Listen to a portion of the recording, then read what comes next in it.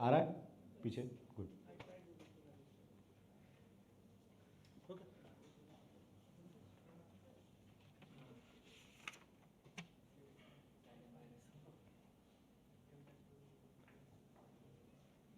all right we good is everyone here hello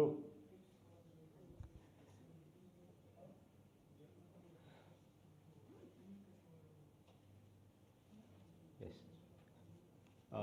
hey everyone I'm Yash. I am the I edited this edition of Fifth Elephant with Pragati here. Uh, this is the first time Fifth Elephant is happening in Pune. I think that's a wrong statement. There was a mini conf that happened about 7-8 years ago, and I had given a talk. That was my first Fifth Elephant talk, and although it was not a full conference, this was more of uh, just a couple of talks. I had met Harshad, one of the OGs, there, and I guess we got I got introduced to Fifth Elephant, Zainab, and everyone else last year again when I did a fireside chat with Dr. Talam Raju from Sahaj, and that's when I had a discussion with Zainab that hey, there is a huge contingent that has come up to Bangalore from Pune, about 35 odd people, and it seems like a good idea to have a conference in Pune. I mean that there's a very different DNA that we have in Pune as compared to Bangalore. We do not make a lot of noise, which is uh, quite which is not really a great idea when there is so many things that people are talking about around us, and because of that people just assume that there might not be a lot of substance around here, and that's where the skepticism around having a conference in Pune was, that will we get the right audience, will we get the right kind of talks. I guess we've proved everyone wrong. We've got really good submissions. We got really good, and it was a tough time to actually create a short list of the submissions. Uh, we went with two tracks. One on manufacturing industry, where you have real engines, not the engines that real engines that you can go touch and feel, versus the engines that we have, which are which we started calling engines just for some reason. And we started calling ourselves engineers, software engineers, without having to touch an engine in our entire lives. It's a dichotomy there. But I guess there were two different tracks that we decided to go with. One was on the manufacturing side, one was on the SDLC side. Really good submissions on both the sides. We have talks in airline scheduling and smart buildings, uh, uh, autonomous driving. We have talks in causal inference, which is on both the sides. It's not just manufacturing. We have on the SDLC side, we have talks on the general philosophy on AI, why we are using AI for our code generation, on QA. There are also talks on on how we are using the concept around knowledge, how we can use knowledge for SDLC and so on. And I think there is a very wide variety, and the way we have also the scheduled these talks, you would see certain connection. One talk leads to the other, and the other talk leads to a BOF and everything. And yes, there are BOFs which I forgot about. One of the BOFs is run by my own organization. We are doing a BOF on business intelligence. There is a BOF on QA. There is a BOF on good practices in AI. There is a BOF on Agentic or LLM inference rather. So really good talks, really good sort of day ahead of us. And again, beautiful venue, beautiful seating around here. I think this is very comfortable. We have we have a lot to look forward to. Before I sort of pass on the mic to Himanshu, who's following me. There is a QR code on your badges. when you meet someone, you have the urge to exchange numbers. Don't do that. Just scan the QR code, and you will get the numbers and the details. This is a really good sort of way to save time. And thank you, Hasgeek, for this very nice sort of a touch. And I guess that's about it. Thank you, and we look forward to great conversations today. Thank you.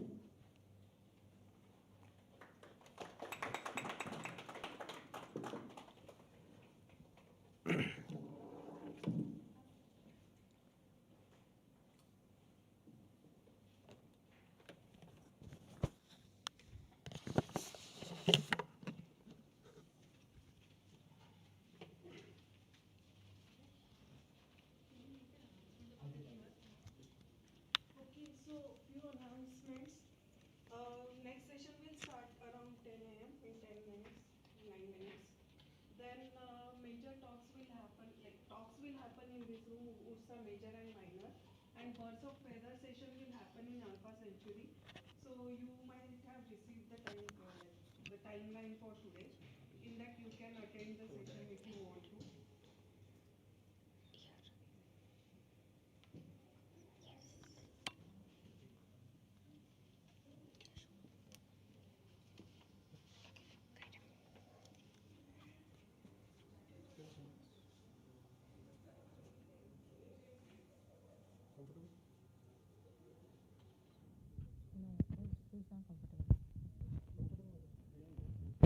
Your ears being pressed.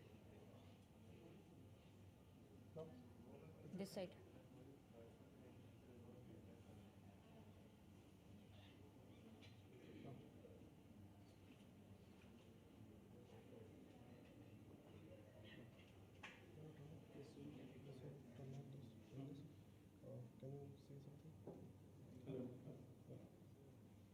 Turn it off for now.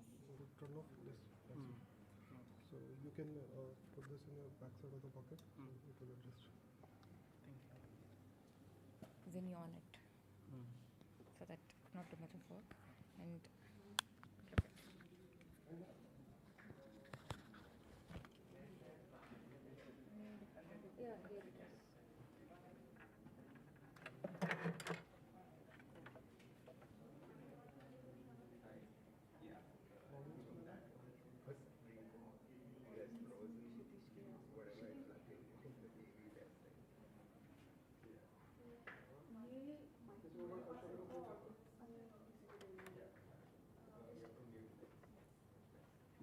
Hello.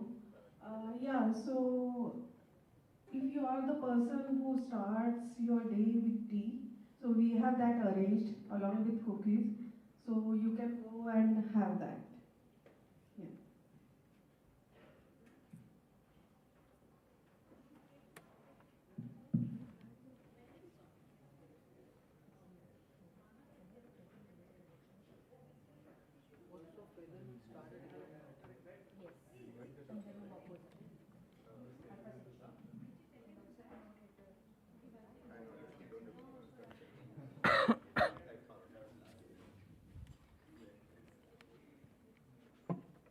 Okay, so before we start the session, if you want to use the washroom, restroom, you can use that. Also, we'll try to keep this place tidy and clean. Whatever trash you have, you can put in dustbin. And if you have any other questions, you can come and talk to me. Thank you.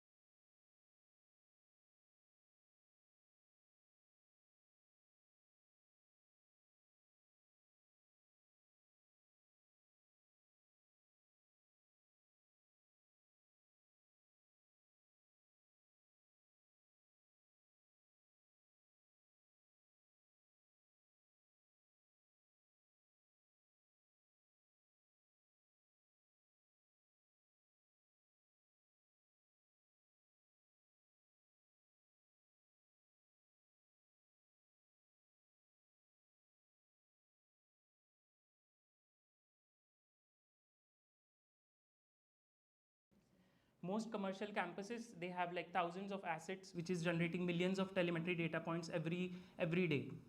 But operators, they need to control 10 plus dashboards just to understand the performance. 60+% of building management environments, they remain siloed across systems. Traditional energy audits, it takes weeks or even months, which is too slow for actionable decision making. So this reactive operations, they catch problems only after they have already impacted cost or comfort.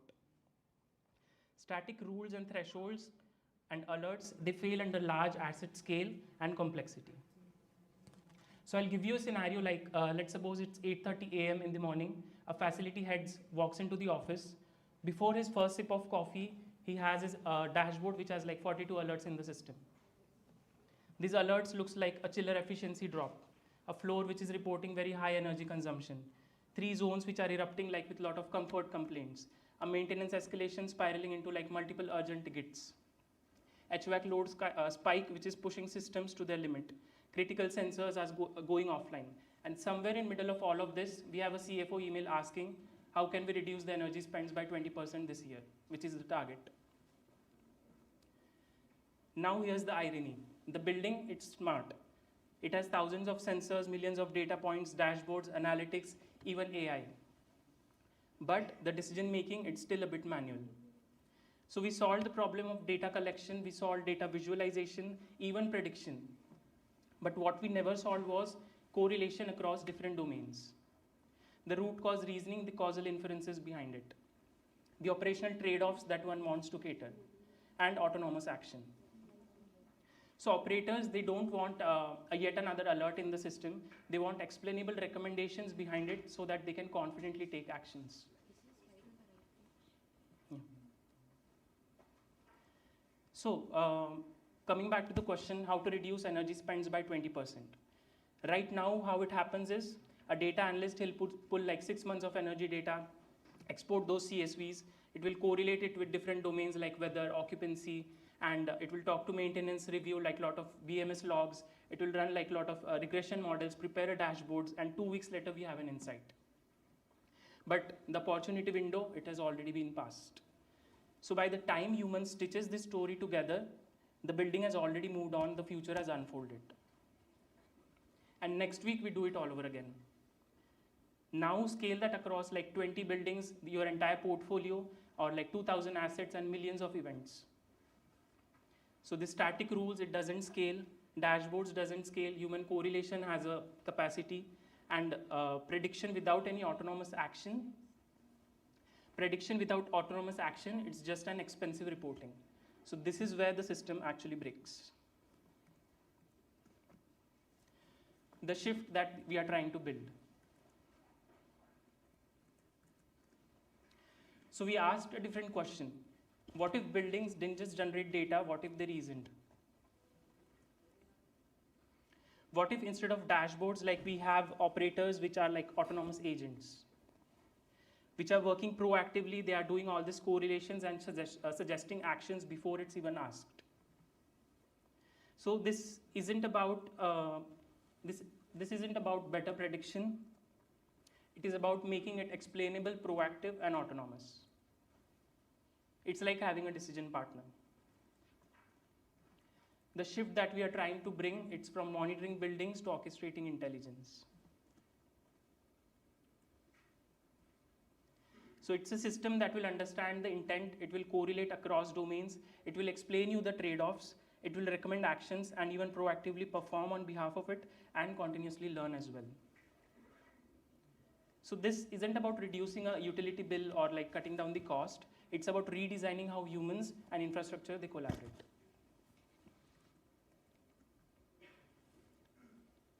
The idea that we bring is an agentic intelligence fabric. So let me clarify this. This is not like a chatbot that's sitting on top of dashboards or yet another layer. It's actually an entire like system architecture which will reason across entire building systems. What it does technically, first thing that it's multi-domain reasoning. So whatever domain we have data about, like be it energy, be it occupancy, be it faults, it can correlate and give you insights before you even ask. What makes this different is it's not domain isolated. Everything is evaluated in a shared contextual runtime. So instead of point predictions, we are getting compositional reasoning which spans across domains. It comes with dynamic tool orchestration. We have a lot of APIs, telemetries, and digital twins which gives data for this. And it's not like system is only inferring, but it's querying APIs in real time, pulling telemetry data. It reads the digital twin data and it writes back the recommendations. Speaking of the cross-signal correlation, so we have HVAC telemetry, occupancy data, maintenance log, weather feeds, and a lot of external APIs. So this is a unified reasoning context, and these signals can influence each other. Now, the main question you might be having, like, why LLMs are necessary? Why not rules or traditional ML or anything like a conventional approach? Speaking of rules, so rules are very deterministic, brittle, and they don't propagate context across systems. They don't compose at all. Why not traditional ML? Traditional ML, it's mostly for point prediction, and it cannot reason across interacting signals. It doesn't plan, it doesn't explain. Then comes in LLMs. So LLMs enables contextual reasoning. It provides structured tool use, and it gives traceable decision chains. So context is everything. Now what really changes operationally?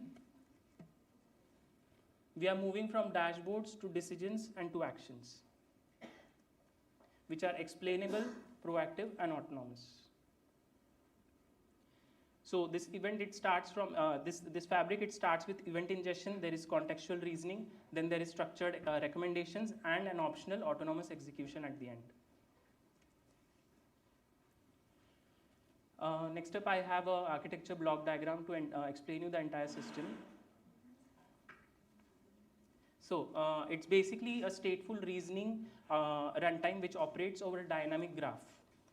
We separate the ingestion, the memory, reasoning, execution, and guardrails into explicit layers, because LLM systems really fails if all these boundaries are blurred. So we'll start with the top level, the first block. So this is the event-driven entry point. So it can either be a user intent, any telemetry update, any alerts, or any scheduled evaluations.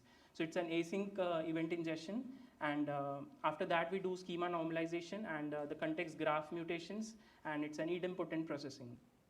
So all the incoming signals, those are like normalized, and those are passed into a shared state representation before any reasoning starts. Next up, we have a persistent context store, because state, it's a first class, and state is backbone of the entire system.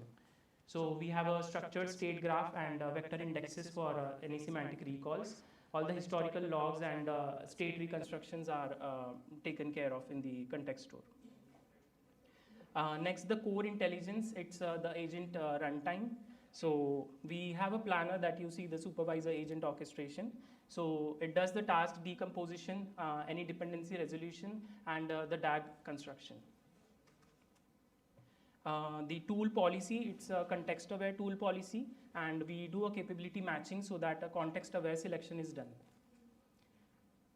The multi-agent graph execution, it's more of like a node-based execution. So the domain agents that you see, those are like nodes of the graph, and intermediate state is passed across every node, and there are reducer-based aggregations that are done to manipulate the state. Speaking of the tool invocation and the guardrails part, so we have like clearly separated the reasoning from execution. So those are the two major blocks. So technically speaking, like we have structured tool schemas and validation before execution, and rate limiting and safety checks as part of guardrails, and deterministic fallbacks just to be safe. So the most important thing that we want to highlight is LLM will only propose, but the system will validate at every point. Then comes the most important part, the bottom part that you see, it's the action layer where the actual actions and recommendations happen. So outputs, it's not generally a text, it is a structured action altogether, because it can even perform, like, let's suppose, placing a work order on your behalf for any preventive maintenance. So it's a It's a workflow trigger or a human in the loop checkpoints or any event re-ingestion can also happen as part of the action. So this architecture, it turns LLMs from like a simple prompt responders into a stateful decision engine altogether. And by separating all these blocks, we get a controllable autonomy rather than having like a just a probabilistic chat. Next, I have these two major pillars of the architecture, or from the technical side, it's context engineering and orchestration. So speaking of context engineering, the system, it maintains a persistent state representation which encodes all the objectives, the constraints, and the shared goals. The preferences and any priorities are part of like an ephemeral layer, so that it's customized as per your use case. And each reasoning steps, it reads and writes back to the same state, so that we have a good context flowing across the system. So that's about context engineering. Next, I have the orchestration. So as we discussed, it's a supervisor-led orchestration. So we decompose the high-level objective into like small steps, and we identify the domains by state-aware agent routing, so that particular agent, like the worker, is picked correctly. And we aggregate the intermediate outputs, and we even rank the validated actions first before executing. So it's not a linear prompt chaining, but it's a supervisor-led process.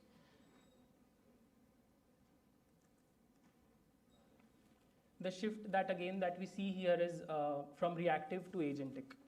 To explain it, so rules, they only detect thresholds. ML, it will only bring you outcomes, but neither performs this cross-domain relationships.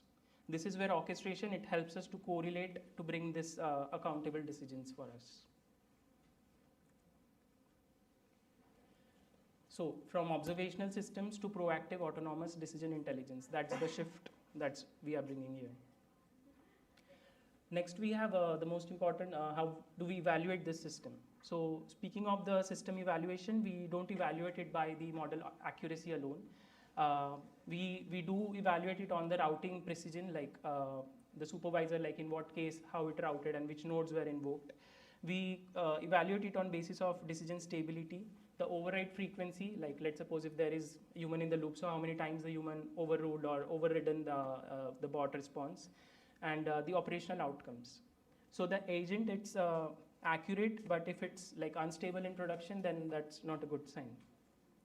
So basically, context engineering, it provides us memory. The orchestration, it will provide us the agency, and the evaluation, it provides us trust. So these three, I would say, like the building blocks or the pillars of the system. Are you going to discuss more into this in subsequent slides, or this is the only slide you have? This is the only slide for these three things. So can I ask the question now or later? I think we can have it at the last. Thanks. So from prototype to production, like of course the prototype, it goes all good, but when we move to production, there are challenges. So I've kept like a separate slot to discuss every challenge, so that there are good learnings. So the challenges that we had in our architecture, the problems that we faced and which didn't work, and we are still working on those. First one is memory. It's not always the context window. So we initially assumed that extending this context window, it would become like our memory itself, but it wasn't. LLMs are stateless, but the production systems, they are not. So we ran into like this state inconsistencies across different agent invocations. We even lost context under concurrency updates. And what didn't work was like passing larger prompts, or re-summarizing the entire conversation history and passing it again. And but what we actually needed was to have version state which is replayable, and to have like robust deterministic updates of this state. So we built deterministic state transitions, and we the event logs were like added for traceability. What is like still difficult for us to have this state synchronization under high concurrency, and balancing this memory depth with latency, because that is a trade-off that you need to think. Second one I have is correlation. It's not always reasoning. So we saw like a lot of very strong correlations between different signals, but those decisions were still wrong. So this reasoning, it requires resolving dependencies first. So the signals, those are mostly like asynchronous, and They are very much like partially observable. What didn't work for us was a typical like pattern matching or aggregating those signals and treating the signal using some similarity techniques and ignoring like any ordering effects, how we order those, the sequence. So ordering, it affects the decisions, missing signals, it affected the decisions, and latency also affected decisions. What still is, what we are working on is having this reasoning under incomplete observability and the causal inferences behind those distributed signals. Next step that we have is planning. It's not always like a simple prompt chaining. So most multi-agent demos that we see, those are like prompt chains essentially. But the early prototype, it looks good with prompt chaining. But production system, it requires a graph-based planning and with a proper state propagation. So what didn't work was linear sequencing and any static ordering. And we are still working on like dynamic replanning under latency constraints and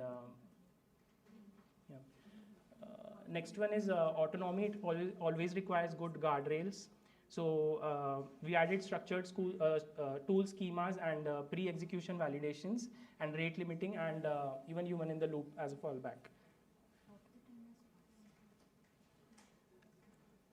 Next up, accuracy. It's not always reliability. So as we already discussed, like there are state drifts, there are like oscillatory decisions, and latency versus reasoning depth is what we want to think of about the trade-off.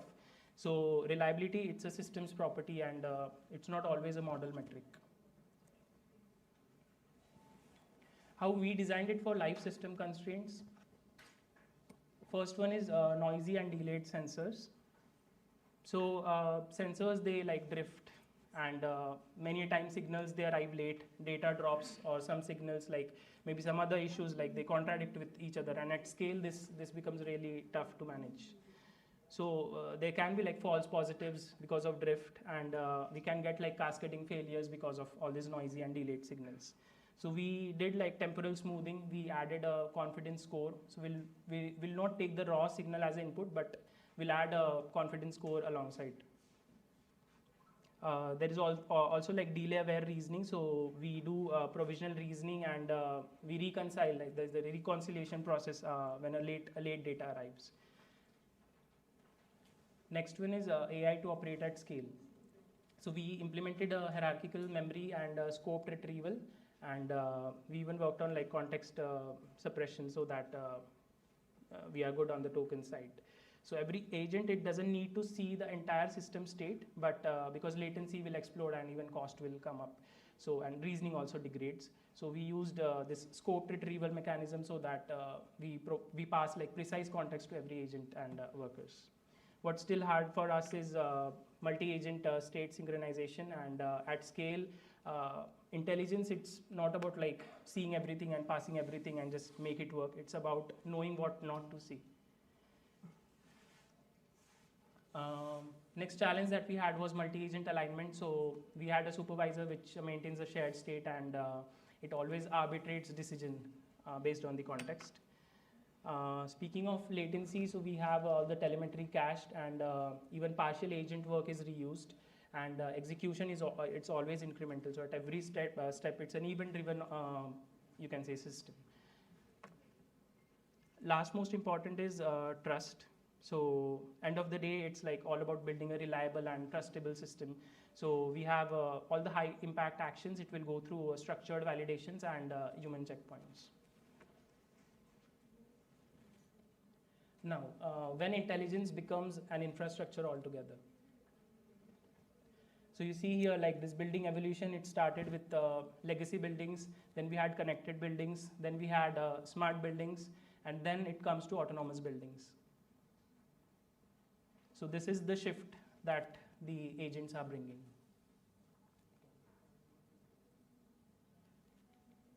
The evolution of conversational AI. It starts with a conversational bot, then a workflow assistant to just optimize your entire or just automate your entire workflow. And third one is an autonomous agent, which will even like perform as good as a human. I have a small like demo. So if you think of it as a bot interface, so human can ask any open-ended questions like, again, like how can I reduce my facility operation cost by 20%? The intelligence, it's run across, the fabric runs across the system, and it will bring insights from energy management, it will bring it from maintenance, some lighting optimizations, space optimizations, and that's the actions that it can even execute on your behalf.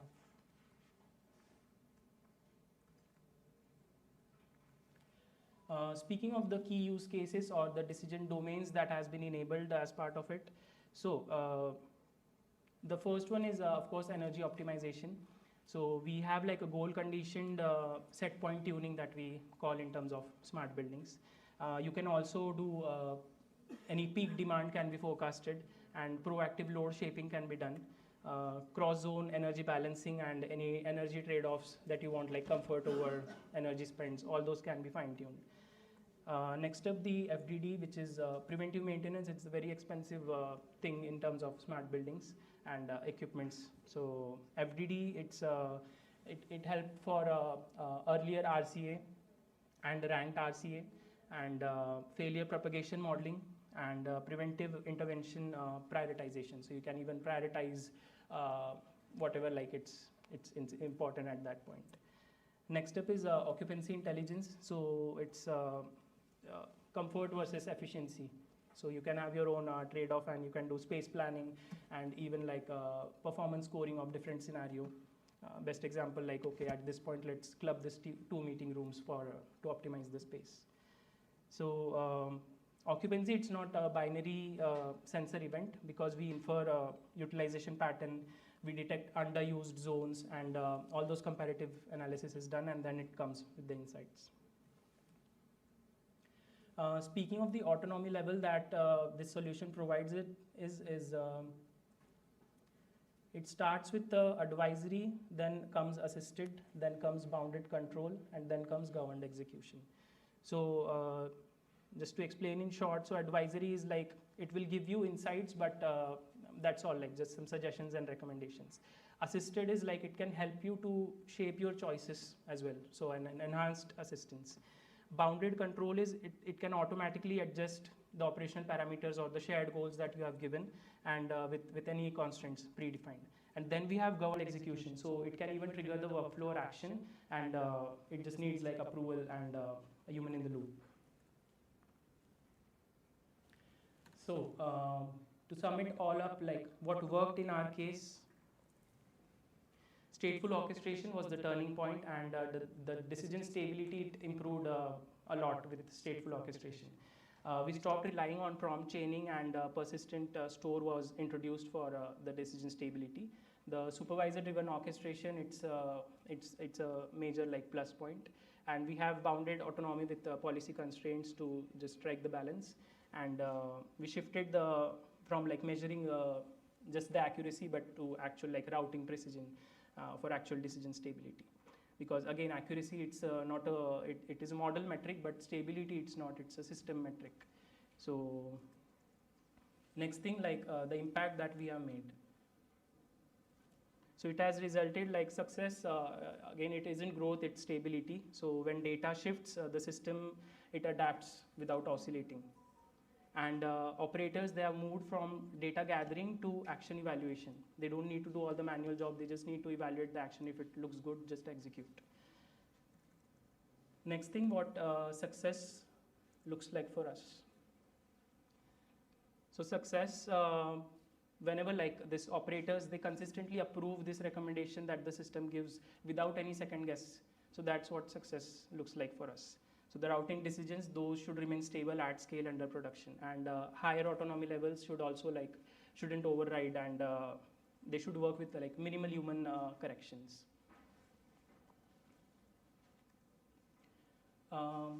Next, I have the final takeaways from the slide. So what we have demonstrated here is like LLM by themselves are very probabilistic in nature, and they are just text generators.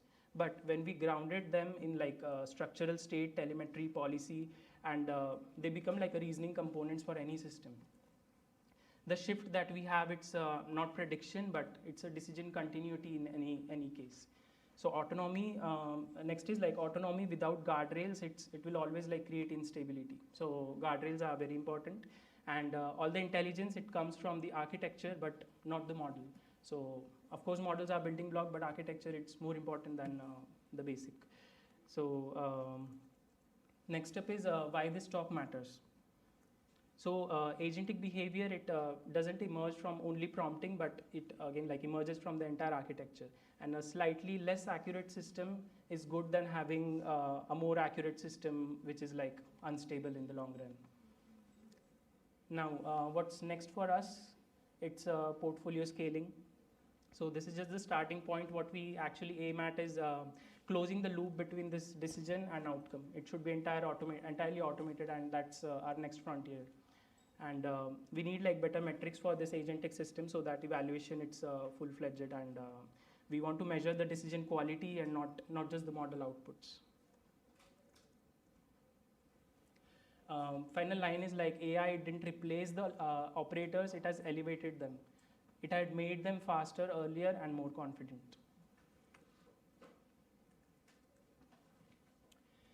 So what's your building agent going to do for you next?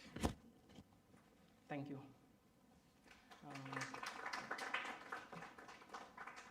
We can discuss any questions, and yeah.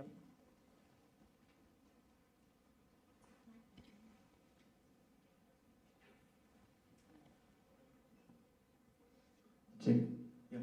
One question. The reuse of partial agent state and event-driven sounds novel. If you can tell on what technique you put in place to get that, it will help. Yeah. Okay. So again, like we already have like a lot of frameworks already there for designing any agentic system, and so we have primarily used LangGraph because graph-based execution. And speaking of orchestration, so a lot of design patterns are there like sequential handoff. So handoff is a pattern where you can really use this partial agent states. So of course, like when a supervisor it routes to agent A and it has done some processing, it also had the intelligence to pass on the bit into any other agent. So we just have to broadcast the agent capabilities at every step and make it like real event driven. Like every event, it really thinks of all the context at that point of time and then take an action. So you really had agents persisting things at yeah. each step and then Yes. use it from memory like you do for regular programming. We even have like, you can even have agent specific state, like supervisor can have a global state and agent can have their own state. So I think his question is what did he use to store the state? More implementation detail. okay, so from LangGraph, if it say, then it already provides from the library like LangChains like agent state. So you can extend it, add your own fields, and it just That's flows an through. in-memory- It's an in-memory state. Yeah, it's an in-memory. Then you can back it with any Postgres or any DB.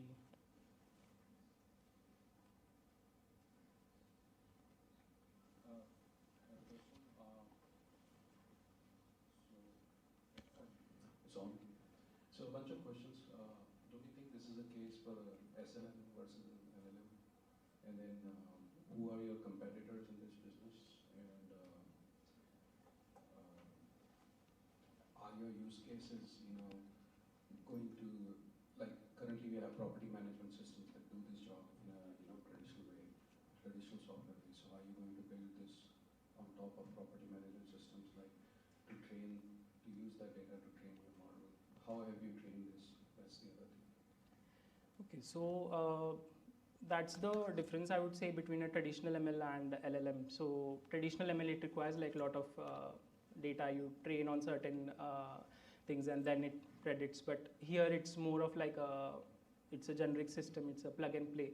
So whatever tools that you saw, the telemetry data or the APIs that will plug in, so it's all real time. So the definitions that we have of those tools, those are only the context that LLM has. So it knows like, okay, this is the thing that I need to, this is the thread that I need to pull to address so and so things.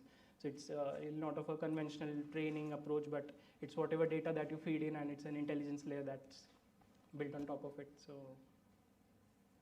All right. So then, are you aware of anybody else, having a similar product in the market? I mean, there are like small startups and even like other companies in the similar domain which are like working, but I would say, like we discussed, the autonomy levels. So that is where like it shines, it differentiates, because everything comes at a cost. Like LLMs, like if you're passing like thousands and thousands of lines of prompts for across the system, so if it doesn't deliver the result, like if it's not performing the action, if it's just data retrieval, then it's not worth paying the price.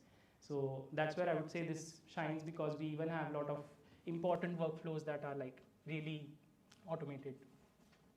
And do you have a use case like, in case of an emergency evacuation of the building, like a very big infrastructure, a lot of people, like thousands of people, evacuation scenarios? Have you thought about those use cases? So speaking of use cases, we are just like in, I would say a 1.0, and currently it's correlation across the typical data domains of any smart buildings. We haven't come to that level of, I would say like critical workflows, but definitely in the pipeline. Also, to answer your question on the competitors, right? So, I mean, there are places where we have like these individual components that are already tied in, but in our case, like we already can leverage a lot of census data, spatial context, a lot of energy and facility related operations. So all of that could, I mean, the vision with this project is to combine all of them together and give like, integrated insights. Yeah, if Johnson's hardware, right? The Johnson Controls has its own. Yeah, there are like own Sense. hardwares as well as the third party ones, but we do have a collect of data all together. Thank you.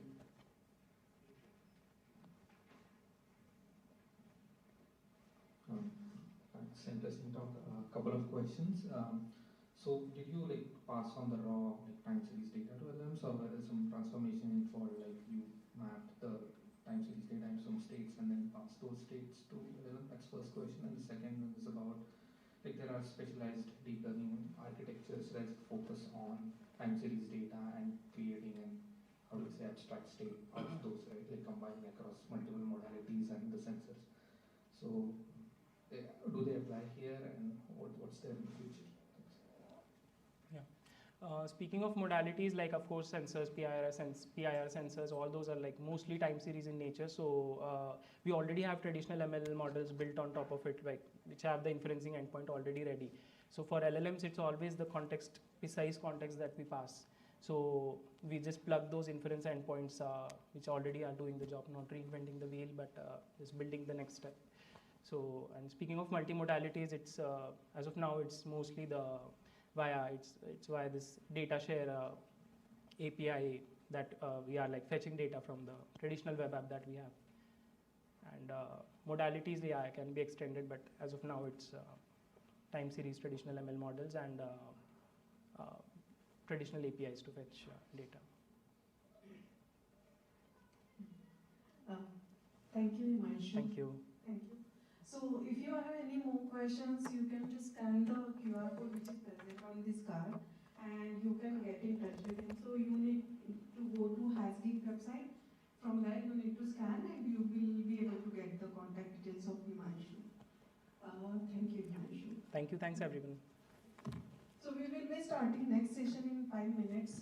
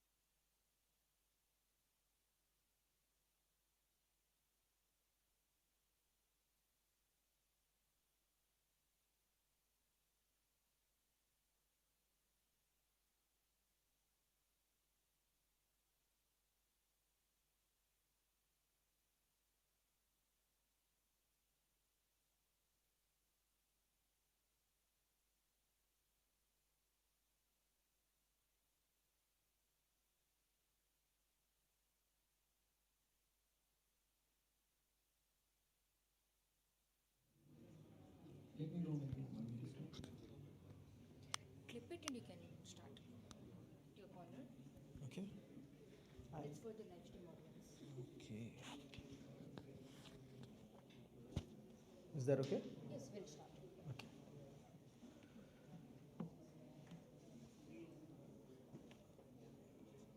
Hi, good morning everyone. My name is Prasanna Bhogle. I'm from a company called RomulanAI, and today I'm going to talk about causal inference and how it can help you optimize manufacturing operations in your factory. Are there any manufacturing people here who operate or work in factories? No? Are there people who work with people who work with factories? Okay, so there are a few. Why are we talking about causal inference and what does that mean anyway? And why can't LLMs take care of it out of the box? Right? So the history of this is very interesting. And the fact of the matter is we have not had good tools for what is called causal inference because humans are incredibly good at causal inference. Every kid has a causal model of the world. Every kid knows that if there is wind blowing and that doll falls over, the doll fell over because the wind blew. The kid is not getting confused between correlation versus causation. Oh, the wind is correlated with the doll. What if? It knows that, every kid knows if the wind didn't blow, the doll wouldn't fall. If the kid doesn't push it, the doll won't fall. Every child is able to imagine an alternate universe where the wind didn't blow and the doll didn't fall, right? That never happened, but it is able to imagine it. Now, because humans are implicitly so good at causal relationships, we have never had to write down any notation for causality. Physics, which is in some ways the gold standard of a science, right? Experiments go into like multiple decimal points of precision and so on. F is equal to ma, the simplest equation, and all the more complex equations of quantum field theory and so on. There is no notion of causality in the notation. F is equal to ma, m is equal to f by a is equal to f by m. It is all the same. That something is accelerating because you are applying a force is something you know. The equation is not telling you. It's the same with statistics. All of our statistical notations, traditional statistical notations, have no notation for causality. When you're looking at a dashboard in your businesses, or when someone tells you the output of a machine learning model, XGBoost or what have you, you know that, oh, these are the important variables, and in your mind, you know which variable is affecting what other variable and what you should do to optimize your business. But the model is not telling you that. The model is making the best possible prediction based on correlations. So think of statistics and machine learning and even LLMs as abstractions and pattern matching on top of bigger and bigger correlation matrices, right? Any causal interpretation of these models is coming from you. But of course, when things get complicated, right, our causal thought processes fail.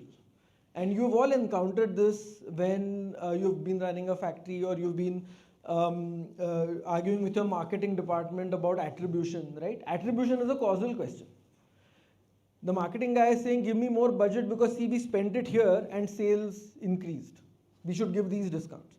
Some other person who's taking care of costs is saying, those people would have bought this anyway. You just gave discounts to people who are going to buy your product anyway. How to resolve this? If you can think causally about what is affecting what, then you are able to reason through these kinds of confusing situations clearly.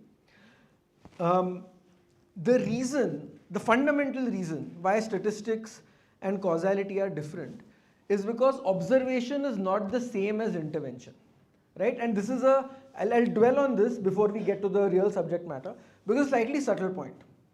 Just because A happens after B, right, does not mean B caused A.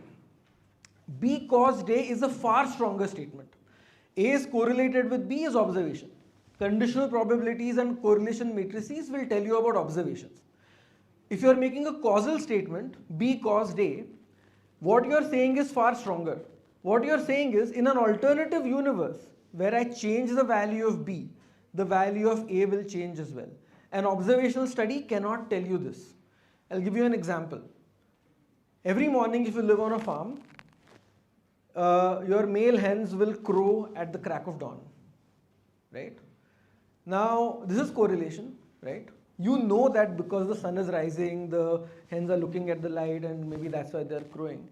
But in a completely non-judgmental correlational world, you're like, I really want to sleep late today, let me use that hen for chicken the previous night. The sun will still rise, right?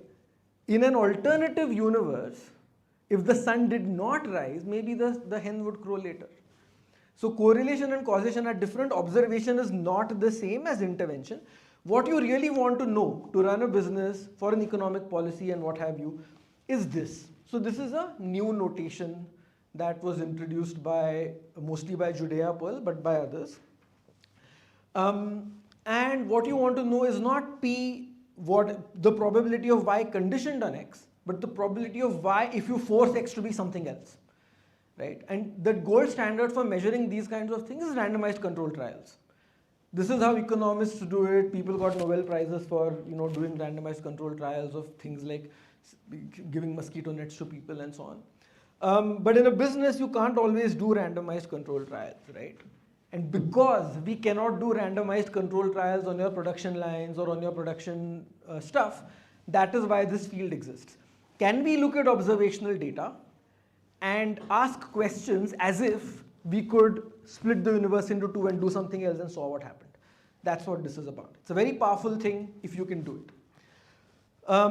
The other thing you see here is what is known as a directed acyclic graph, DAG. This is a term I will use again and again.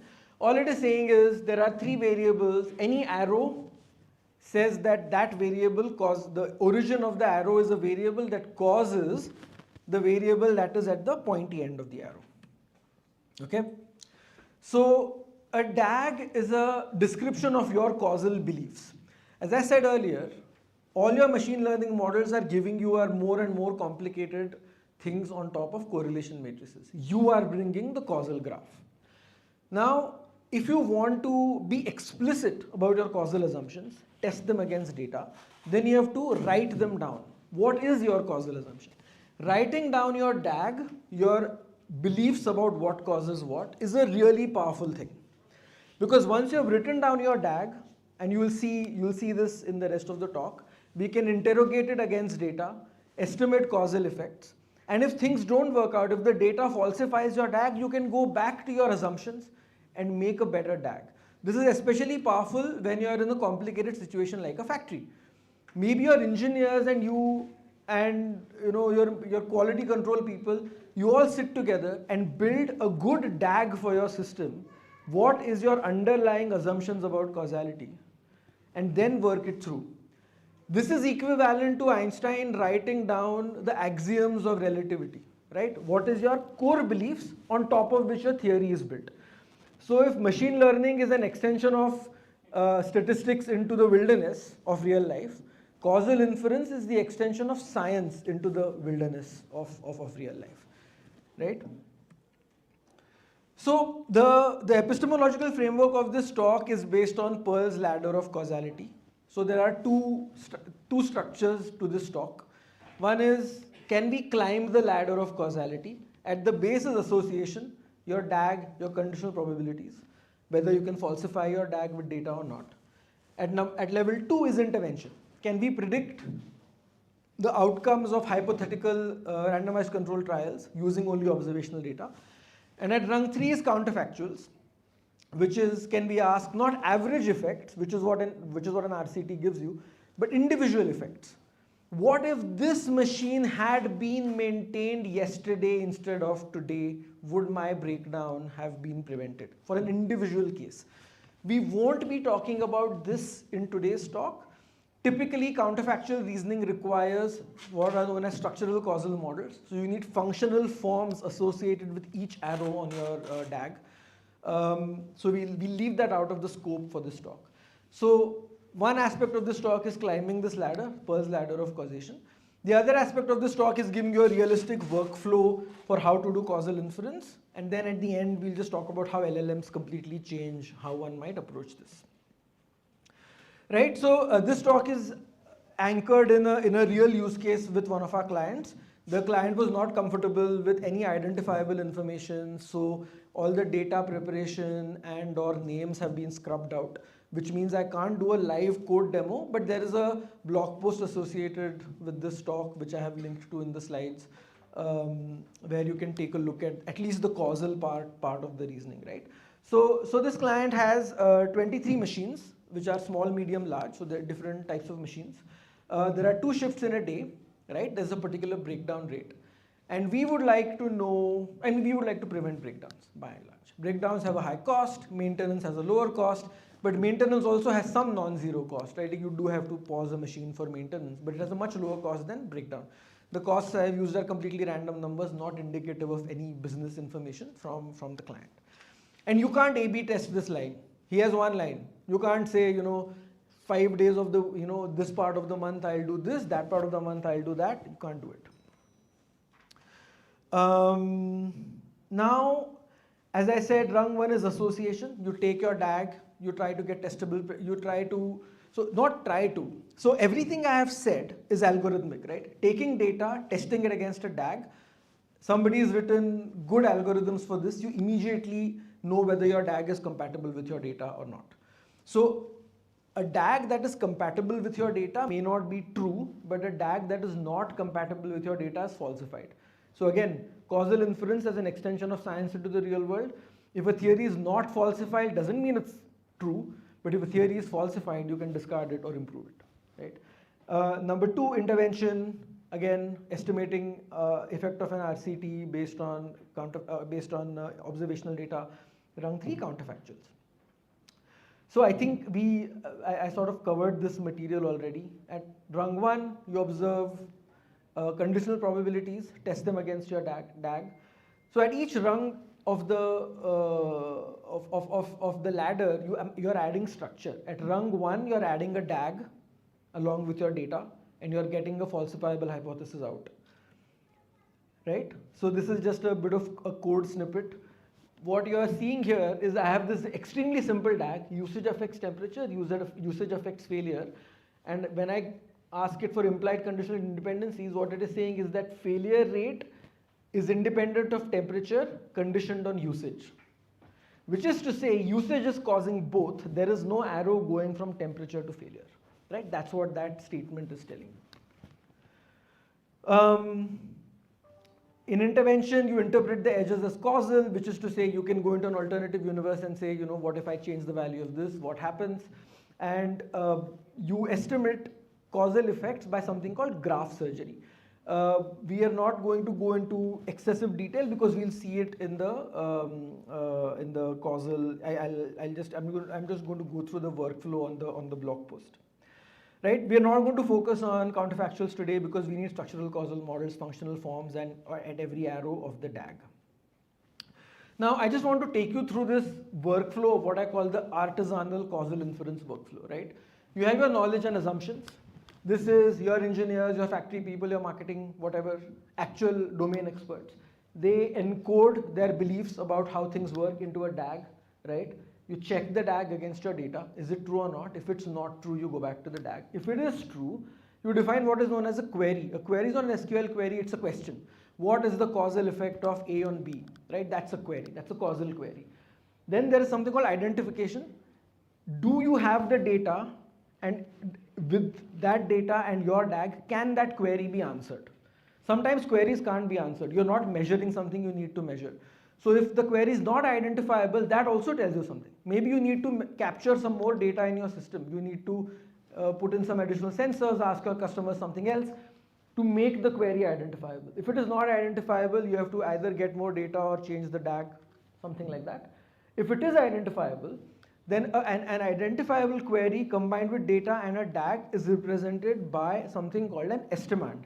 An estimand is a formula or statistical procedure by which you get the actual value of your causal effect. We will see this in the walkthrough. Then after you have your estimand, you have statistical estimation, which is to say you use that formula and your data to actually get a number. If I change this by 1 unit, that other thing changes by 0.7 units, right? And that's the answer to your query. Once you have the answer to your query, you can do things like, oh, if I start maintaining my machines at a higher rate, which I increase by 10%, then my breakdown rate decreases by something, right? So you get an answer like that. So for our client, I've tried to really simplify this. So there are 2 shifts, there are various machines, there are changeovers of the crews handling the machines, right? And there are breakdowns. Now what we found is that how much the machine is running really depends on the breakdown. If the machine breaks down, it runs less, right? It is not the case, it could have been, that the longer you run a machine, the higher the chances it breaks down. But actually in the observed data, that's not what we observe. So changeovers seem to affect breakdowns. The day shift seems to have higher breakdowns than the night shift. And the machine group, so large, small and medium machines have different probabilities of breakdowns. So along with their engineers, we wrote down this incredibly simple DAG to predict or to what affects breakdowns, right? So now I have this factory DAG and I have these bunch of conditional independencies. Changeovers and running hours are independent, conditioned on breakdowns, and so on. So these are actually testable hypotheses from the data, and we tested them and it's true, right? Now, if you want to know the effect, the direct effect, the strength of this arrow. So the direct effect is the strength of the arrow going straight from shift to breakdown. The total effect of shift on breakdown is also mediated by changeover, right? Shift is affecting breakdown along 2 paths, right? But I can't necessarily influence changeovers. That's about workers coming and going, somebody got hurt and so on and so, or somebody is tired, what have you. I want to know the direct effects of shift on breakdown and what can I do to affect that, right? So I want to know direct effect. I have to adjust for changeovers and machine group. Why is that? Because breakdown and changeovers are both affected by machine group, right? So I need to adjust for both of those things in order to get the direct effect of shift on breakdown. Now I'm just going to take you through quickly. Okay, is that legible? Yeah. We will not go through all the text. You can take a look at the blog later. I have also skipped the data preparation because that has identifiable information about the customer. But this is just descriptive graphs, right? The breakdown rate by shift, you can see the breakdown rate is almost 2x in the day shift than in the night shift. Breakdown rate by running hour, obviously there is a relationship, but we know, based on domain knowledge, that running hours are downstream in the DAG from breakdowns. Breakdowns reduce running hours. But, that's not visible from this data. You might say, lower running hours and higher running hours are both good. In the middle, you shouldn't run the machine for 6 to 7 hours because that's where the breakdowns are highest. But that would not be a good intervention. The number of changeovers, you can see the average doesn't change much, but the risk of a breakdown increases as the number of changeovers increase. Like the variance of this goes up. There was another variable here, energy, but this was not very informative, right? So now I'm not going to dwell on this, but there are automated DAG discovery algorithms. This one is called BNLearn. And you can see that using that, you get this DAG, and energy turns out to be really important. But we know from everything affects energy and energy affects running hours. But we know from just looking at the data and domain experts that energy consumption is not a major predictor of breakdowns either way. So we're going to ignore it and go back. And so we take this DAG, talk to the engineers, and came up with this DAG, which you already saw in the talk. Okay. Now you can test the DAG, which I spoke about. You have these conditional dependencies, which you check against the data, right? One of those is slightly violated, but the others hold true. Total effect versus direct effect. So the total effect, as I told you, this is just so that you know, if you wanted to know the total effect of changing something in shift, it is mediated through changeovers. So shifts affect, which shift it is affects how many changeovers there are, which affects breakdowns. Which shift it is directly affects breakdowns as well. If you want the total effect, you don't condition on anything. You just do your estimate. If you want the direct effect, then you condition on changeovers and machine group. This I just do a quick statistical test too. So this is obviously like a terrible chi-square number. This is just an example of identification. I've had to rewrite the DAG because this particular algorithm needs one word representations of DAG nodes. And you can see that for total effect of the shift, all you need is the conditional probability, which is what I said, you don't need to condition on anything else. Now, to estimate the causal effect, what I have done here is that I've estimated it for multiple cases, right? Just to show you, and we'll take I've clarified this in a subsequent slide in the talk, but this is the key thing I want you to note is I've just used a linear model here to get the causal effect. So there's a linearity assumption in here. You don't need to use a linear model. Later on, I use boosted trees for causal effects.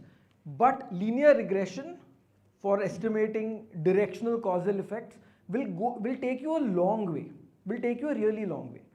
So don't worry about, oh, this is such a simple model and so on. In order to get a good estimate of what your causal effect is, a linear model is fine initially.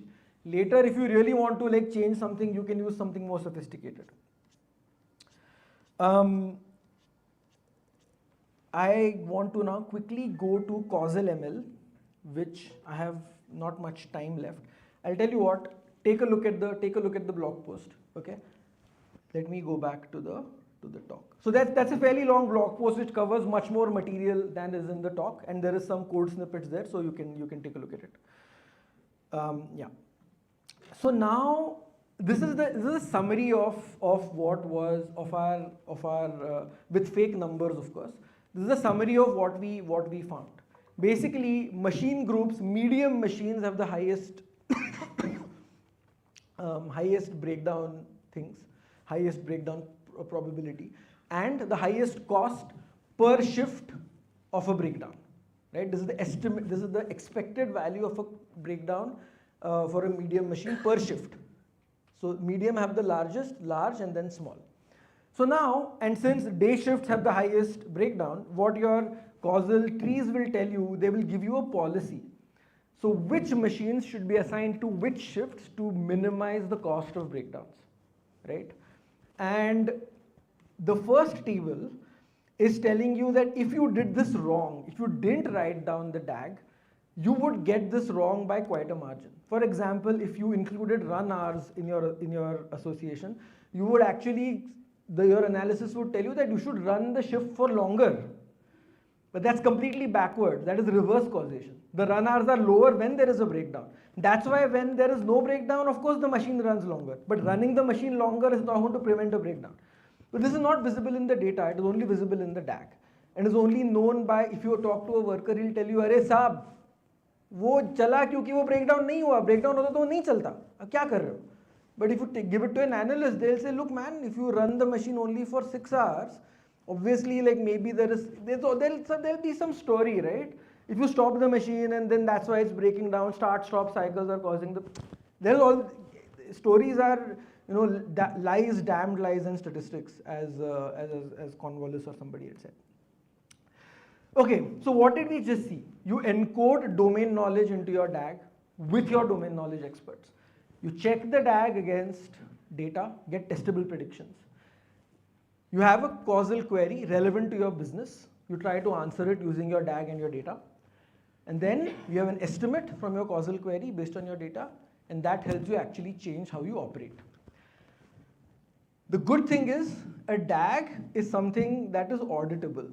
You made this intervention because you had these causal beliefs about your factory or your business, and you can go back and update them later. Now I have a new bunch of sensors. I have new sets of machines which operate differently. Then you can go back and update your DAG. But at every point, your decisions are grounded in your assumptions, which are in turn grounded both in data because they've been falsified or not, and in your domain knowledge. So you already probably have sensors and data collection. possibly have a data lake if you have implemented a bunch of Industry 4.0 stuff. Everyone has dashboards. But what you need is a reasoning layer on top of all this. Just a note on knowledge graph, right? Your DAG is a subset or a subcategory of a knowledge graph, where the nodes are your sensor or variables and the edges are causal relationships. So if you don't have a knowledge graph system, the DAGs that you're building about your business can become the first kernels of a knowledge graph system for your business. If you have a knowledge graph system, a verified DAG which has been useful should definitely be added to your existing knowledge graph system. That's my alarm. So if you had to take home like one message from all this, everything is Googleable and so on. If you had to take home one message, right? Pearl's ladder, seeing, doing, imagining. Seeing, observational, DAG, testable predictions. Doing, predicting effects of interventions from observational data. Imagining, having a structural causal model. If I had done this, what would have happened, right? Yeah. Secondly, a DAG is writing down, I mean, I can't emphasize this enough. Leave everything else apart. Writing down a DAG together with your team and acting on the basis of that is a really powerful thing. Don't underestimate how much you get just from writing down a DAG. Do I have a couple of minutes? 5 minutes, right? So I'll spend a couple of more minutes on this, which is to say what we are doing at Romulan and how LLMs are changing all of this. Now, LLMs are not great. Actually, I gave a talk about this in Bangalore a couple of months ago. LLMs are terrible at causal reasoning because LLMs are also predicting the next token. It's a gigantic, I mean, that's a bad way of thinking about it, but a ginormous correlation matrix about everything on the internet, right? They don't actually know what causes what.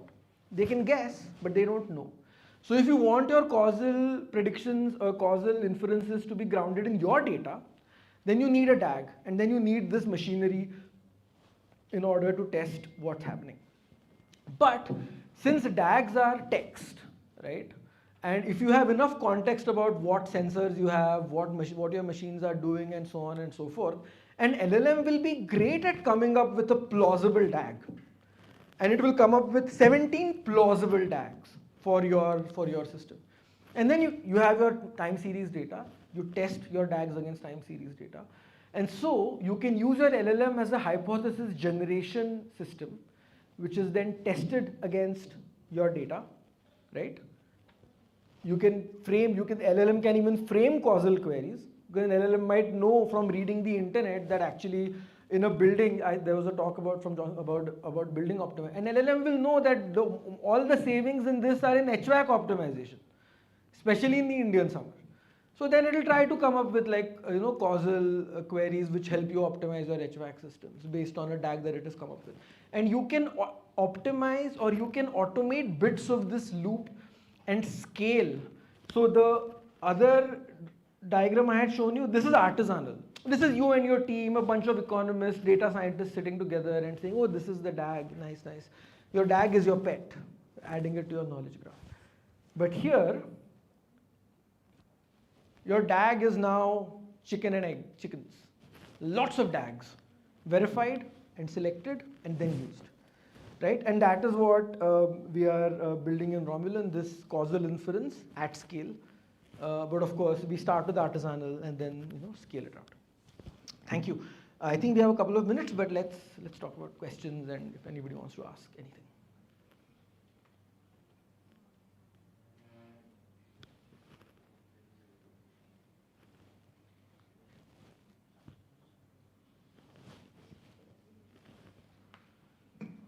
Hi.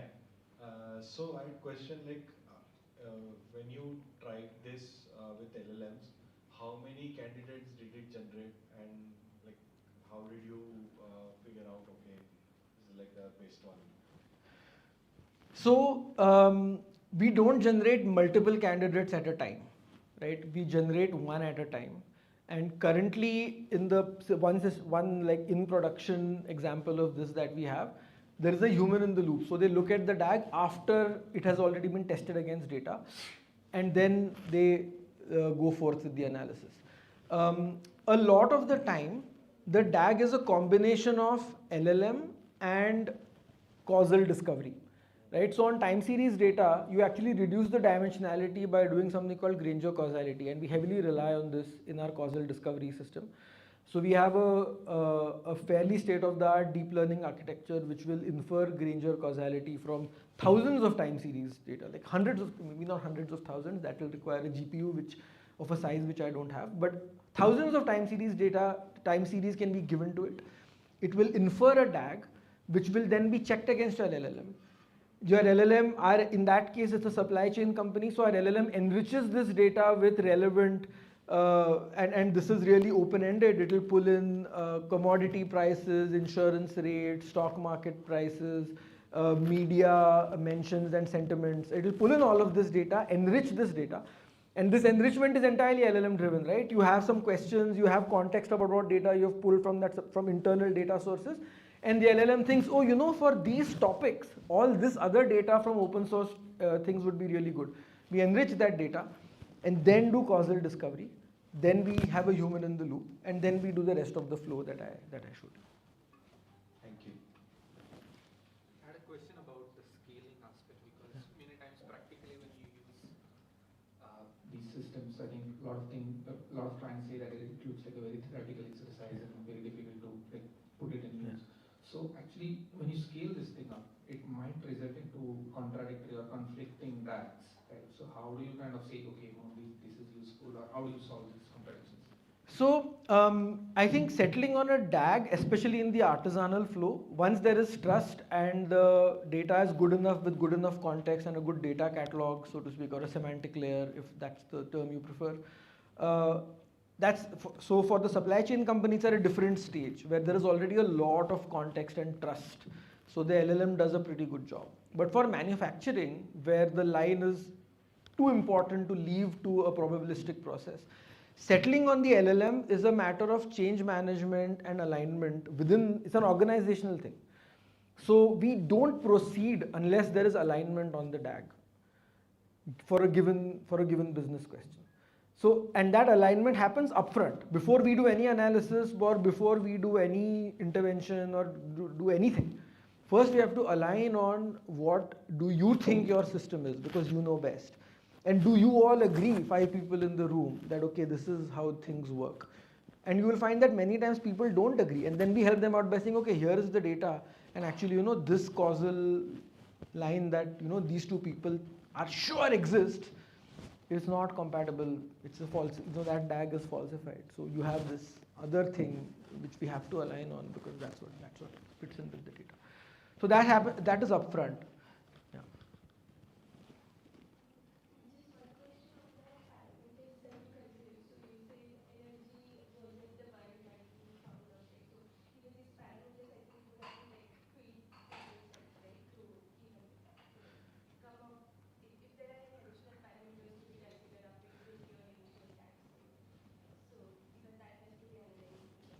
That's correct. So we cast a broad net, right? Try to get as many parameters as possible, consider them. For this talk, I really simplified the DAG. The energy thing turned out to be not important, but they used to think it was important, right, internally. And there were other things they were measuring: humidity levels, outside temperature, inside temperature. I mean, there are so many things that that industries measure, which turned out to be not relevant. So we could have shown them in the DAG and, you know, saying this is not relevant, this is not relevant. But I tried to simplify it.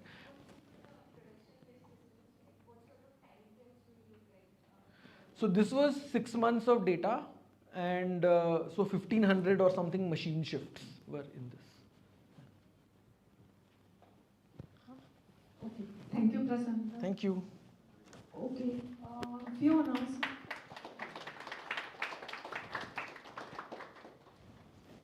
Okay, few announcements.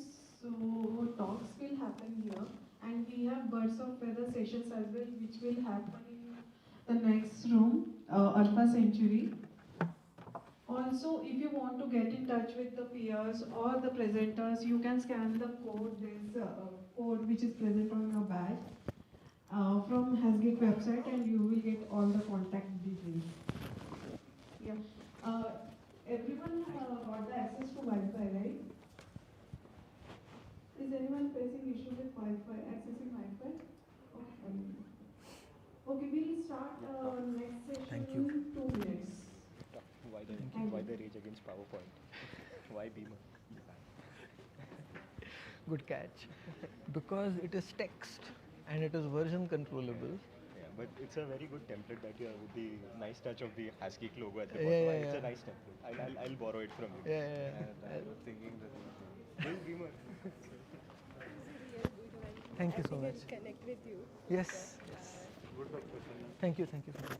Glad you enjoyed it. Hey. Very nice talk, I think. Thank you so much. I always was fascinated by GDFR, but then I learned and read this book and I'm like, it's very theoretical, very hard to apply in real life. But it's good to see that someone's actually using it. Yeah. And But when you said production and like leveraging it, I think everyone is aiming for it, but Yes. it's difficult. I'm so sorry. Yes. The road mic. Oh yeah, this is still with me. Thank you. So we will need to do A/B testing. Okay. So just make me one slot. So this is a road mic for the online people. Okay. Clip it to your corner, please. That's Okay, are you comfortable? If not, Yeah. you clip it here as well. After the first button.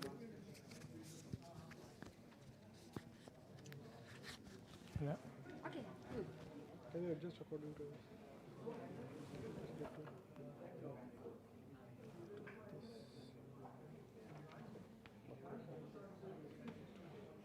Hello. So this is turn on, this is turn off. Okay. Hello. Is it audible? Hello. It's audible, right? It is. Take a deep breath and exhale once. Okay, good. Because sometimes the breathing sound is also catched and it also comes out. Ah, That's the reason. All right. Thank you. Just a minute. Okay. How do I connect? Here it is. Do you have the... Okay. No, that is fine. Yeah. It's fine? Yeah.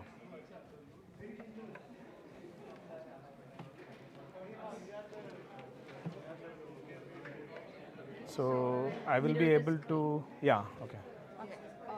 Here it is.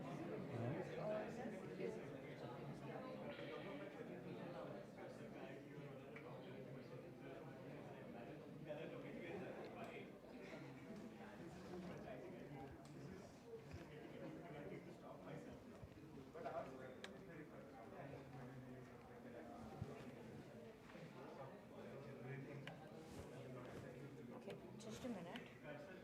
Are you charging? No. I think that should be fine. Yeah.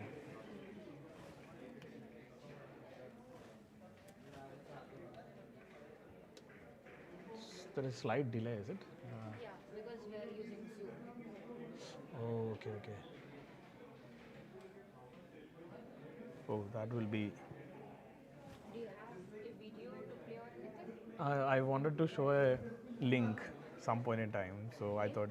I mean, like, this feels like kind Check of. it out now once. Wow.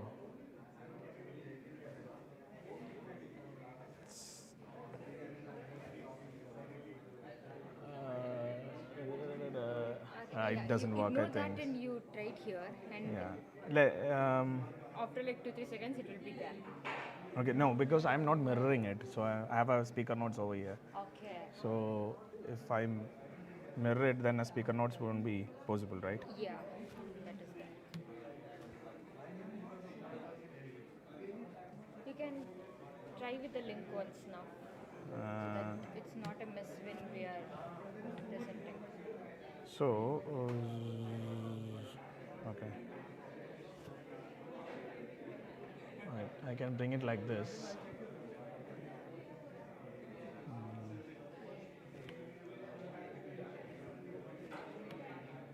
No. Full screen, we can't make it over there then, right? Okay. How do we do that?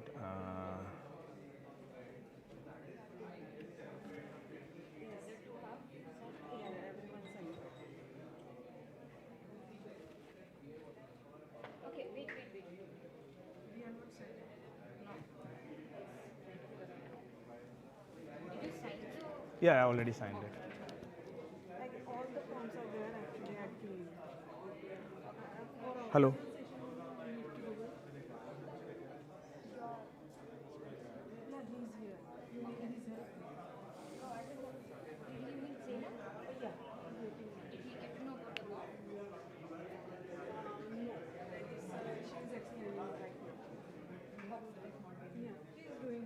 Okay, are you ready? We'll start. 1 second. Whenever you're ready. Okay, let us know when you're ready and we'll start. Yeah. I'll check with Zena. We'll start when she says. I'll ask everyone to be seated.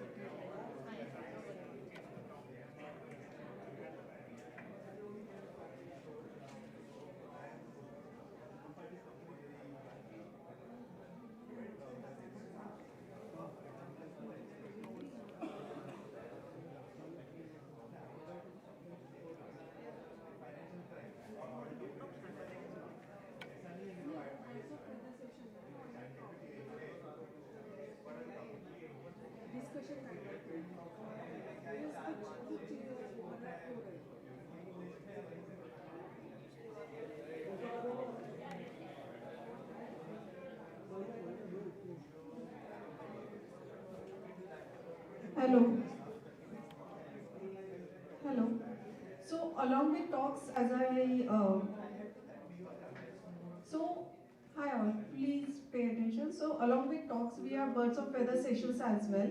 So at 11:30 we have session LLM inference optimizations, a deep dive into modern techniques. It will be happening in Alpha Century. So whoever wants to attend that can go to Alpha Century, and we will be starting the next talk in next few minutes.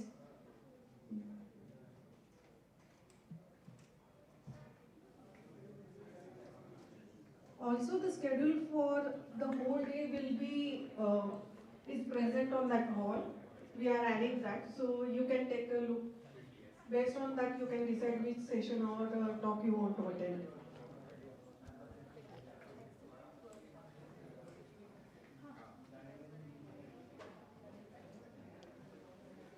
I'll ignore that HTML. I think this is much better to. Okay. We can get started. Yeah. Hi all, we are starting the talk now. I would request everyone to be seated.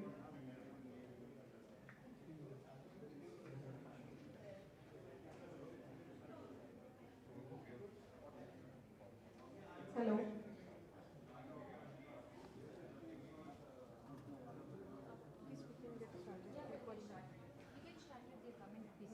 Okay. Hello everyone. Welcome to the talk. I hope you are having a good session so far. And today we are going to talk about a little bit more not tech heavy. My name is Prashant. I'm a principal consultant in a company named EqualExperts. Today I'm going to share a real life experience for when we were working with one of our client named Travelopia about using AI in our SDLC phases. So this is basically an honest lesson. So what worked, what didn't work, how did we manage to reimagine the SDLC in the new world of AI? Before I start the talk, big 3 disclaimers. This is not about AI agents autonomously building code. It's more about how humans are in the loop and what are the decision phases where humans needs to take it. And it's also not about a brownfield project. It was a greenfield project. It was a legacy rewrite, but we consider this as a greenfield project. So your mileage may vary if you try this in a brownfield project. But towards the end of the talk, we do tackle how we can actually do some of these brownfield project in this principles which we learned in this session. And also, this is not a framework to pilot tomorrow going into your office. It's basically a suggestion, right? Like what you can actually try to do it. And so depends upon your context, you might need to adapt these processes. Some of the things which we are talking today may not be applied to your day-to-day activities or day-to-day project. Cool. Let me take you all back 1 year back, right? In the AI world, that feels like kind of eternity. So we started in February 2025, towards the end of February 2025. We were 3 engineers and a product owner. And we got a task to redesign a legacy lead platform, lead platform engine. So which we got a chance to reimagine the SDLC processes, what we can actually do, completely rewrite the way how we used to work. So that is what we did at that point in time. You have seen a lot of posts, and it's a very similar time when the CEO of Anthropic said that 90% of the code is going to be written by AI in 6 months of time, right? So there was a lot of hype, even though Cloud Code was coming into existence at that point in time. There was a lot of hype around AI generating code. So that is when we thought, okay, hey, let's try it out where we actually can use it well. But we didn't want it to bog down by the entire the SDLC phases till so far, what we were practicing over a decade. So that is what we are going to share. I'm going to share it over here, what happened while we did so. So this, as I said, this was a very blank experiment along with one of our client named Travelopia. Travelopia is a travel company, and they were also dabbling with AI for some time at that point in time. And we and equal experts, we came together to run this as an experiment. And one of the things which made this a successful project, I would say, is that we consider this as a greenfield project. So there was no legacy requirements or there is no legacy practices what we need to follow. We had the complete blank slate to start from the scratch and define the processes the way how we want it to be. And also, there was a high trust in the organizations. So the organization actually gave us complete control from the start to the end. Like that could be a deployment, how to planning to how to take it to the production. None of those things were defined by any organizational constructs, right? So this is actually a very high trust environment, and that helped us in a very long way. And because it is a legacy rewrite, we had clear requirements on the day one, and that also helped in our experiment. Right? So with that in mind, so this is the problem which we solved. So I said Travelopia is a travel company, so people will come to do some travels. They will call them up saying that, okay, I am interested in doing a trip to some, let's say South America or to South Africa, something like that. What we need to do is that we take that lead, we need to score it, we need to find out whether this lead is actually good to follow, or okay, yeah, this is not something which we need to pursue. If it is good to follow, then we need to allocate to the right consultant, right? Because if it is a high value lead, we wanted to convert that. So that is a system which we built. It has multiple phases. So it is ingesting the lead into the systems. Then we score the lead. Then we distribute the lead, and the TCs or travel consultants goes and assign themselves to that particular lead who are taking care of that particular lead. So this systems from day one to the production, it took around 111 days. That is around close to 78 man days or working days.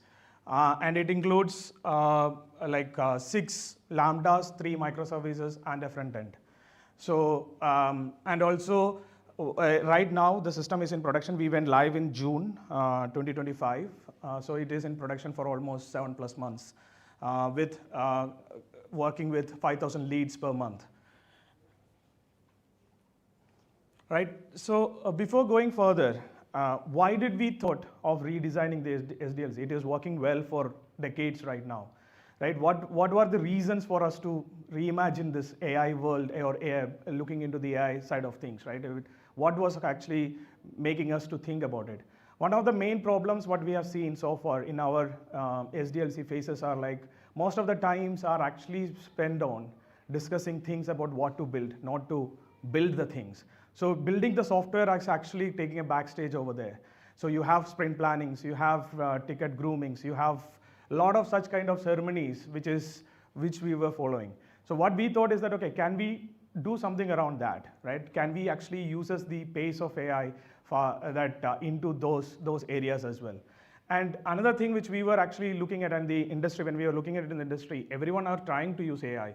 But the way how they were using AI was that, okay, try to use AI to rewrite the story in Jira ticket, or try to use GitHub Copilot, right, to maybe tap the suggestions which is coming in. So it feels like kind of we are trying to bolt on AI into each and every phases what we have, rather than rethinking about does these practices make any sense in this new world of AI. And the other thing is that many of the times what happens, even for our experiment also, I will talk about it later, we actually wait for the decisions to be made.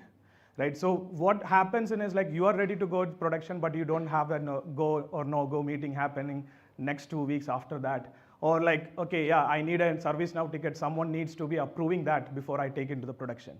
So most of the times what happens is that we are actually waiting for decisions rather than actually delivering things into the production.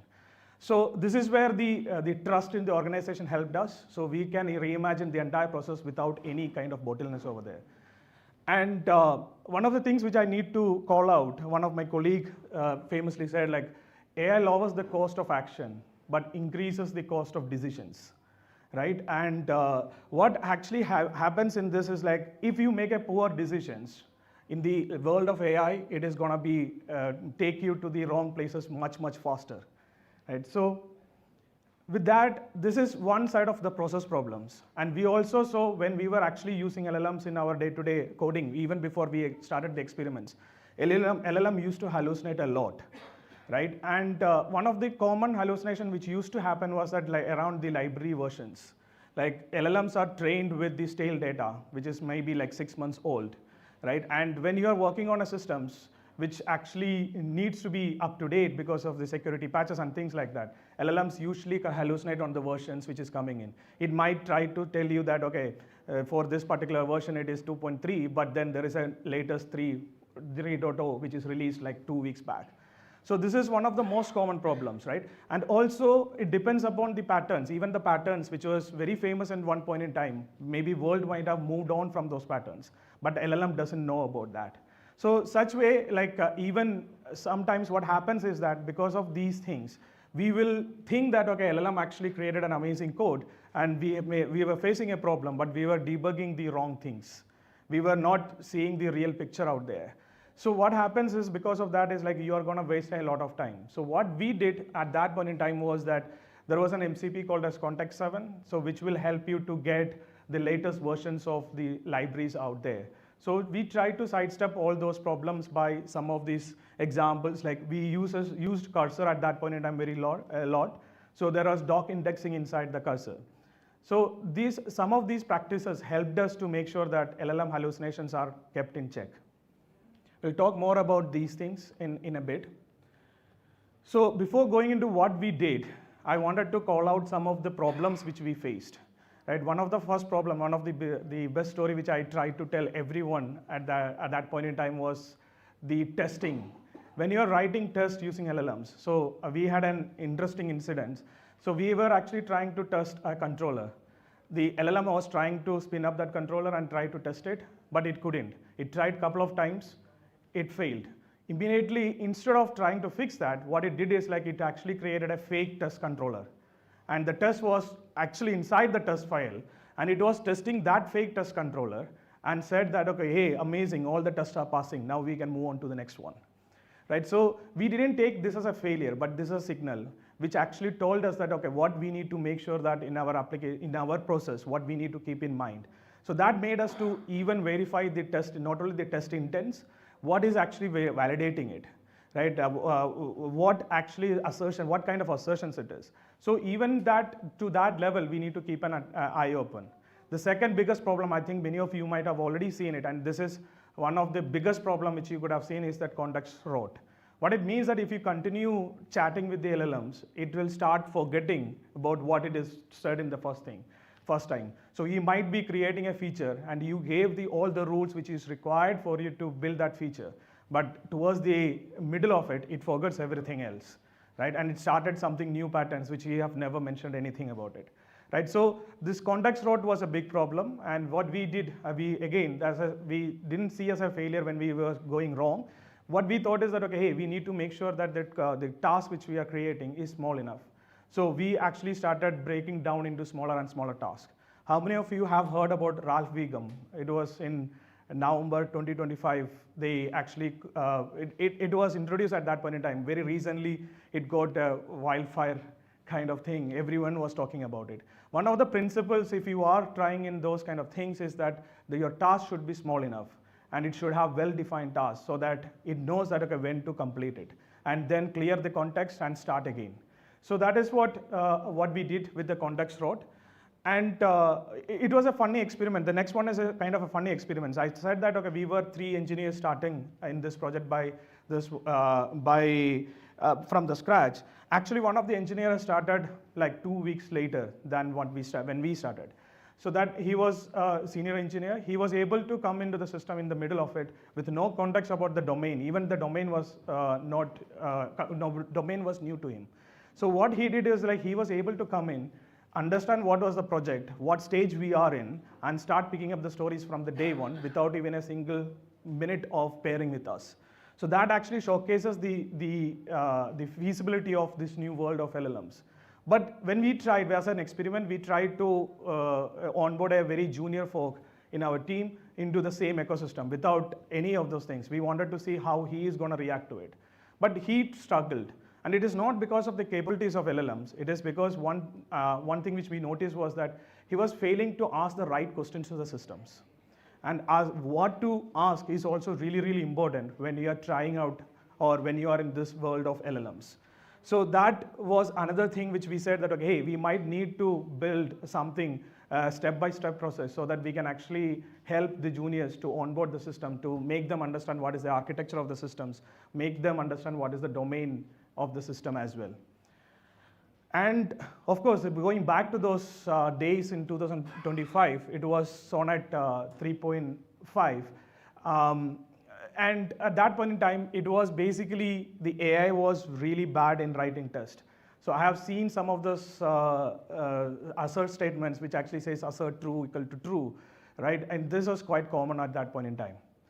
So with that, what we did in our SDLC, did we change, what we fixed or what we changed. So I'm just scouting out all those different phases of the SDLC. Like we have PRDs, product requirement documents, inside our GitHub. So everything was Git native workflow, so we didn't get any other systems or any other integrations like Jira, none of those things were there. Everything was Git focused. The architecture was human-owned, so we as humans, we said what and why to build it, and how to build it was taken care by LLMs. And even the ops or maintenance side of things, right? All the visibilities of monitoring, we actually brought in from the day one as we started building it. So let's go a little bit deep into each of these phases.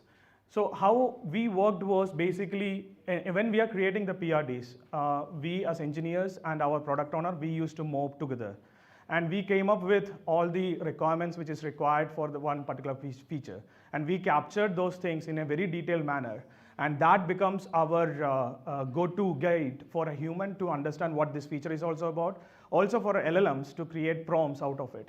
So the PRD consists of every single one of the, what we felt that is really important for us to build a feature. That includes the functional, non-functional requirements. That includes the architectural decisions, interfaces, system boundaries, algorithms, error handling, and things like that. And when we started developing it, when we are starting the architecting systems, we actually took a couple of decisions, like around the system boundaries. We wanted the systems to be small enough. The reason is because AI, even if it goes bad, the blast radius is very limited.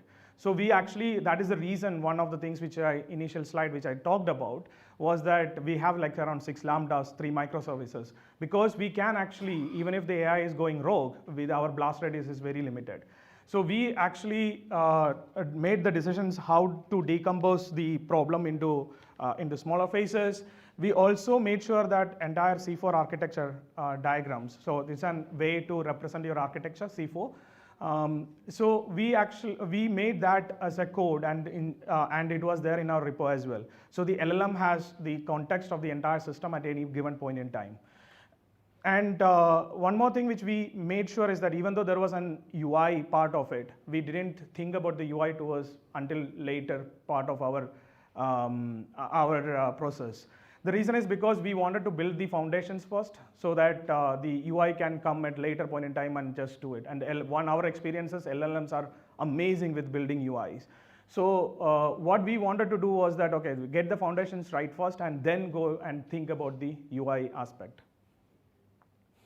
And when we came to implementing things, on the coding and testing side of things, one of the things which worked really, really well for was that few shot prompting.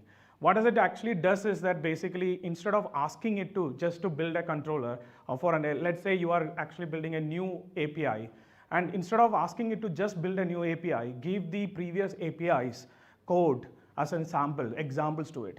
And when you do that, the AI or LLM is amazing copy machine. It actually copies the code, the good patterns what you have already created into your the next set of code. So that way we can actually keep the consistency in a very good way.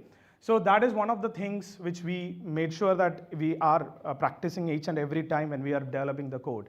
And of course, we talked about why it is really, really important about splitting the big features into smaller tasks. So, and of course, the human was reviewing the code, each and every single line of them. So at this point in time, we were not in a situations where, you can actually take a backstage. You are driving this entire features. So, and also one more thing which we did is that the commit messages become more detailed. I'll talk about why that is really, really important. We started as we didn't plan it in that way in this day one, but we were trying to use LLM as much as possible, and we said that, okay, hey, we are gonna use LLM to create the git commit message as well. So it started giving us a detailed commit messages. That is what is gone into the Git. And for the testing, again, we captured the test specs upfront. You have seen it in the PRD. And we used LLMs to develop it. We didn't follow proper TDD at that point in time because it was really, really bad to create test. And then if you are trying to do TDDs at that point in time, it was horrible experience. So we captured it as a test, but we were running as a separate phase over there, not along with the code. Code was generation as a first one step and the test generation as a second step. And coming to the operations or maintenance side of things, this is where that detailed git commit comes into picture. You can see one of this auto-generated timeline. This timeline is actually created by using the git commits. I will show at the end of the talk what kind of reports you can actually create out of those commits histories. Right? So if anyone wants to know about the progression of your applications, we just have a prompt which runs it against our git commit, and it gives you how many, what are the team is working on, how fast we have doing it. And we even run Monte Carlo simulations on top of our git commits plus the PRDs what we have.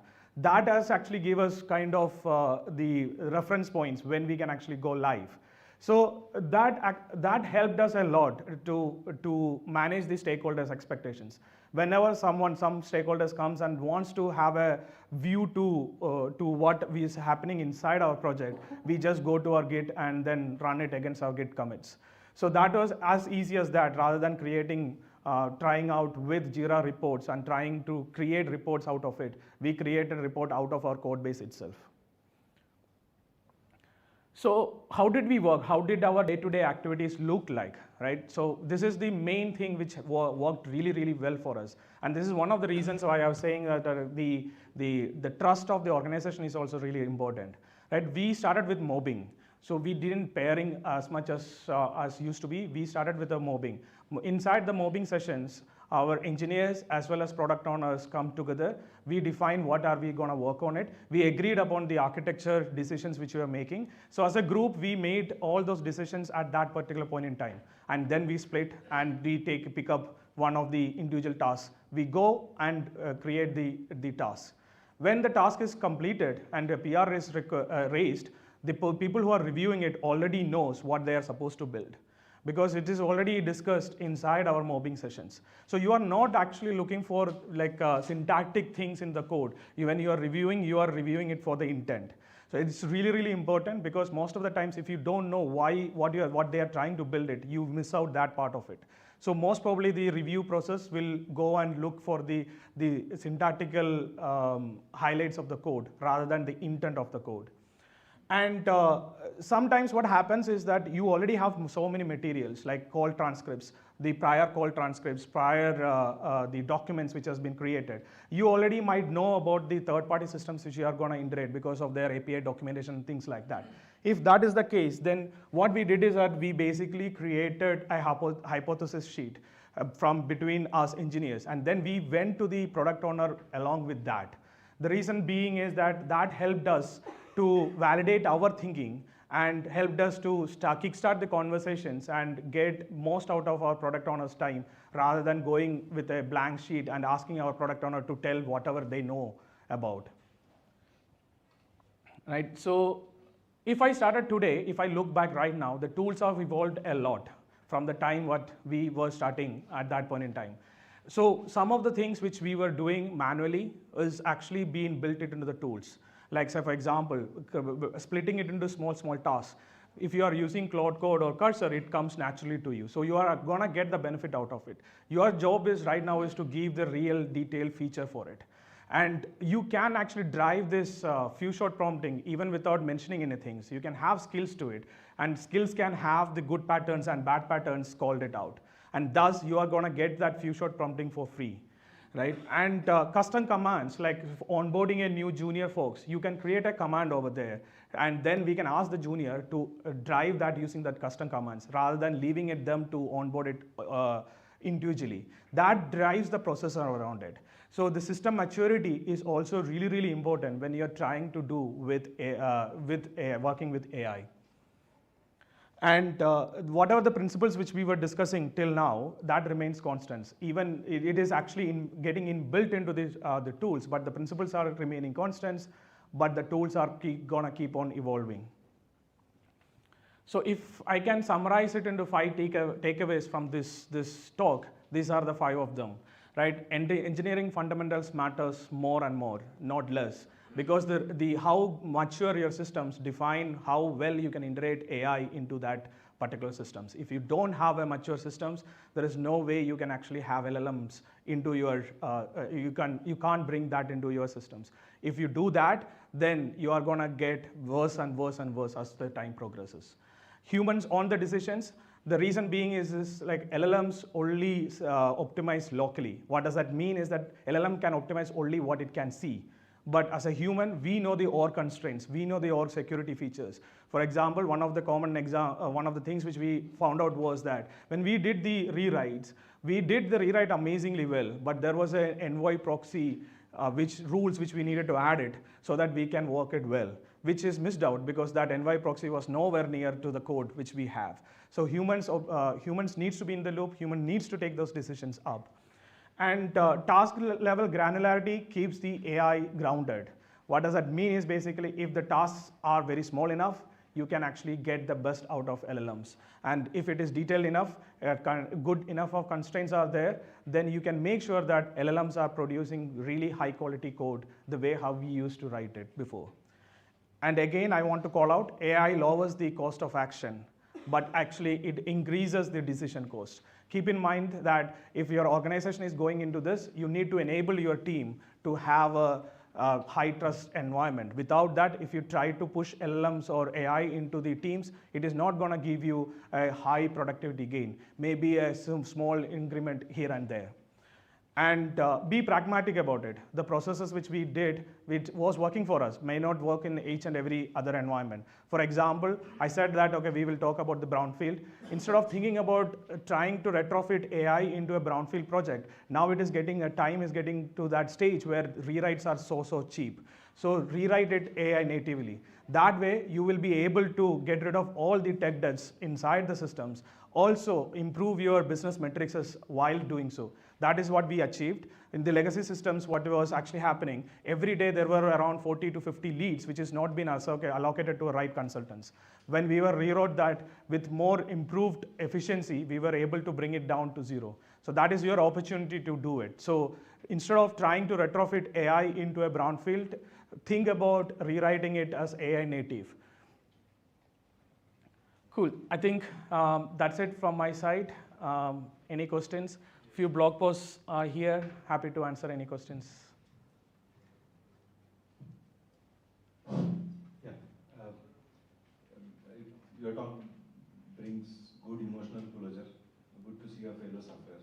So 2 questions. One is C4 as a code. I wanted to be sure exactly what you mean there. Correct. Like, did you create the diagram as a code or did you write reference code? You clarify. Another is you talked of creating requirement specs as markdowns, I think. So the question is, how long were they, or if you broke them down, how many were they? Awesome.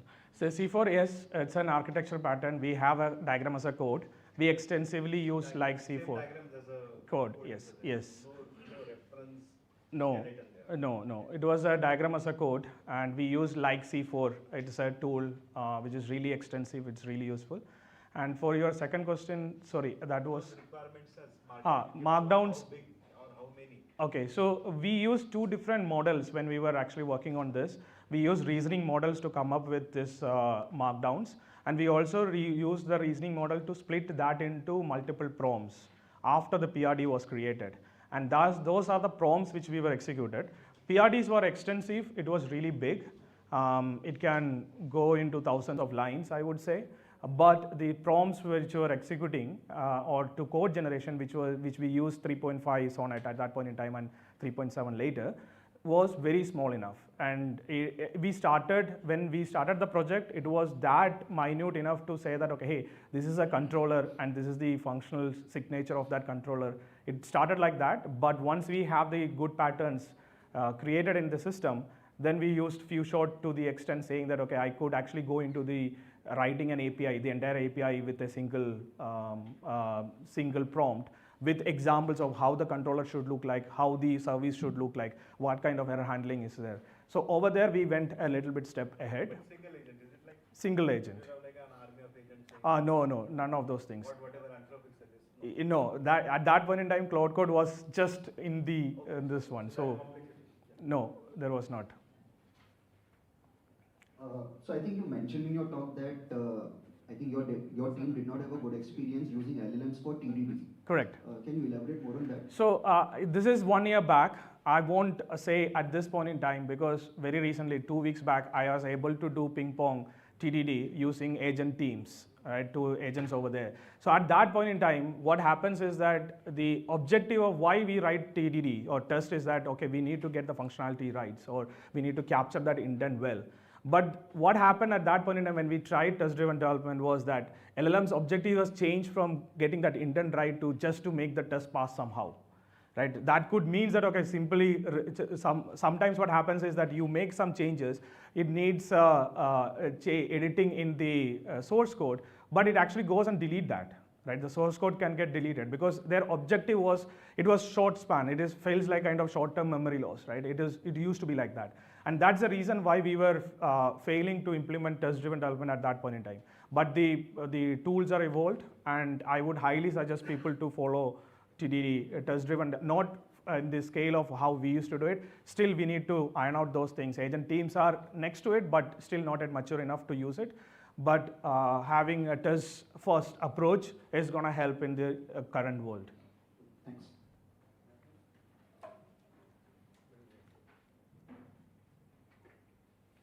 Hi, can you hear me? Yeah. So you started in 2025. So compared to the last year, how much of the line-by-line code review are you doing? Can you share the experience of if something has changed and how much it has changed? Interesting question. Feels like kind of eternity, 1 year in the AI timeline. At that point in time, we were, as I was mentioning it, line by line, we were actually making sure that we never used to give that edit permission in the file. So every single line which is coming out of the LLMs, we taken as a draft, not as done. And we actually then go and verify each one of them. But these days has changed. We are having the guardrails. Like when we were building the systems, we don't know what are the guardrails which we need to put in. But now those guardrails, we know that, okay, what kind of guardrails needs to be there, what kind of agents needs to be written. So it is getting much more easier to review the code. We can actually take a step back and allow the LLMs itself to review the code in the way how we want it to be. So it is getting much more easier in that sense. Right now, I don't review the code line by line anymore. But that is only feasible because we have the guardrails in place. That guardrails is not just about the LLMs, but about the old guardrails, old good of ESLints, Prettiers, arc uniters, right? All those things, sonar cubes, cyclometric complexities, all those things are there in our right now as acting as a guardrails in our systems to make sure that we are adhering to the good practices.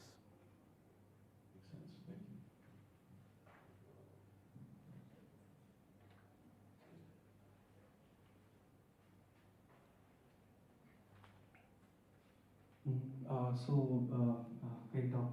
Since you talked about test-driven development and the framework, what I could understand, it's a lot like SpecKit that people are Correct. using for work.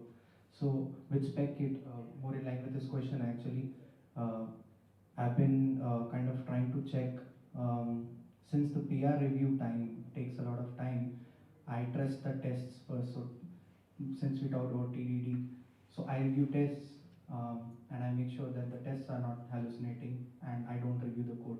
So is that something that since the models are evolving in a better way, now you have Opus and everything, do you feel the need to review code more or do you review the tests? Right now, I think I am this old schooler who used to code a lot. In my 17 years of career, I think 16 years, every day I used to write code. I'm still not let that go of the code. So that is a mental block, I would say, right at this point in time. When I am actually building right now, these days features, yes, I do review the code manually, but it is not because there's a necessity, but it is because what I love to do it. So yeah, I am one of those people who love to read code as well, not just writing the code. So you use LLMs as a stem for your correct. So as a process, we have LLM agents, code review agent, which will automatically review the code for not only for the intent which we are building, also for the code qualities which have captured as skills or rules, whatever it is. So we have LLMs which is actually reviewing the code after you have completed the task, both in our CI pipelines as well as in our local as well, through some of those hooks and things like that, which you can drive those behaviors. So for your whole SDLC PRD development as well as PR reviews take the major chunk of time. PRD requirement, yes, definitely. It takes our time is basically how well you can define at the start defines your success of your this one. So the easiest way, that is one of the reasons I was saying that decision cost is so high now. You need to get your decisions right, and that is where the PRD generation happens, right? That is when you are deciding what to build. So if you don't get it right, the cost for like the entire thing, you can get to wrong faster than before. There's very less time to deviate once you start the process. Cool. Thanks.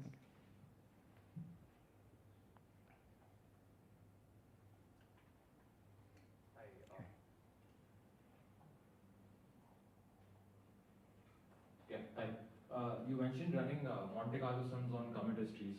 How does that exactly go? Like, what is the stability of the code being generated, and how long were those runs exactly? Okay, so maybe before going into that answering it, I just wanted to showcase one thing.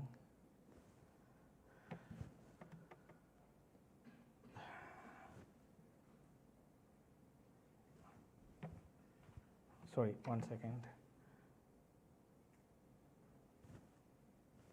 This is a little bit slow. So usually in our case, we have all the requirements captured and PRDs were there. So already we have enough information to know that okay, what are we trying to build. And the Git commit history gives you a picture of how we are progressing on it. So these two inputs, you can actually find out how fast the systems are evolving. And I wanted to show you that for some reason I'm not able to, even after removing it, it's still there. Wanted to show you one picture of what we can actually, using Git commits, you can actually see the progress, like in a day, might be one service is done, right? So that actually gives us kind of inputs which we can actually do that. That's the velocity what you have, what you are actually looking for. So with these two inputs, you can run the Monte Carlo simulations to get, and we run it for, I don't remember exact numbers, but it was, if my memory serves me correct, then it was like 2 weeks, the real picture to, there was a difference of 1 or 2 weeks, not more than that. Okay, 1 or 2 weeks over what total amount of? So the entire process from the first commit, the initial commit, to the go to live date was 111 days. Right, so, and that is around 80 working days, I would say. So maybe 10 days of difference, that closer, I would say. And at that point in time, there was a couple of things which we also didn't see, that this is where the decision course comes into picture. Some of the things were, we all were new to the domain, because of that to the organization as well. So we didn't have the full picture of the organizational network complexities. So towards the end only we found out, okay, that is what is actually, we need to work on our ALBs and things like that. We need to make a rule changes and things like that. And that was towards the end, and that actually pushed our go to live date a little bit. Otherwise, we could have been much here and there, like few days here and there, closer to it. Yeah. Thank you. Thank you, Prasad. Okay, so we had planned 20 minutes break, morning break, but now 10 minutes went into Q&A. So now we will be taking 10 minutes recess and we will be back by 12:15. Also, we have handed over few feedback forms, so please do submit it. So at the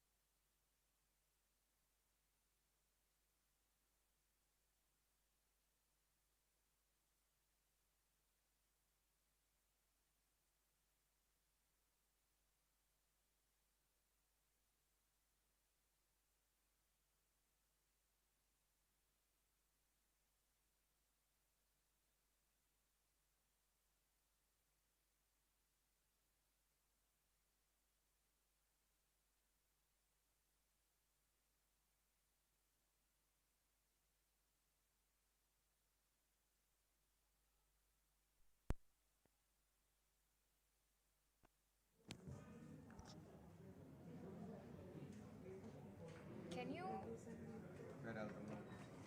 can you say hi into this? We'll check if it's working for you. Hi, testing. One, Okay, two. cool. It goes into your collar when you're shutting.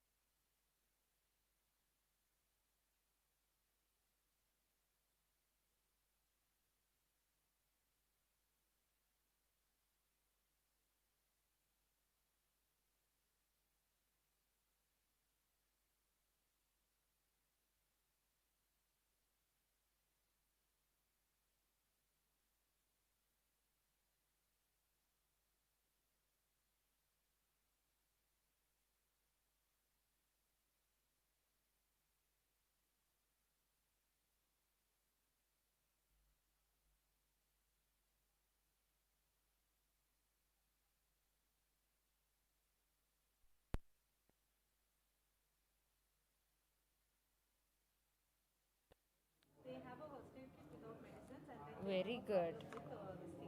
If the person falls over here, then it's a security hazard. Just keep it somewhere.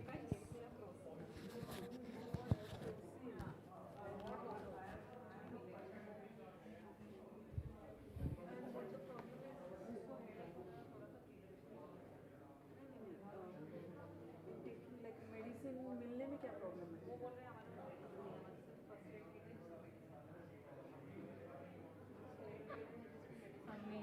कौन सा medicine चाहिए? Dolo? I have. Oh, please. Can you get into? You take the bag. In front zip there is some Backpack or the backpack. Thank you so much. You saved your day, man. Yeah. Cool.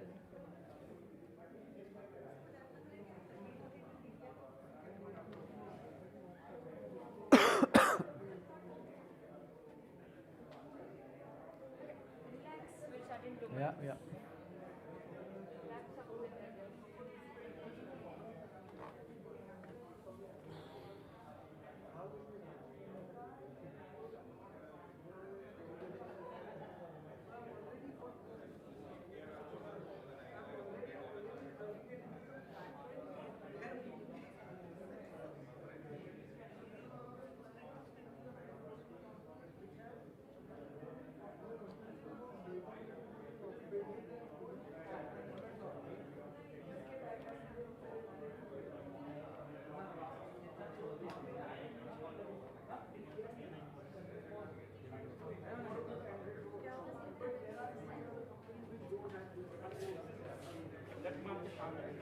Like admin route, right?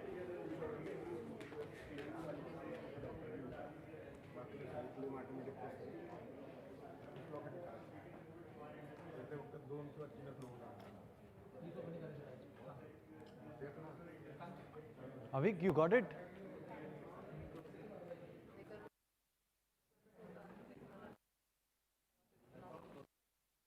Same thing.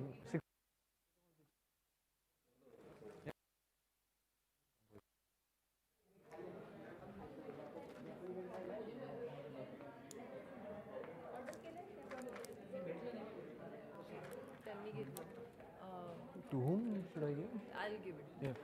It's the same paracetamol 650 only, not Dolo, but it is. So I'll that give was, it back to him. Yeah. Avik.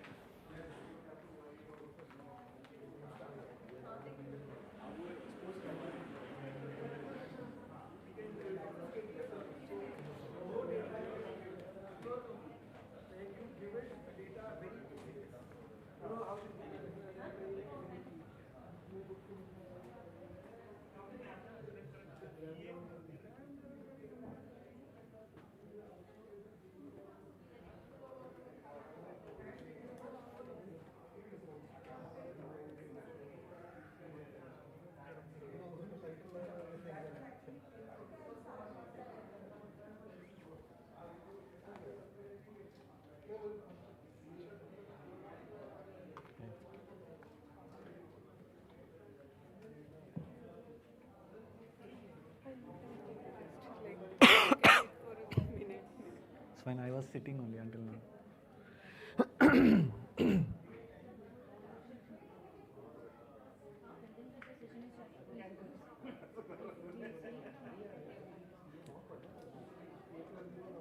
No problem. Hello. We are starting the next session. Please be seated. We are starting the session now.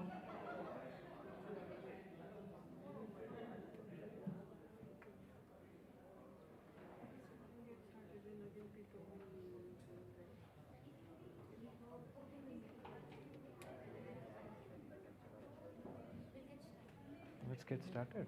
Yeah. They'll come in.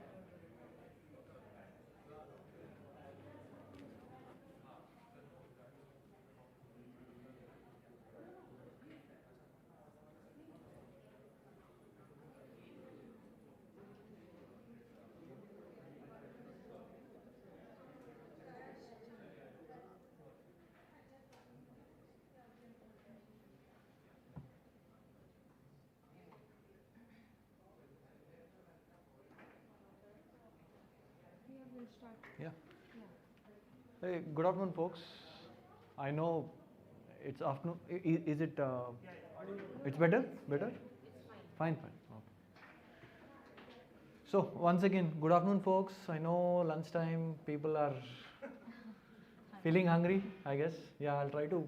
Yeah, I know it's 30 minutes. I'll try to keep it in the time. But yeah, myself, this is Sumant. I'm from Nutanix itself, right? I manage the internal tool development, part of developer productivity. So work on productivity tools, right?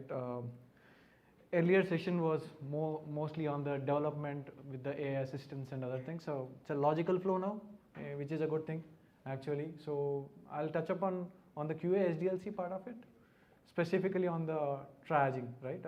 How the triaging can help, and what is the problem and other things, right? That is where we're gonna discuss. So before starting all the other things, I just wanted to touch upon what Nutanix does, maybe for a couple of minutes, so that you understand the flow, right? So what Nutanix does is it provides a platform, in a hybrid cloud platform, where people can deploy or manage their workloads across multiple clouds on-prem in a seamless fashion, right? As you see in the diagram, people can have workloads from VDIs or database analytics or AML applications, whatever it may be, right? They can host either in their private cloud, or you can call it as on-premise, or maybe on the cloud side like AWS, GCP, or whatever the other places where we support. And you have a single control plane to manage those workloads for your DR things like disaster recovery or whatever the places where you can seamlessly move the workloads across the clouds, or from the on-prem to cloud or cloud to on-prem, right? So that is where Nutanix does, right? And for public cloud, as I said, we support AWS, GCP, Azure, whereas private side, we have our own infra layer, right, which gives a simplified infrastructure management for you, where we converge. That is where the HCI came into the picture, right? Hyper-converged infrastructure, where we converge and simplify the entire infrastructure management with a compute and storage and networking in a single box, right? So things are easy to scale later point of time. So that is where the Nutanix is in, right? Now, problem statement, as we discussed, it's more on the QA SDLC. As you have seen, right, the product itself is having multiple components, multiple products to make sure this entire end-to-end solution, what I was trying to mention earlier, the complexity is big, right? That is where the full stack complexity comes into the picture. Now, in order to have the releases on time, right, we normally have a 6-month major release executions. In order to have that one, we need to do a high frequency execution across all these components, what I was trying to tell earlier, right? Whether it could be at the control plane, at a data plane, at the cloud layer, with the data governance, all those things need to come into the picture. So multiple teams work together to make that major release happen, right? So we need to have a high frequency execution, right? And deep qualification. Again, each component we have to do a deep qualification and get the feedback as soon as possible to make sure that we are fixing the things as and when things are right. The code churn is really high from individual people, right? It's almost 1,500 to 2,000 engineers working on a daily basis. Just imagine how much of code churn is happening on a daily basis. We need to make sure that we are getting the feedback also as fast as possible for that. And out of all these things, the main thing is the triage bottleneck, right? That is where we are gonna discuss. So test cycle, how it looks like in general, right? We have around 30,000 test cases. Again, I'll try to mention how these testings and other things, that's in next slides maybe a little more, right? But when I'm saying 30,000, this is only the regression testings I'm talking about. It's not about the new feature development and other things. So on an average, you will see at any point of time 10% failures, but again, depending on the timeline of the release, you may see more failures also. Why? Because at initial point of that release, you may see more failures. That is where the 20%, 30% failures also can get in, right? So manual effort is really significant. If I try to triage these failures, just imagine 30,000 and on average, let's take 20% or 5,000 test case failures need to be triaged, right? So that is really significant effort for anybody, right? And it's not like people are working on a single release. When I mention 6-month release, that is a major release. You have patches, you have hot fixes, right? All those things also need, QA has to work on a continuous basis in parallel, and they have to do similar testing on different branches, right? So whatever the solution we wanted to propose, it has to scale for these things. It's not like, okay, we are trying to come up with a certain solution which can work for a specific part of the problem. We are trying to look into in a bigger fashion where we wanted to make sure that the solution can scale for a QA to take it forward so that we can reduce the cycles, right? So when you see this thing, right, people may say that, okay, 30,000 test cases, 20% failures, actually your problem is there, right? People may say that, but I feel that test failures are not a problem. Actually, test failures are good if it is failing for the right reasons, right? So we have to see that it's not the test failures, but it is about the reducing the noise on test failures and making sure the triaging is seamless and fast. So that is where we wanted to get in to see that how that particular reducing noise and triaging can take lesser time rather than focusing how to look into the failures and product side of it, right? So additional challenges, what you see, I've shown the entire product stack earlier. The complexity of the product stack itself, right? There are a lot of distributed control layers across components, and we have massive log volume. So each test case failure can generate tens of GBs of logs. It's not like KBs or MBs. It can go to 40 GB, 50 GB. Just imagine, across products, across components, test logs, product logs, all those things will be there. So each test failure, if you want to triage with that much of things, you need to have a proper SME in place, right? And for 5,000 failures, even if you have a dedicated SME also to look into these things, it will take time. Why? Because SME would be a particular component layer or particular product layer, right? If the interdependency between the stacks are there and you wanted to get in, you need to have a lot of interaction between SMEs to understand whether the issue is this side or that side, what is happening over there, right? Apart from that one, we discussed about the signal noise, right? How I'm gonna make sure that the test failures are happening for right reason and not for wrong reasons. It could be because of the infra failures, it could be the tooling failures itself. How are you gonna reduce that noise? That is important. But that is a bigger problem at this point of time, in the triaging time, right? And ownership ambiguity, I just touched upon, right? People need to work between components saying that, okay, this is your component issue, not that component issue. People need to work through to get an RC out of it, right? So whole triage workflow, how it looks like, you can take test execution on an average around 1 week for this 30,000 test cases. Triaging effort is 5 to 7 days, right? In manual currently what people are trying to do. And once you triage it, you have to do a product side RCA, which you work with the developer. It can take 1 to 2 days easily over there, and after that the actual fix comes into the picture. If it is a test issue, test owner will work on the actual fix, or if it is a product issue, product owner has to work on the fix. In the same way, if it is a tooling side issue or infra side, those people have to get in. So that fix can get into days to months. It depends on, again, if it is a product side and it is a very corner case issue and other things, obviously it will take more time to get it fixed, right? So what is the aim, right? As I mentioned in the first slide, whatever the solution we wanted to propose, it has to scale, right? So we wanted to build some scalable system for this triaging problem, which can make sure that this entire triaging cycle, which I mentioned earlier, can reduce at least by 80%, right? We need to understand the problems over there, and we need to touch upon each and every part of it and try to come up with a generic solution to make sure it happens. So whether it is operational efficiency to reduce the overall time or reduce the noise, which we was trying to look into, or have that proper triage routing, try to understand right component and right ownership, and have a accelerated RCA. We will touch upon these things later point of time anyway. So solution, right? Again, let's not get into too much into the actual system, but at any point of time triaging, if you see, there are 3 stages, right? First thing is, once the test failure happens, you look into the logs and you will try to find out what is the actual issue, or at least try to find out the around corner, right? Maybe this is the place where the things are failing. That is where the log analysis comes into the picture. Second is the triaging, actual triaging. Once you have these details, you will try to see why this is happening. Okay, I see that these are the error messages, but why these errors are happening? You need to start correlating with other components, test logs and other things. That is where the actual triage happens. And the third is the ticket creation itself. Who is the right owner? Which is the component to be added. I know the issue, but where it should get in, right?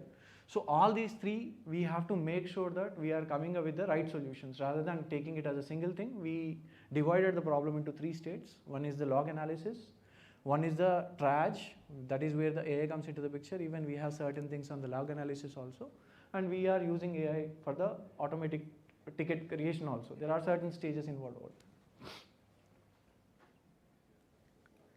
So we'll start with the log processing agent out of it, right? So whenever a test case runs, in general, I think everybody normally do automated test runs via their frameworks or their tools or whatever it may be. And whenever the test fails, there would be certain log collection. It is a general process, right? When you are trying to do a log processing, we thought about a couple of ways to do it. One is, I can take this as an aftermath, where on a daily basis test cases are running. You have test failures. You feed these test failures to some system, new system, which does the log processing, where again it has to do some kind of a pipeline, right? Where you are providing these things, it has to download those logs, it has to again do the processing, and after that it will give certain condensed logs or log filtering over there, right? But just imagine if you're doing this as an aftermath, what is going to happen? You are spending extra processing power, extra storage capacity and other things, right? So what we thought is, why don't we integrate this with the regular testing process itself rather than taking this as an aftermath solution? So whenever you are running your test cases, there itself you have your device under test, which is our HCI clusters in general, right? Immediately after the failure, what you can do is, after the log collection, you can use your device under test processing power itself to do the log processing. In that way, you are reducing a lot of processing requirements later point of time. So we thought that would be better to do it. So test infrastructure itself is consuming, and we are trying, as I mentioned, 10 to hundreds of GBs of logs are there. So we have certain plugins added, right? Again, why? Because as we said, there are multiple components are involved. It's not like a single plugin is going to work for everything. So we made sure that structure is in a pluggable model where you have for different types of failures, you look into the different plugins. So it takes that plugins, it tries to use that plugins to do some kind of filtering and normalization on the logs, right? So that is where you see the plugins coming into the picture. We are trying to consume the test infrastructure itself. And after that, there is some kind of a processing where we are trying to do a correlation between the product logs from the filtering, whatever we have done. Product logs are there and test logs are there. Do the correlation and generate I'll say a filtered logs out of it, right? That is what we wanted to feed into the system for the next stages. So now the triage, right? Now again, triage has multiple stages. This gives a top level overview, right? So you have to make sure that whatever the logs you have filtered, we have not done much over there. What we have done is just the filtering based on the component plugins, whatever we have built, that need to be fed to a system where we can find similar failures. We will try to discuss little more on that one to score the candidate, saying that what would be the nearest failures or whatever the nearest failures earlier what we have seen. Those things need to be looked into the candidate retrieval. And after that, there should be a deduplication engine where we need to make sure that how you're going to filter and ignore the noise or the duplicate issues, whatever we are seeing within the same failures, right? Means same test case runs. So that is second thing. And after that, summarization. Obviously, right, once you understand this is the problem, you need to have a way to summarize it. And maybe there is an existing ticket which you wanted to tag, or this is something you need to create a new ticket. Then how you going to do it? What would be the fields required and what is the context need to be given for the new ticket? So these are 3 places in the triaging itself, right? Now, candidate retrieval is something we were trying to discuss, right? Now, just imagine, we were discussing tens of GBs, maybe just imagine 50 GB log is there, you have used your plugins, you try to filter the logs, still it will have a big context, right? It's not like I can make that 50 GB log into 4-line or 5-line thing, right? You may get, what you do, correlation means you will try to take, there are 10 component logs, different component logs, you will try to see what are the correlations, you try to filter the timestamps saying that these are the things, and you are trying to combine them and trying to provide it, but still the size is big. It may not be in GBs, but it's still in some KBs or MBs, right? So you need to reduce the context length. That is where we normally consume LLM to make sure that it is compressed without losing the actual context and generate the signatures, right? That is where we first start with the generating key signatures, and after that these key signatures are again fed, right, to our internal search engine for the Jira, and that particular Jira system, it will look into this particular signatures and it tries to find out the top K results, saying that what are the familiar ones or what are the nearest ones for this particular failure. So we get the failures and we try to take those things. We cannot directly give this to the user. Why? Because still there would be a lot of noise on that one. That is where the re-ranking comes into the picture. So we again use some LLM to understand the re-ranking and try to score it, and we take only the top 3, and those top 3 candidates or the top 3 tickets, if at all if it is present from the Jira, that would be fed to user. And we have a human feedback loop. It's not like everything is automated. So we integrated this so that human can look into these things and they can provide whether it is accepted or rejected. If it is rejected, what is the reason it is rejected? The details would be provided by the SME so that that can be used in a reinforcement later point of time. So we take those things. If it is a direct match and if user is accepting, these details would be directly given back to the test reports, right, for report generation later point of time. Now, let us suppose you have got some RCA with the details saying that, okay, this is the issue, but there is no similar ticket search happened from the Jira search engine, whatever I was talking about. Then there should be a way I need to file a ticket. Can I directly file a ticket for each failure directly in the production? Doesn't work. Why? Because you will see too much of noise. You will see too much of duplicates, right? That is where we came up with one more stage in between, which has its own RAG. What it does is, it does the temp ticket creation. So think of a particular component team is running 1000 test cases in a particular task. And this 1000 test cases, think that 20% I was talking about, right? 20% would be 200 test cases. Those 200 test cases are failing. And that for 200 test cases, for each failure, the system is working and trying to get the logs, do the normalization, fed it to the engine with the key signatures, and it created 200 into 600 tickets, right? Means at least it is telling that there are 600 tickets or there are no tickets, right?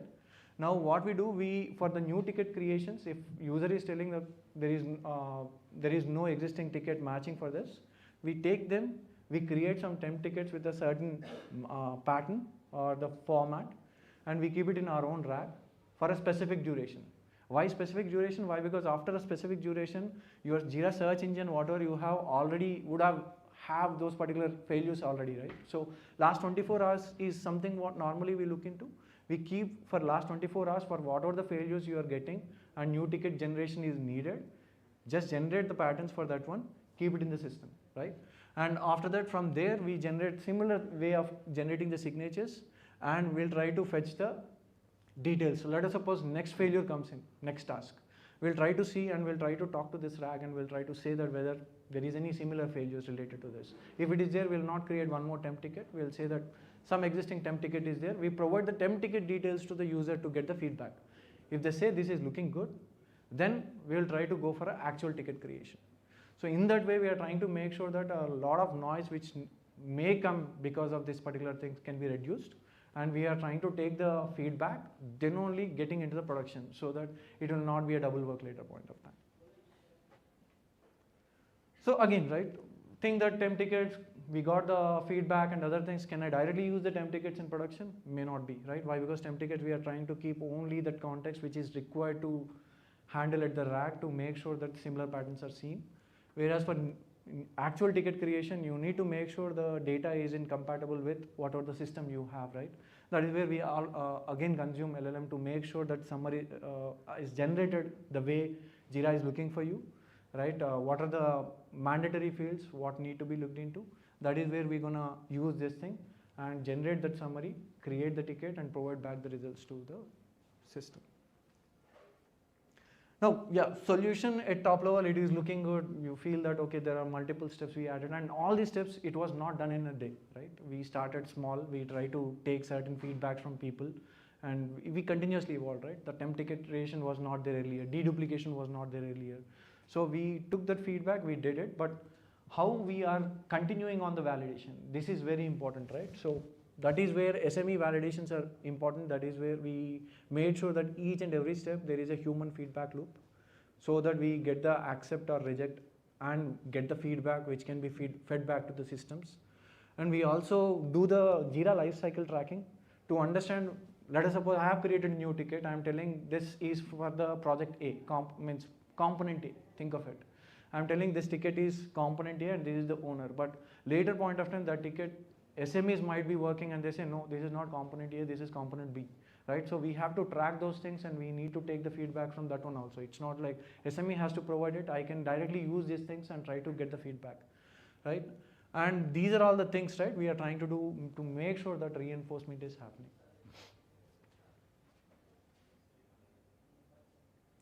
So some metrics, right? Again, as I said, this is there for last 3 to 4 months, I guess, right? So in last 3 to 4 months, as I said, all the pieces whatever I'm mentioning, it was not there. We started developing different pieces based on the feedback. The adoptions and acceptance rate especially, right, for certain components, I'm not giving for all the components, we have 30-40 different components for one product, right? I'm just giving some top 3 components where the acceptance rates were really increased, and we are doing decent enough for other components also, and there are certain components where we have to develop by ourselves. Why? Because the RCA, whatever we are doing for certain components is not in place still, right? So as you see, the acceptance rates are increasing, which is a good thing, which shows at least we are going in a right direction, right? And if you take the trends on the triaging effort itself, right? So we started checking the trends for last 3-4 regression runs for a particular release. Each regression run, which is a 2-week cycle, which I mentioned, we are trying to take that particular test results and try to see how many people are really using the system, and if even they are using the system, how much of acceptance rate is coming from that one, right? Based on that one, we are trying to see that how much of triaging is happening within that particular duration, right? So if you see the trends, it is going down, which is a very good sign. Currently we are at 3 to 3.5 days. From 5 days we reduced to 3 to 3.5 days. Our main aim is to 80%. That means we have to get into 1 day for all across the components. That is what we are working currently, right? So okay, what are the challenges? We discussed the solution and other things. As I mentioned, see, this is started with one particular product, which is the major one for Nutanix, where these things are happening. How are we going to scale for multiple products? And scaling is not about only the hardware parts and other things. System is scaled for taking multiple failures at the same time. It's not about that one. Adoption is very big issue, right? Now every team has their own processes to do the QA cycle, and if I'm trying to tell I'm going to bring up a new system for you, you have to consume that new system. On top of it, adoption will not be happening on a fast basis. So we need to see that how this particular entire flow is integrated seamlessly into the current flows itself. So what we have done, as I said, people can run the test cases, they don't need to do anything. Within the test case flow itself, we did the log processing. In the same way, the execution part also, we are trying to make sure that existing tools itself is integrated. We should not say again to engineers saying that you complete it, you go to some other place, you try to feed it, you take the results and you try to again put it back. That itself will take 5 days, right? We should make sure that seamlessly it is integrated. Not only integration, you need to educate the people saying that, okay, now this is there, you don't need to do much, but this is the way, how you can give the feedback, how we can reduce that particular cycles, right? That is important. So that is where we are working with other products. But yeah, currently it is for one product, things are looking good. We have to do the same thing for other things. Hardware we discussed. For scaling, anyway, you need more hardware, more GPUs as per the need, right? Getting the feedback, adoption we discussed. Validation is something which is a continuous feedback. We have to get it. We need to make sure that is happening. So what's next? So just imagine, right? You have to scale. That is something we have again touched upon. But think that it's not why we should stop at just triaging and telling that there is a failure. Or what can I do later point of time? I can always do auto healing, right? That is where we are started working on it, especially for the test failures. Again, not on the product side. Product side also there's some work happening, but the test failures, think of it. After all doing this triaging, you understood that the failure is at the test layer, not at the product layer, because product is changed. Think of it, a particular service is changed, test is not changed, that's why test has failed, right?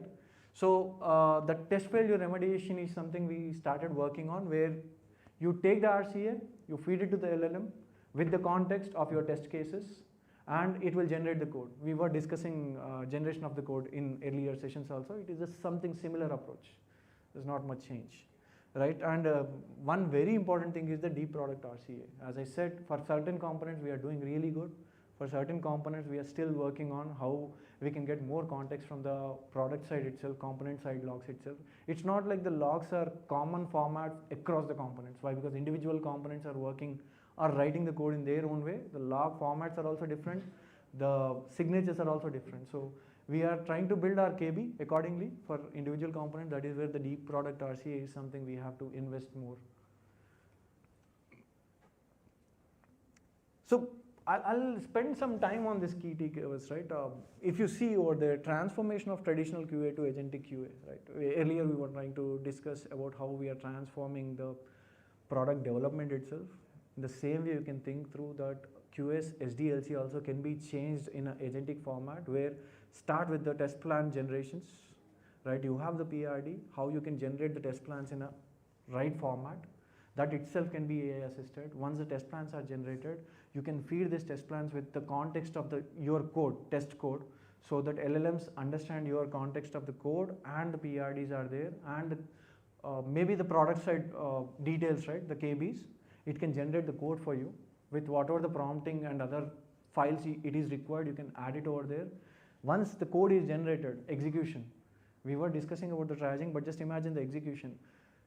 I was telling about 30,000 test cases, but you may ask, do you really require 30,000 test cases on a weekly basis to run? Is the product, the code churn is happening that you have to complete all the 30,000 test cases? You never know, right? So how AI can assess, saying that, okay, you don't really require 30,000 test cases at this point of time, based on the code changes in last 7 days, based on the bugs, whatever you have in Jira. I feel that maybe for this cycle, you need to do only 15,000 test cases. Remaining things are not really needed, right? That is something where the execution also matters, how you're gonna have a AI assisted execution. Once execution is there, we were talking about the triaging. You do the triaging, it will give the RCA, you use the RCA, you do the auto healing. At the product level also you can do it, and again feedback, right? And give back those things. So the entire cycle, if you try to see, everywhere you can have AI assistance. Now, having individual places, having this AI assistance for different stages may work, but do we really feel the adoption will be big if we try to do a different solutions for these things? We should also think through a unified platform which can make these things happen at one place with one control plane. Just imagine a place, maybe after some time in future, I guess I'm pretty much sure it's going to happen, where people just provide the PRD, that's it. Whatever the cycle I mentioned, everything would be done in a AI-assisted manner with some kind of human feedback, where people just say that, okay, this is correct, this is not correct, they will provide the feedback, agents will do the work for you, right? So you are getting, it's not only that, report generations, and you can tell that whether your release is going in a right direction at this point of time, or it's not going in a right direction. Maybe it will delay, what particular components have issues at this point of time, where you need to spend more time. All those reporting also, it can generate on a daily basis or a weekly basis as per your need. So things are moving in that manner at this point of time. So you can always think that transformation of traditional QA to agent QA, which is happening in individual layers, but how you're gonna integrate this entire solution as a unified platform is very important, right? So that is where the SDLC vision comes into the picture. Yeah, that's it. Any questions?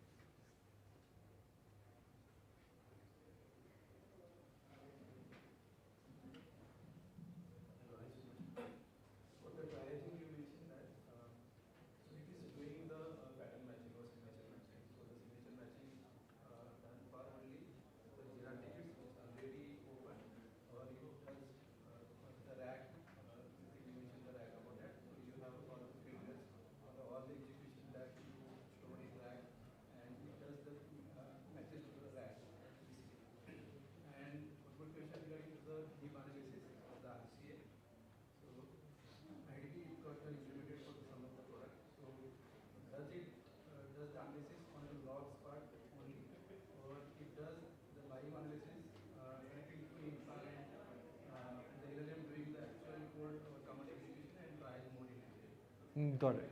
Yeah. So if I understand your two questions, first thing is the RAG part of it, right? As I mentioned, we have different RAGs. One is at the log analysis layer, where we are trying to, why? Because it's not only for the existing tickets, if you mentioned, right? So for existing tickets, there is one RAG, which is a Jira search engine I mentioned. And we are trying to have our own RAG at the log analysis to have the patterns added with removing the noise, right? You just try to have your KB build with removing noise. You know that for this component, these are the particular log messages which will be there. So that is one place of the RAG, which is at the log analysis. Second is the existing ticket search. Third is the ticket creation itself. We have a log RAG, as I mentioned, where the temp ticket creations are coming into the picture. So second thing, the thing what you said is it doing only with the logs, or maybe we are trying to do some live log analysis, right? Actually, there is a separate team or a separate work happening in parallel where we have a way to log the systems on failures and try to keep those things, and people just consume those things to understand and get the live log analysis with the graphs to tell that, okay, what happened at this particular point of time and other things. So that particular team is concentrating on that one, which is more on the product RCA, which is aftermath of this thing. So the plan is to have this, create a ticket with the log analysis, live log analysis from them, provide the details for the developer so that he can correlate, so that he can take the decisions accordingly.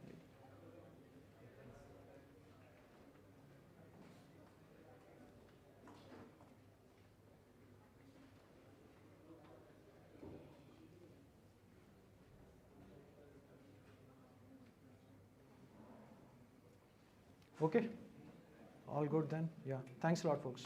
Thank you so much. Thank you. Okay, so next Birds of Feather session on business intelligence will be starting soon in Alpha Centauri. So whoever wants to join that can join. And now we will start the next session by Bhaskar Kole.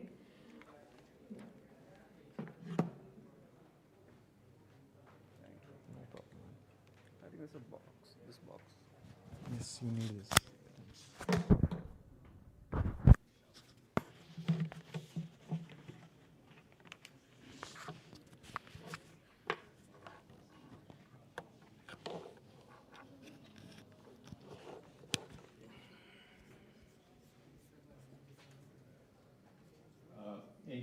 So there's a POF on business intelligence happening in Alpha Centauri.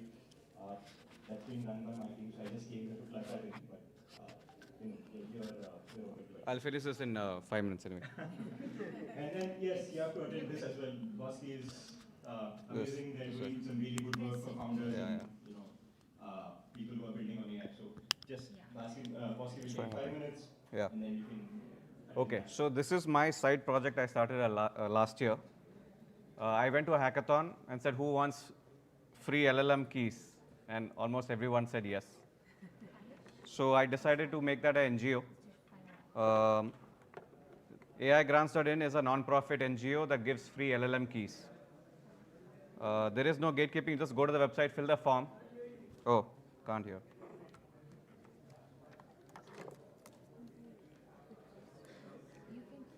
Check. Where? Is it audible? It's off. Oh, it's off.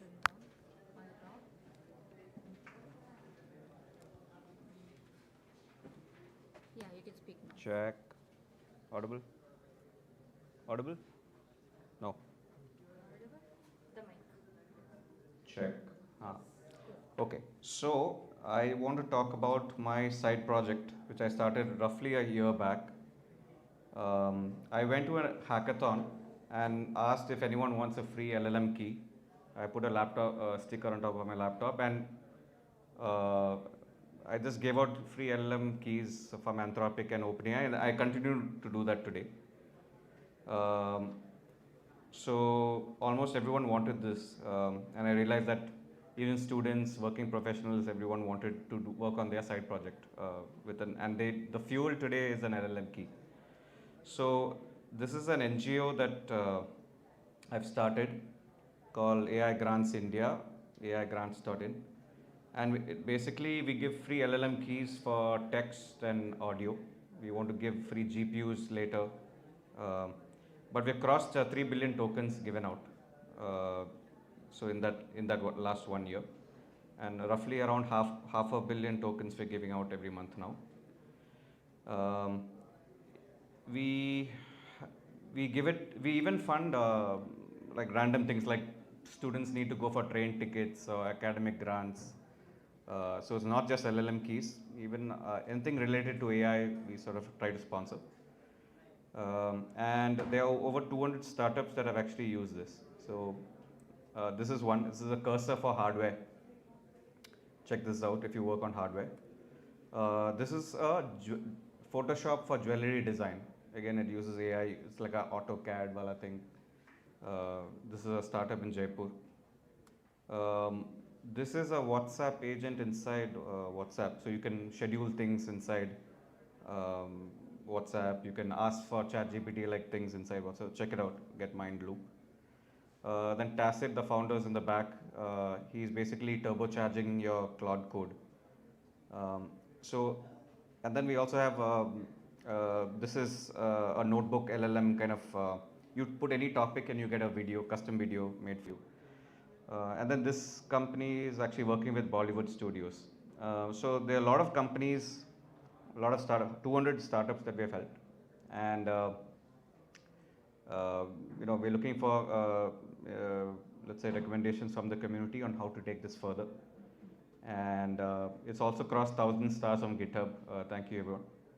And that's it. That's AI Grants India. Get your free LLM keys. Tell your friends. AI Grants Dubbing. Okay. Thank you.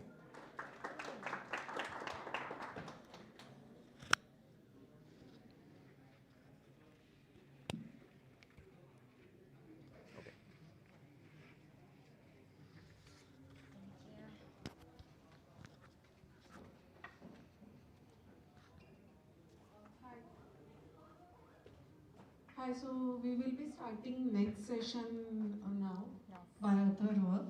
So whoever wants to join the session, the talk can be seated, and otherwise there is Words of Feather session on business intelligence. So if you want to attend that session, then it will be in Alpha Center. Thank you.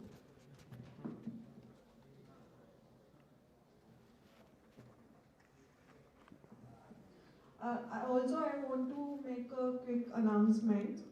So if you want to showcase the side projects on which you are working, you want to show the world like which all things you are doing or you are planning to do.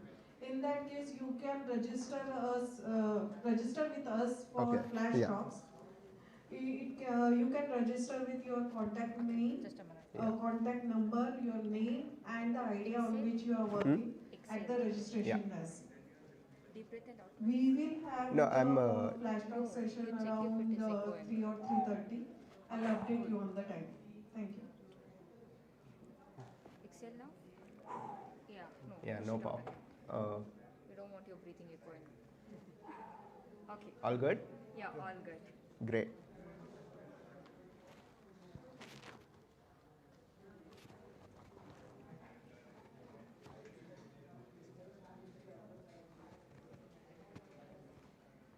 All right. Hello, everyone.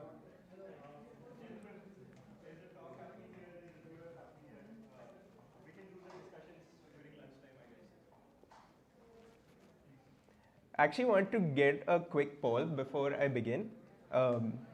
Just a sense of what tools people are using. So how many of you are Cloud Code users? Hands? A couple. What about Copilot? Okay, a lot more Copilot. Codex? Okay, one Codex. And anything else I didn't mention?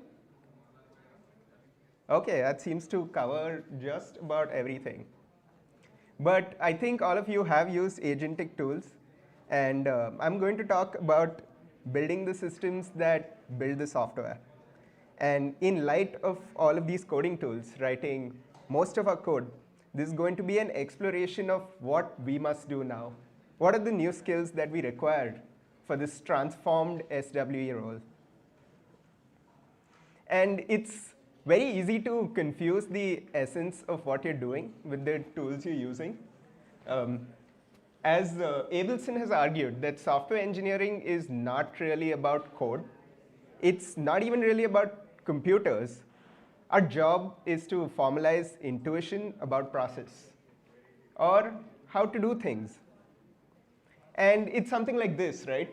There is some implicit knowledge that we have to make explicit by encoding various representations of the relevant aspects of the world and handle various edge cases. And that gives us code that does things. And this is the part that LLMs are doing really great now. I would argue that many parts of this are being done better than the median programmer. So then what's our job here? Well, we formalize intuitions about a process. It's still the same, but the process is different. And it is this process, which is managing a socio-technical system and orchestrating this code production to give us value. This could be business value, impact on the world, and so on. And just like it was before the whole change with AI, our concern is the same. It's complexity. And this time, we have to contend with new forms of complexity. So a few examples. Stochasticity, which is randomness, unpredictability, the chance-driven nature. This comes because of LLMs. Non-determinism, where there's multiple possible outputs for input. Jaggedness. And you would have noticed this as Cloud Code users. Sometimes the model is good, but sometimes it's absolutely bad, and it's not clear which one you're going to get. And obviously, you have to manage risk. Sometimes things blow up. What do you do when it blows up? And all these forms of complexity that I'm referring to, I like to characterize it as the fuzz. It's this big, hairy cloud of unknowing, of not being sure what you're going to get. So how do we deal with it? For this, I propose 3 skills. Our first skill is systems thinking. And systems thinking serves us well because it helps us how structure generates behavior. And what's important in a world where you're dealing with the fuzz is that behavioral patterns are more important than any specific event or a precise parameter. And so systems thinking will bring us structural intuition. When you know the structure and the patterns of behavior it generates, you're able to work better with the fuzz. So what is a system? Let me be more specific here. It's an interconnected set of elements coherently organized in a way that achieves something. And in this case, our system will consist of these elements. A stock, you can think of it as a buffer or a quantity that can increase or decrease. We have inflows and outflows. You can think of these as valves that will increase the quantity of a buffer with an inflow, and another valve that can reduce the buffer quantity with an outflow. And loops, we'll see them now. So let's take an example of a system here. And this is one we are very familiar with, which is your code review backlog. You can assume our stock is the white box in the center, which is the number of backlog items, number of PRs that need to be reviewed. And we have an inflow and outflow, our taps here. So the number of PRs raised will increase the quantity in the code review backlog. And once you resolve them, it will decrease that buffer. And you'll see that we have 2 loops here that I've labeled B1 and B2. And this is a balancing loop that happens in response to certain information. So let's take the case where our backlog is high, which is for B2. You might be checking this backlog metric every week. And if you see it's particularly high, you would, as a team lead, ask your team to stop doing some feature development work because this is the bottleneck. And so you'll prioritize code reviews, which will increase the outflow and bring back the code review backlog to a smaller quantity. Similarly, with B1, once we know that the backlog is quite small and we don't need so many people prioritized on code review for their bandwidth and capacity, we can deprioritize it, which will bring back the backlog to an equilibrium, which looks something like this. And over here, we are taking a case where the review backlog, if it's low, it eventually goes up to the equilibrium point. And if it's high, it'll go to the same point. And that's because we have two competing balancing feedback loops. But here's something that'll help deepen our model a bit. We don't respond instantaneously to these things. When you see the backlog metric, and especially if you're checking at the cadence of a week, the time you take to reallocate the capacity amounts to a perception delay. And so for both of these feedback loops, there will be a perception delay when we allocate some capacity. And so that leads to a pattern that looks like this. There's an oscillation. And as we'll find out, oscillation is very closely linked to delays. And why does this oscillation happen? It's because if you over-prioritize code reviews, you see an overcorrection where it'll go down a lot. And then the next week, you're like, oh, we put too much of our bandwidth on code reviewing, so let's shift it back. And then it'll overcorrect the other way and so on until you hit equilibrium, because we still have two balancing feedback loops. This is a toy model, obviously. Code reviewing has more nuances here, but this will help our understanding or structural intuition. One common reaction to deal with this oscillation problem, because it causes a lot of chaos and instability, and I don't want to work with that, is maybe we should tighten the feedback loop. Let's react faster. So instead of checking the code review backlog and allocating capacity every week, let's do it every day. You'll get something like this, which is quite unintuitive. The dark red line is when you react to the metric more often, say a day instead of a week. And the reason you see a more drastic oscillation is because you're overcorrecting with much harder force. And what you were supposed to do was the opposite thing. And this kind of an intuition does not come clearly unless you work with these systems very often. Another analogy to this is if I have a hot shower, and you might have noticed there's a perception delay when I turn up the hot knob, right? The faster you react, the more you'll oscillate between too hot and too cold, and you'll suffer a lot in the shower.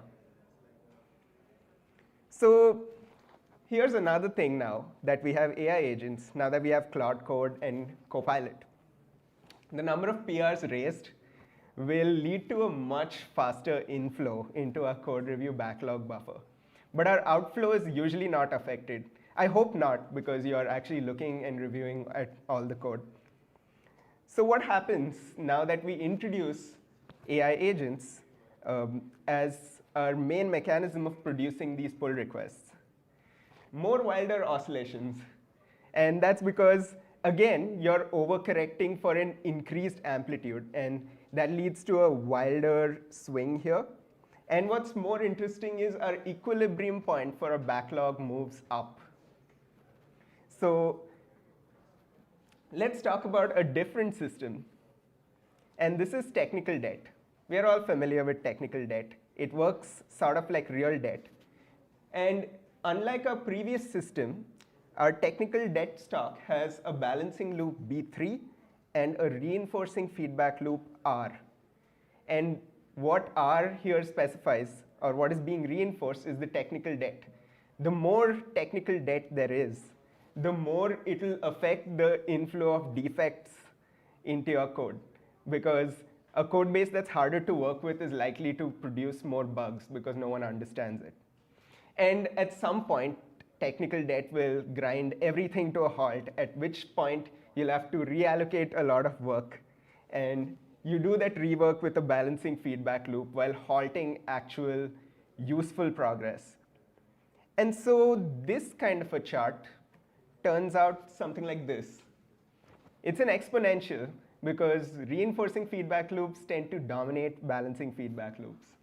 And here we have two cases where if we have the AI agent valve turned up, like we often do, you'll see the exponential is actually steeper because the more code there is, the more technical debt there is. And the more technical debt there is, the more it loops on itself and increases faster. So what can we do about this? I'll try to bring one idea that has helped in my experience, and that is adjusting the units of work. So every piece of work we do can be characterized as a task or a story. And if you have a very large chunk of work that you're giving maybe to an agent at a time, one thing is it's harder to verify because it's this big ambiguous blob. And the other thing is to verify this takes a lot of time, even if you do. And so what I'm proposing is that we break down a story into smaller chunks. And this is there in our story literature. And we have a lot of acceptance criteria. We say we can only move on to the next thing once we have passed the acceptance criteria for the small unit of work. And so this creates a checkpoint that keeps our technical debt stock under control. So let's bring some of this together. And I made a little demo of a toy system with Claude, obviously. So if anything goes wrong, you can blame Claude. But the parameters I've modeled here is something that I've definitely checked. So let's see our system diagram here. And this is a combination of the things that we have seen before. We have our debt stock here. We have value shipped as a stock. And we have reusable knowledge. So hidden debt has a compounding feedback loop. We have a rework tax, which is the balancing feedback loop that I showed earlier. And you have an agent where it'll produce a good amount of useful work, but it'll also produce defects, which go in a hidden debt stock. And we have another balancing loop that converts the hidden debt into value shipped. Reusable knowledge is also a reinforcing feedback loop. Having good commit messages, documentation, architectural decision records help an agent avoid making mistakes in the future. So in this tool, I can set up some parameters like task granularity, the size of our unit of work, and the amount of documentation we are producing, and in agent speed. This is a toy model. What's important is us gaining the structural intuition rather than a specific parameter. So if I play this out, you can see our tanks filling accordingly. And if I turn up the agent speed, you'll see these change. But what's more interesting in this diagram are the charts which correspond to the stocks that I was showing earlier. So in this case, we have pretty large monolithic tasks, and the verification rigor is pretty low as a result of it. Because of this, we are seeing this hidden debt increase quite a bit. And that causes our value ship to be flatlined, and our net velocity goes down. One thing that I've not modeled here yet is a live system where we are reacting and there is a perception delay. So let's try a live mode. Suppose I'm building the next cool B2B SaaS, and my team lead asks all of us to start working on it. Often a default I've seen is that we would have a pretty fast agent speed, but maybe we didn't put enough work into breaking down the tasks into small useful units of work. So if we play this out, you'll see something like this, where the net velocity shoots up pretty high and then precipitously starts falling. And that's because we are already starting to accumulate a lot of technical debt, because some of that flows into hidden debt and some of that is actual value. So while we are shipping value, we are seeing the velocity decrease. At this point, the team lead will ask me for advice, and I'll say, hey, we should break our work down into small units of work. So let's make our tasks more granular, and let's slow down things a bit so that we can rework the hidden debt. And they might increase the documentation as well. And when I do that, the net velocity over here at the bottom right actually stops falling. But it's, as you can see, not increasing either.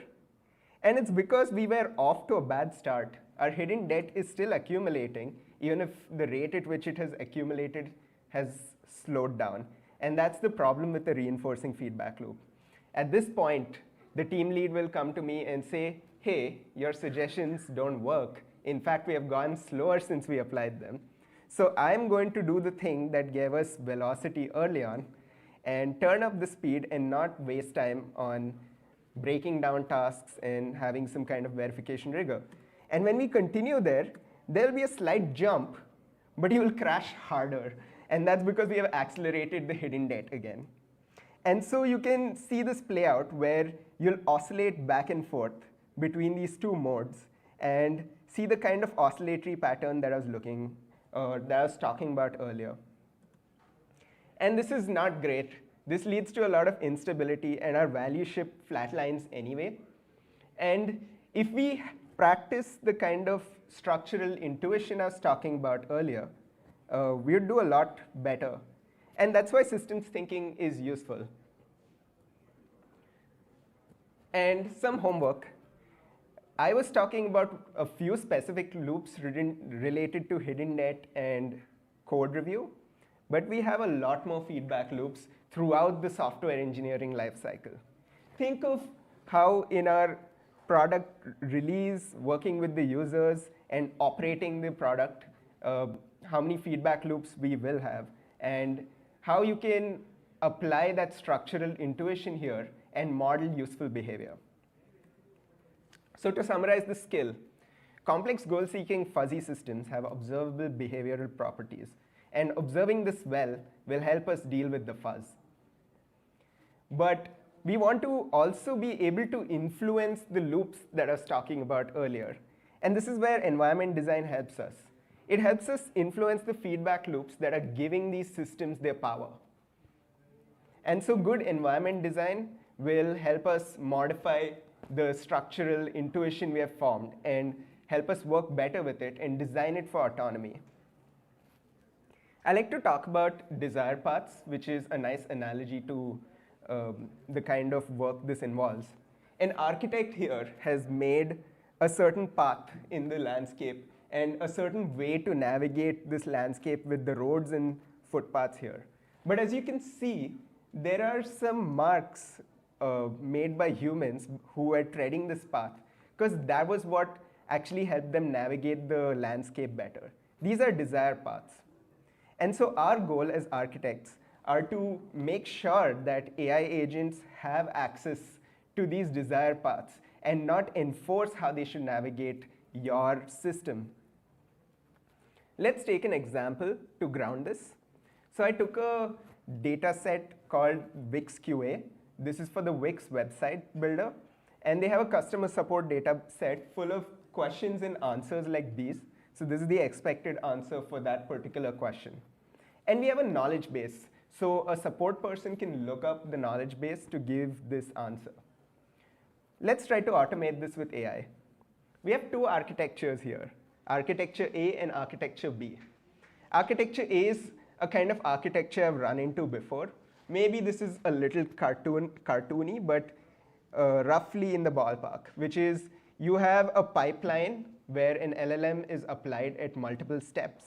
And here it takes the customer's intent, routes it to a specific topic, and then you have a vector database where you'll retrieve this particular embedding after filtering on the topic. And then once you have retrieved from your vector database, you will do RAG and create a response, and then maybe an extra quality check step that asks it to retry if the quality is bad. And then we have architecture B, which is effectively a while loop, where you're telling the agent that you have access to a search knowledge base tool. In this case, I use BM25, but the details are not important. What's important is you give the question directly, and the agent runs in a loop until it figures out what needs to be done. And how were the results when I benchmarked these two architectures? Turns out architecture B was much, much better. And what was interesting is that on the left side, we have older generation models that are smaller and weaker. And towards the right, we go to newer generation models that are smarter and better in a lot of ways. And the gap only increases compared to the previous generation models. It suggests that something in our architecture A, of where we specified these steps, we're making up for certain shortcomings. So I'll reveal what these two architectures are. Architecture A is artisanal architecture, where we as humans were architecting how an LLM should navigate your system. And B was a bitter lesson architecture. And something that seems to be better in the long run is something that respects the bitter lesson, which was proposed by Richard Sutton. And this was for the context of developing an AI model and an AI system. And what he's effectively telling you is avoid encoding human knowledge into your method. So we can take the example of the game of Go, where the Go engines that encoded exactly how humans played into the code did much worse than AlphaGo or AlphaZero, which only had a meta method that taught it how to learn, but not specific moves, and AlphaZero did much, much better. And it turns out this helps us even in the application layer, because over time, bitter lesson architectures seem to be working out, as I've benchmarked here as well. And it's much simpler to build. We have less weaving, less integration points, and we find it easier to debug and evaluate. Evaluation is already hard in a fuzzy world. So simple architectures respect this bitter lesson. So to summarize the skill, we want to make these systems work in our favor, so we need to be conscious about designing an environment that's agent-friendly. And that is effectively being bitter lesson conscious. So our last skill is empirical rigor. Prasanna earlier in the day gave a great example of what that process looks like. And it's because it helps us bring us closer to understanding systems through observed behavior. And so it prevents us from being fooled by our own creations and by these systems that we are working with. What's interesting now is inductive inference matters more than ever. We are used to taking a fact which would imply a behavior. Like if an if statement holds true, you would go in the first branch and not the second one. And the structure gives us a clear pointer to what is going to happen. But now we have to deal with this fuzziness and iteratively observe and draw conclusions and refine our understanding. We have to do inductive inference. And that's what effectively evals and benchmarking is. And it turns out most of us don't have this mindset. We are not used to it. Prasanna said children are pretty great at causal inference, but in my observation, engineers aren't. I struggle with it too. So let's have an exercise. Which is the best coding model? Quickly. Opus. I hear some Opus. And obviously, we don't want to go by vibes, so we'll look at some data. Let's look at the most popular SWE benchmark. And Opus is the highest, but what's interesting is Claude 4.5 Opus is the highest. And then Gemini 3 Flash. Any Gemini 3 Flash fans? Obviously not. And somewhere in fourth place is Opus 4.6, which is doing worse. If this seems confusing to you, note that there are no error bars either. It's almost like this particular report is pretending that stochasticity does not exist, that you're going to get different results on every run. And why is it that the results are not matching our intuition? Let's look at the data. It turns out that in SWE Bench, we measure a model by checking whether the patch it generates passes the unit tests. And it turns out most of these problems are the Django repository. And it's purely just a Python data set. And most of our issues just touch 4 lines of code, which is not how we are doing agentic coding. So it turns out we can't collapse SWE into this unidimensional metric. And the reason we shouldn't get fooled by data is because we are often susceptible to being fooled by this because of rampant tribalism. So we want to identify with certain methods and certain technologies, and we want to hopefully make sure our data agrees with that, but you should avoid that. I often agree with Feynman here, which is it's more interesting to not know than have the wrong answers. So really, the main thing you should take away here is look at the data, look at the benchmarks that are giving you these results. And you don't need to invest in heavy data collection and manual audits to learn about your system. Just look at the data and you will be able to learn a lot from there and falsify wrong assumptions. So one example is when we were building a system that was producing code, we wanted to do QA over the code. And we got an LLM as a judge to do the QA. And as you can see in the image there, Claude Sonnet 4.5 at the time was passing acceptance criteria, but saying, though with an implementation bug, that is not what passing means. And so when we switched to GPT-5, even though we had an example of 10 or so items, we could clearly tell that GPT-5 was a much better choice of judge. And when Opus dropped, because we had this system and a way for checking our data, we could also conclude that, okay, this is where Opus improved compared to Sonnet. And this was me being very excited about this in our chat.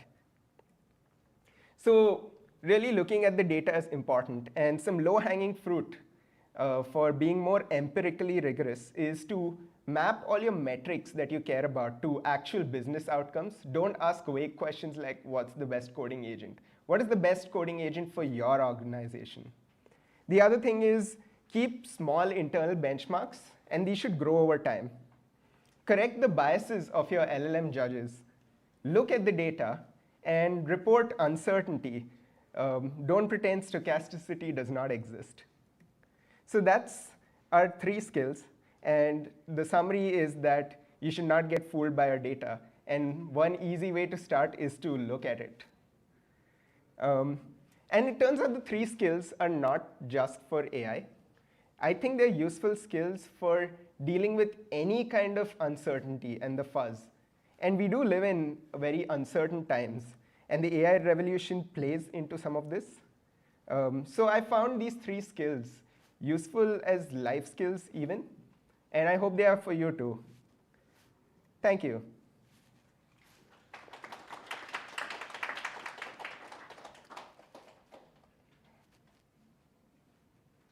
Questions?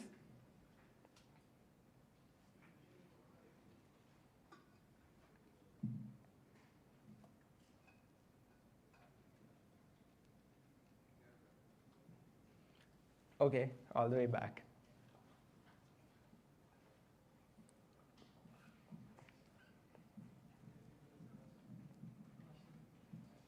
Can you hear me? Okay. Yes. A lot of what you said sounded more philosophical, so do you think that a lot of this could go actually to those kind of branches of study? How, or do you see, what advice do you have for, some of these to go, like for example, the Anthropic has a conscience or something, right? What do they call it? A soul, yeah, soul.md. Right. So who do you think is going to draft? I mean, of course, I think, and philosophers are actually drafting that, I think. Yeah. So any thoughts on this?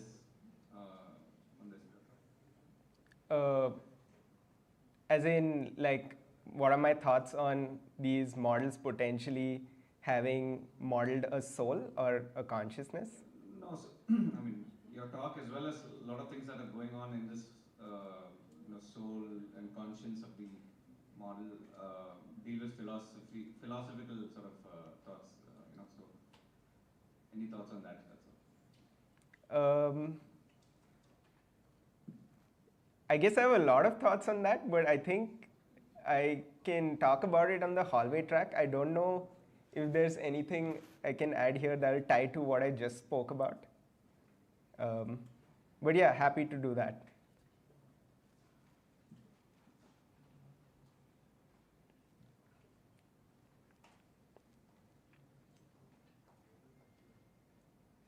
Okay, all right. Thank you, Atharva. Okay, so now we will be taking a lunch break.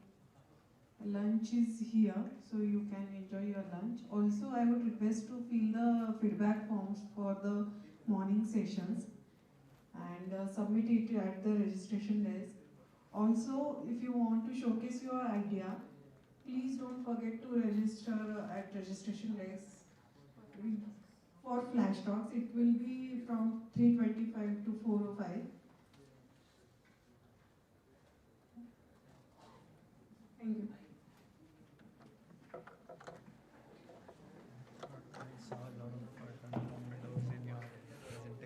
Yes. Really nice, man. Very good. Yeah, I was pretty inspired by that because I started seeing this everywhere after I read the book. Yeah, so the whole oscillation and feedback loops, right? Completely Yeah. resonated. Yeah, So what are you working on these days? So at the moment, I'm doing something that's. Oh. Great, thanks.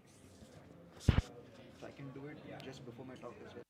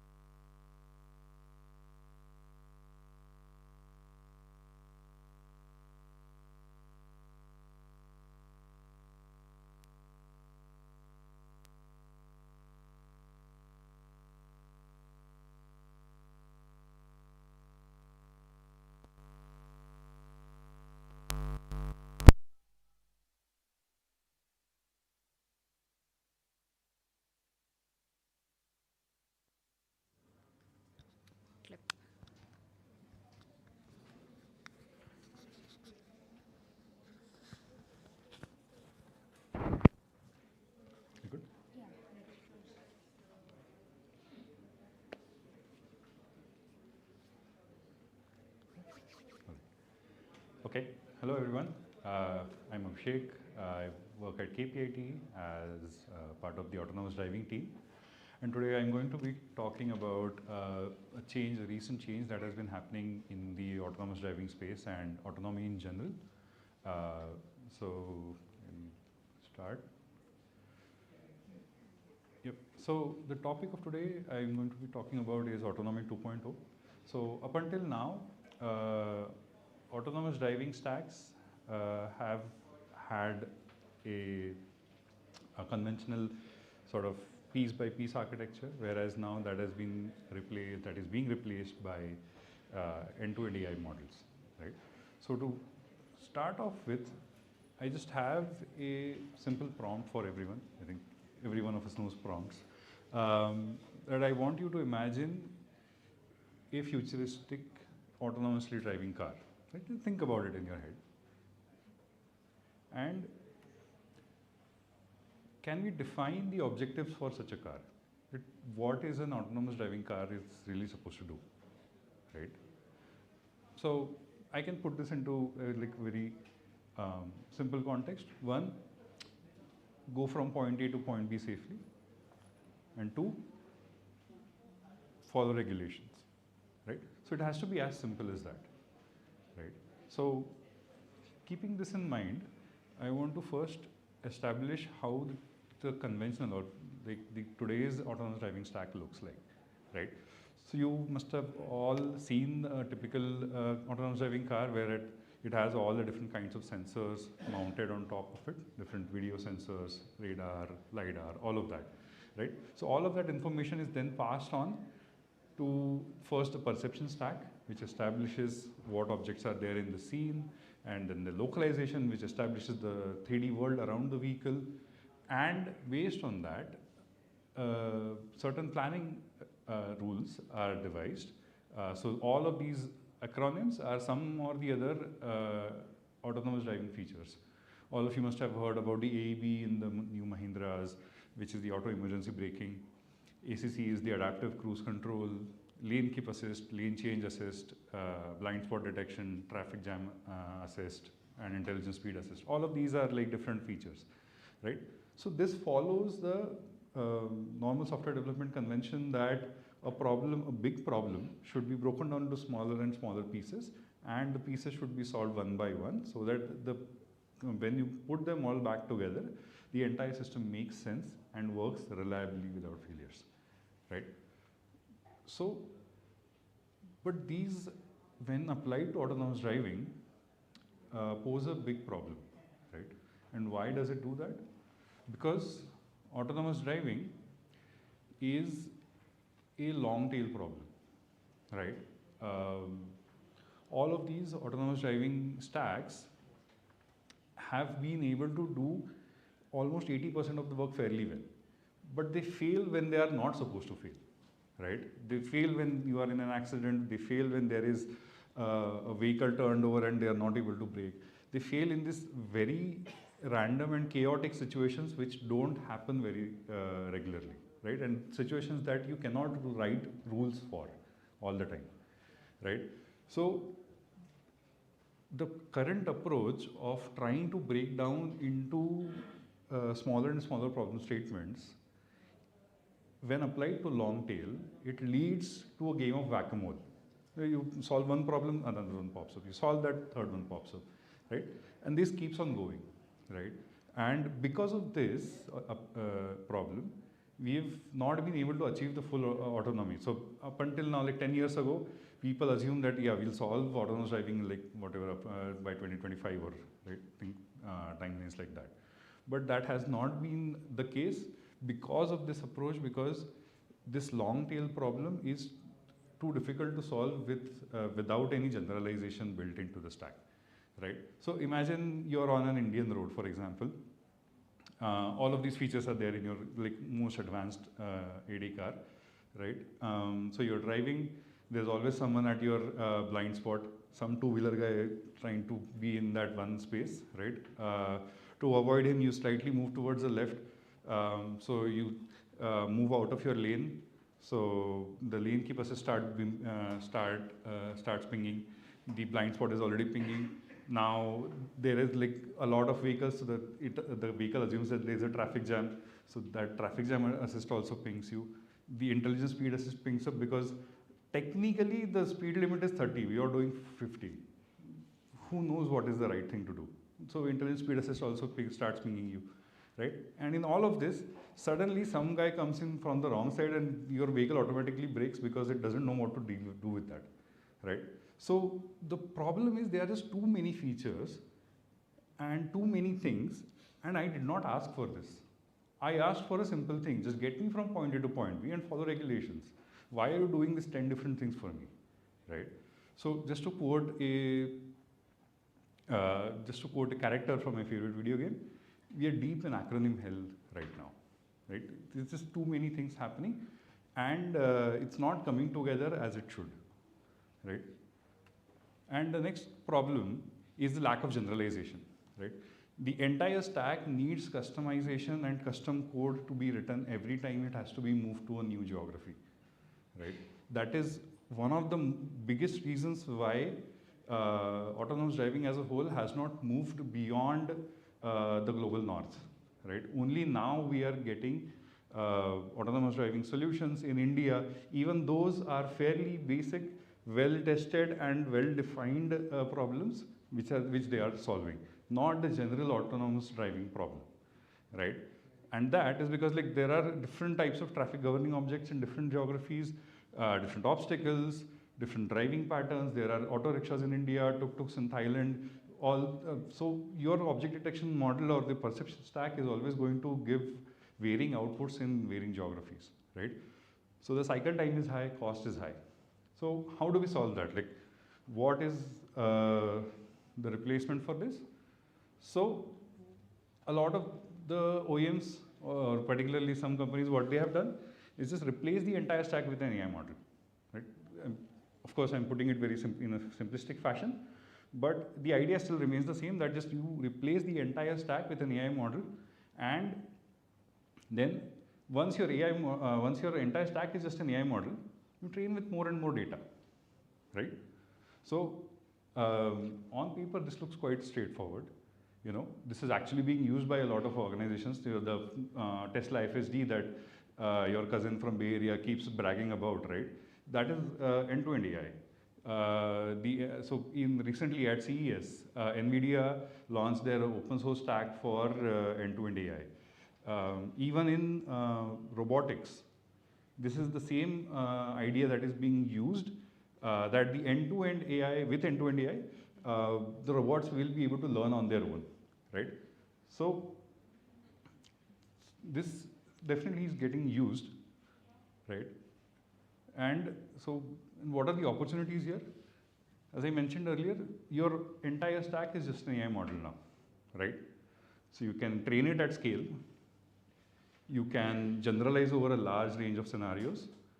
You can validate it virtually without even ever putting it onto any hardware or without the vehicle even driving a mile, right?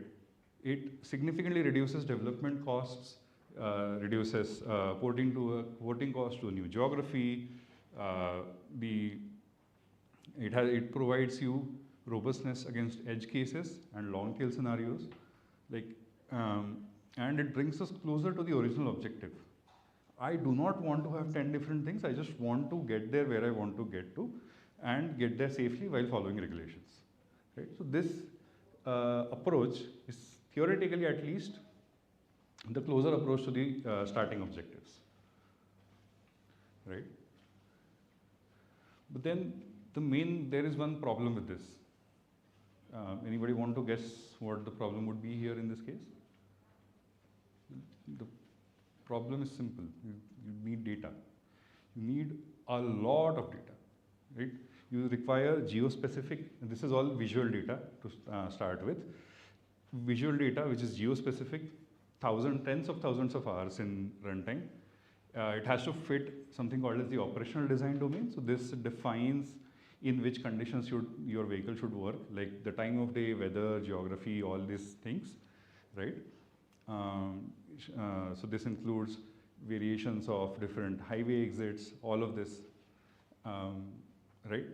So, And along with that, it also needs to capture things which are out of distribution, things you cannot record, such as accidents, such as somebody running a stop sign, right? All of these things cannot be orchestrated and recorded in physical world.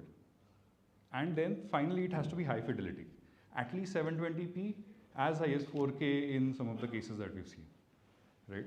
So how do we generate this kind of data, right? The generative AI models that we've seen today are really good at generating cat videos for some reason. But when you work on generating data for autonomous driving part, there are significant challenges in the diffusion so basically the models which have diffusion backbones, right? Generative AI models, they have significant problems with that. So what we are working on is essentially developing a world foundation model, particularly for autonomous driving domain, right? So you can take a text prompt, video, camera, point cloud. So all of these are like the typical inputs that are available in autonomous driving. Your video recordings are there, your LiDAR point cloud data is available, map data is available. And along with that, we add a lot of context in the text prompt as well with respect to what environment and what time of day, weather, geography, all of these things, scene details, traffic occupants, all of these details we add in the text prompt, and we train the model to generate data specific to these kinds of conditions, right? And to generate data which can do scene generation, do planning output generation, control output generation, and map output generation as well, right? So the typical architecture of a world foundation model, so this is something I've taken from NVIDIA, but we also have our own in-house model that we are developing. The idea is pretty simple. You try to put some or the other constraints onto the diffusion backbone. The diffusion backbone, as it is conditioned on text, is not good enough to generate realistic videos with the high amount of control that is required for autonomous driving, right? So you take additional domain-specific control inputs like 3D bounding boxes. 3D bounding boxes are the boxes for cars, but when you're driving, you don't only perceive the vehicle as 2D, you also have depth perception. Similar thing has to be introduced when you are doing annotation for autonomous driving, so that is why 3D. Map layouts, so you need lane lines, road edges, traffic signals, or pedestrian crossings, all of that. And then additionally, if required, depth map and segmentation map of, again, the same imagery, right? So all of these control inputs can be provided in addition to your text prompt, and then use that part to generate very specific kind of scenarios which can orchestrate a particular type of motion or scenario which you need to test your AD stack on or train your AD stack with, right? So these provide much higher control compared to the conventional diffusion models. They ensure physics-based realism because we are providing the 3D bounding box and map layout. So they will put the lanes exactly where the lanes are supposed to be, vehicles where the 3D bounding boxes are, and they can be trained for geo-specific outputs, right? So I will show a typical output. So, okay. The GIF is running a little slowly, but essentially if you see here, there is correlation between both the inputs and the outputs. There are 3D bounding boxes where the vehicles are, and for traffic signals as well, there are different, these are the traffic signals, these are the lane lines, and the orange ones are the pedestrian crossings, right? So this is typically how a scene is represented, and the output is generated, also follows that same layout, right? So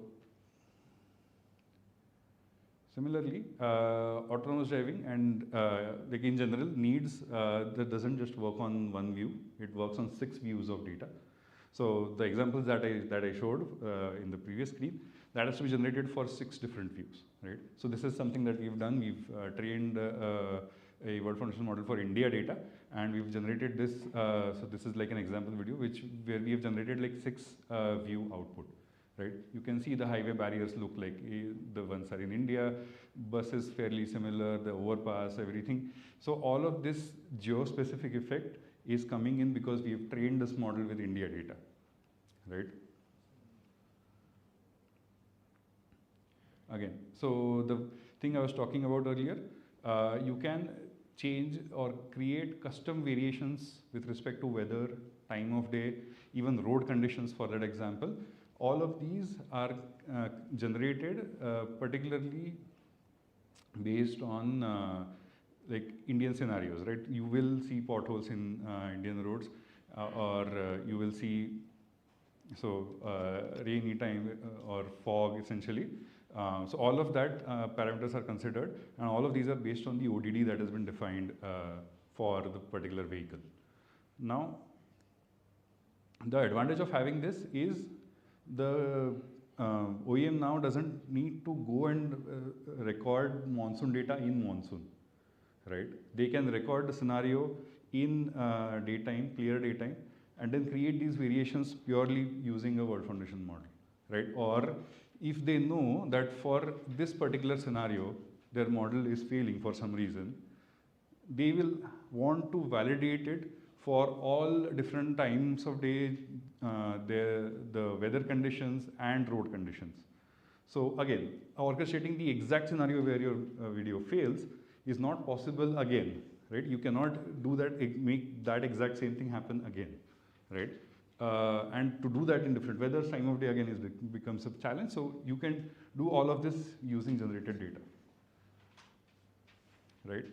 Additionally, as I mentioned, there are certain scenarios which you just cannot create by just driving around. You cannot you cannot drive through a fire situation on the road, or any other scenarios.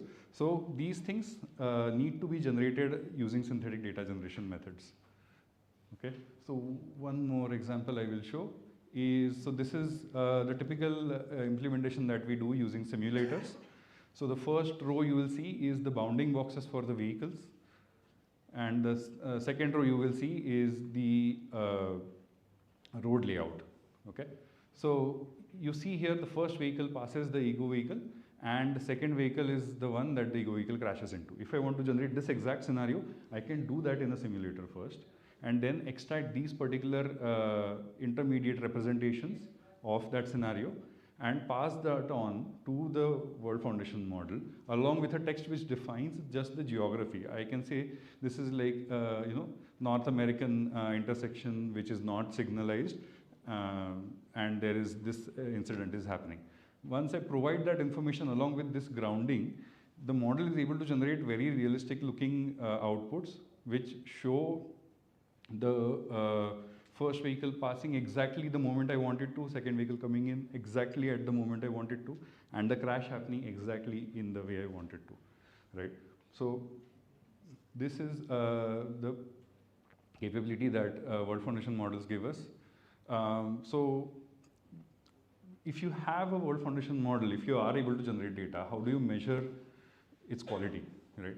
So there are certain video generation metrics that are available. There is fresh inception distance, video distance, there is brisk, which is based on multiple things coming together.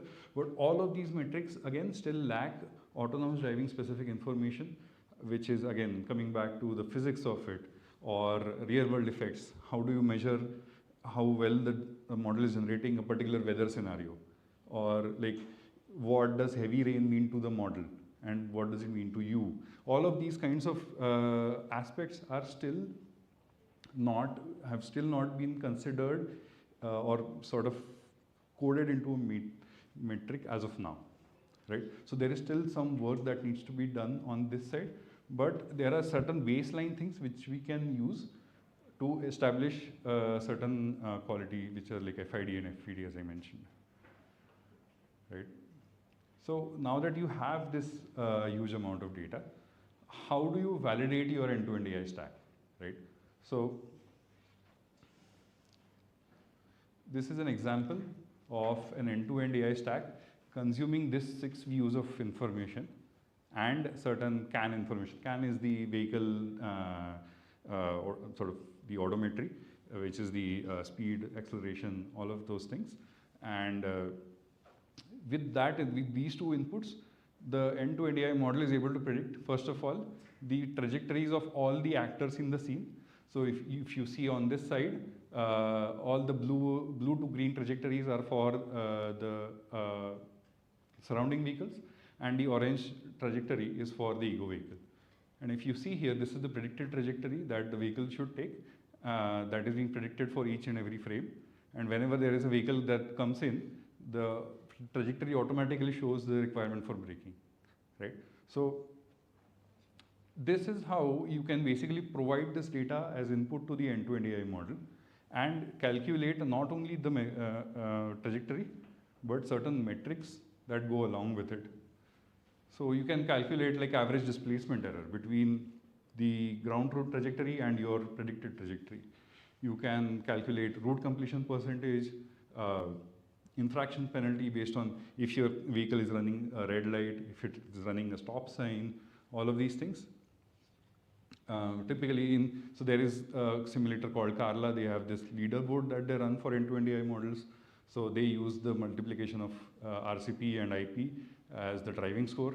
There is also collision frequency per kilometer, lane invasion per kilometer, how frequently are you, per kilometer, for a certain set of driving kilometers, how frequently are you going into a different lane automatically. There are certain comfort metrics as well which can be considered, like the longitudinal jerk is in terms of moving forward, or lateral acceleration in terms of moving sideways. Are these inconsistent or within the definition that is acceptable? All of these metrics can be generated, and you can essentially build a complete flywheel using two components. One is the World Foundation model, the other one is the end-to-end AI stack. Essentially, it starts with gathering data. Once you gather more and more data, you can use that data to train the World Foundation model, generate specific scenario data, and train and validate your end-to-end AI stack using this data, and then identify the failure scenarios. Identify where the stack is failing, identify where particularly you want more data, and then pass this information on. If needed, gather more data, again train the World Foundation model, and the cycle keeps going, right? And as many runs as you do of this cycle, the requirement of gathered data or physically recorded data progressively goes down, right?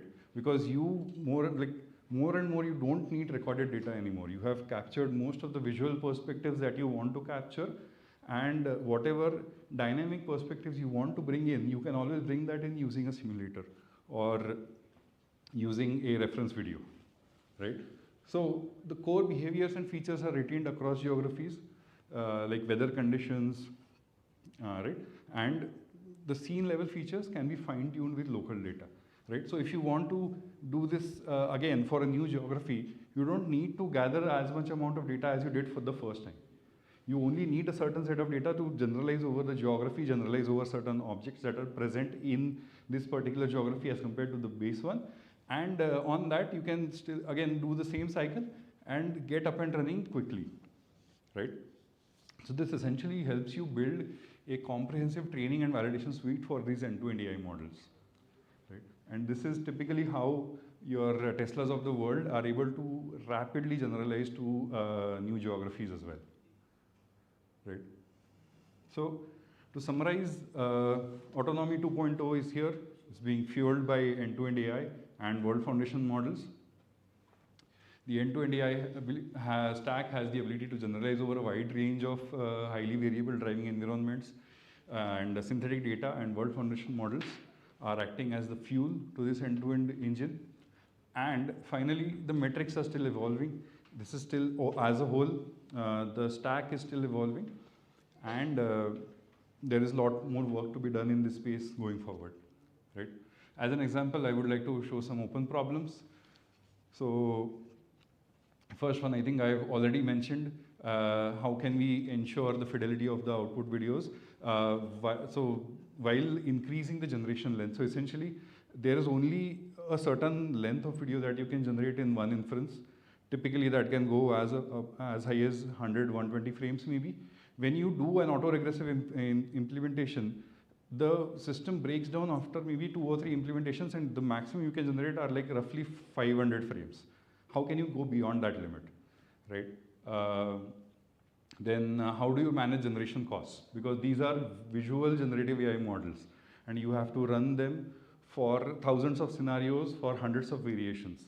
How can you realistically manage this cost when you're actually running this on high GPUs, high compute GPUs, right? Then generating data for other modalities like LiDAR or radar, this is still an open problem. Then ensuring the legibility of small objects. Generative AI is not great on, generating very small objects. Like for example, if I'm driving on a road and there's a traffic sign that I'm supposed to see and from a certain distance, the model will not be able to generate that very small traffic sign, right? And it will only become clearer when I'm very close to the object, or it won't even show up, right? So there are certain problems like that which are still there, and that have to be solved, right? So this has been my sort of coverage on these open end-to-end AI and World Foundation models, and I'm open for questions. Thank you.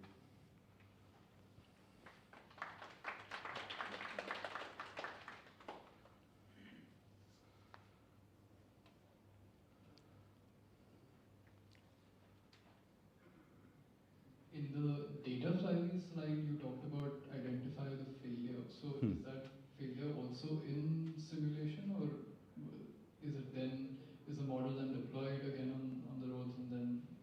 So the deployment on the road has to happen at a stage where the maturity is well validated, right? But the flywheel still will keep on going after deployment has also happened. That is how FSD also keeps on updating their own stack. Even if they have deployed a certain version of stack, that will keep on updating over certain periods of time where they've identified certain problems and then fixed them and updated them. So you can actually do an OTA of your entire autonomous driving stack now, because it's just an AI model, right? So that's how it's typically handled.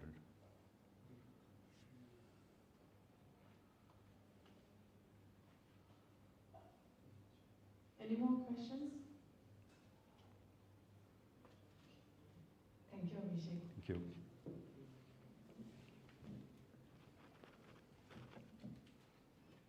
Okay, so we have next session, Shift Faster, Architecting AI-Driven Test Automation in Production by Manas. So we'll start.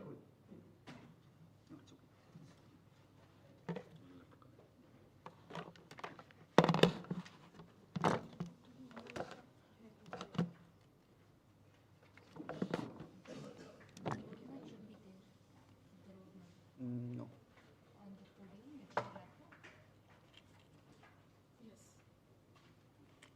This one? Yes. You're connected. Your folder of the first button, after the first button. This? Yeah, after the first button. Are you comfortable? I'm comfortable, yeah. Okay, fine. Good. The room mic? So over here is what you were saying. Yeah. If you're comfortable, it's okay.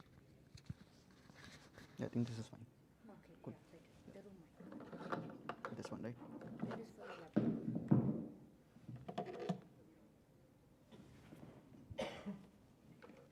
Around your head. Like this. How do I put that?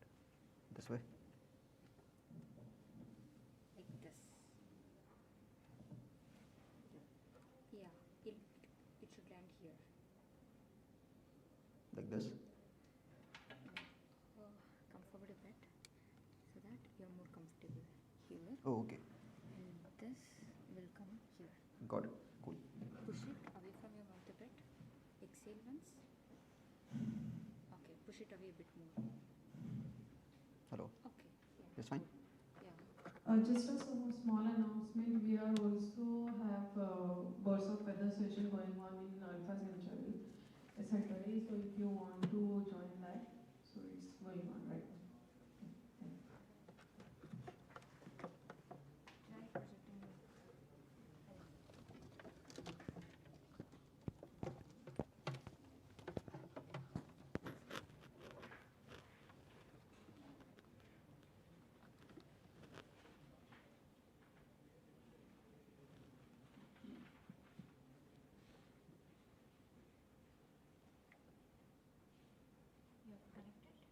I have.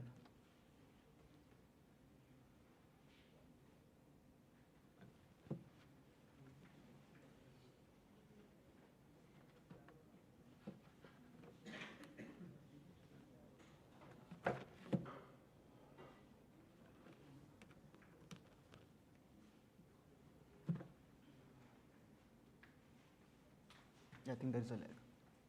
Cool. I'm audible, right? Cool.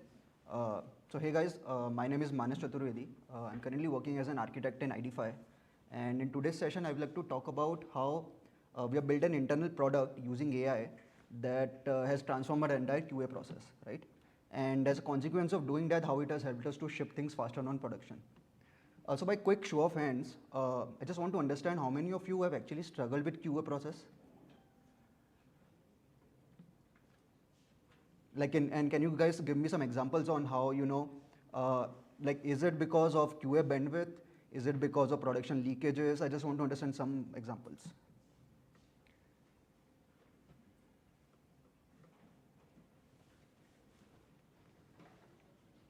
It's mainly the QA efficiency and then the test coverage.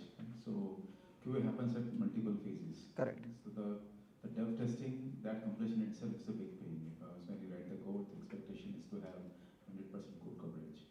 So how do you generate unit tests? And then how do you extend that further for covering even integration tests at the dev stage itself? Got it. And then once that happens, and once you have CI/CD in progress, then every day when there is a regression, there is a failure, how do you triage that? Actually, these are daily issues. Got it. So it's a huge productivity problem. Understood. And I think we were also suffering from the same problem about 2 years ago, and I'll talk more about it in the consequent slides. But just to set some context on what we do in IDfy, so IDfy is basically Asia's largest trust tech platform.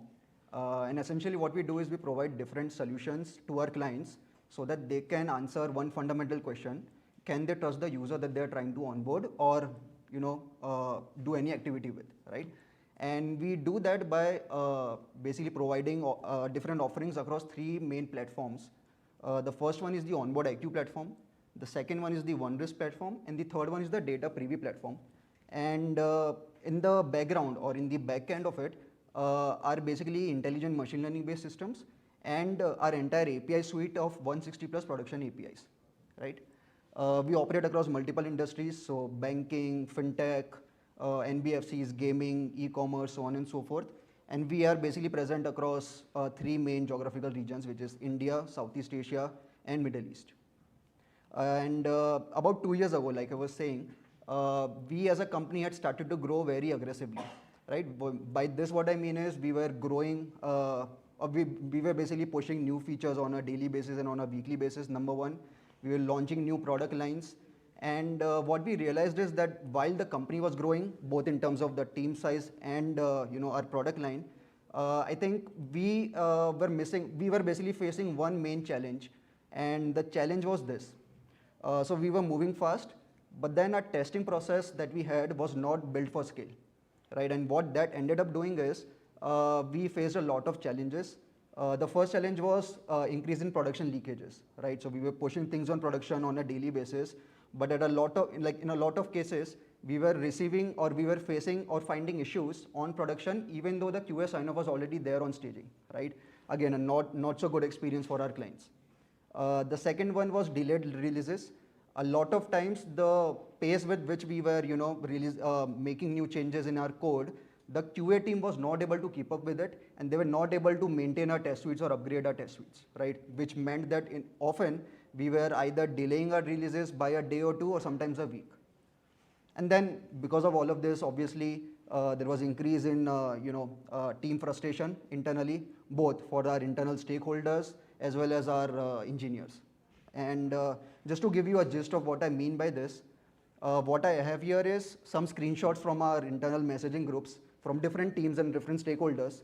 So maybe we can take, let's say, 30 seconds, just go through them, and then you will find a common pattern there. And I'm hoping that I think in some of your cases as well, you would find similar messages in your messaging groups. Right, so the theme across all of these messages are different. They are talking about different things, But then the common bottleneck in all of this, the root cause of the frustration in all of these messages is the same, right? So it is because of the QA process. In some cases, we are not able to deliver a client deliverable because the QA testing is not done. In other cases, the QA bandwidth is not there, because of which we have to delay the release by a day or sometimes a week, right? And so we knew this was a problem, and this was a daily occurrence in our messaging groups. Now, the reason why the manual or the traditional way of doing QA was not working for us can be summarized into these 3 points. The first point, like I said, is we were just shipping too fast, right? With the growing team size and the growing market demand from our clients, we were shipping and deploying around 5 to 10 times on a daily basis.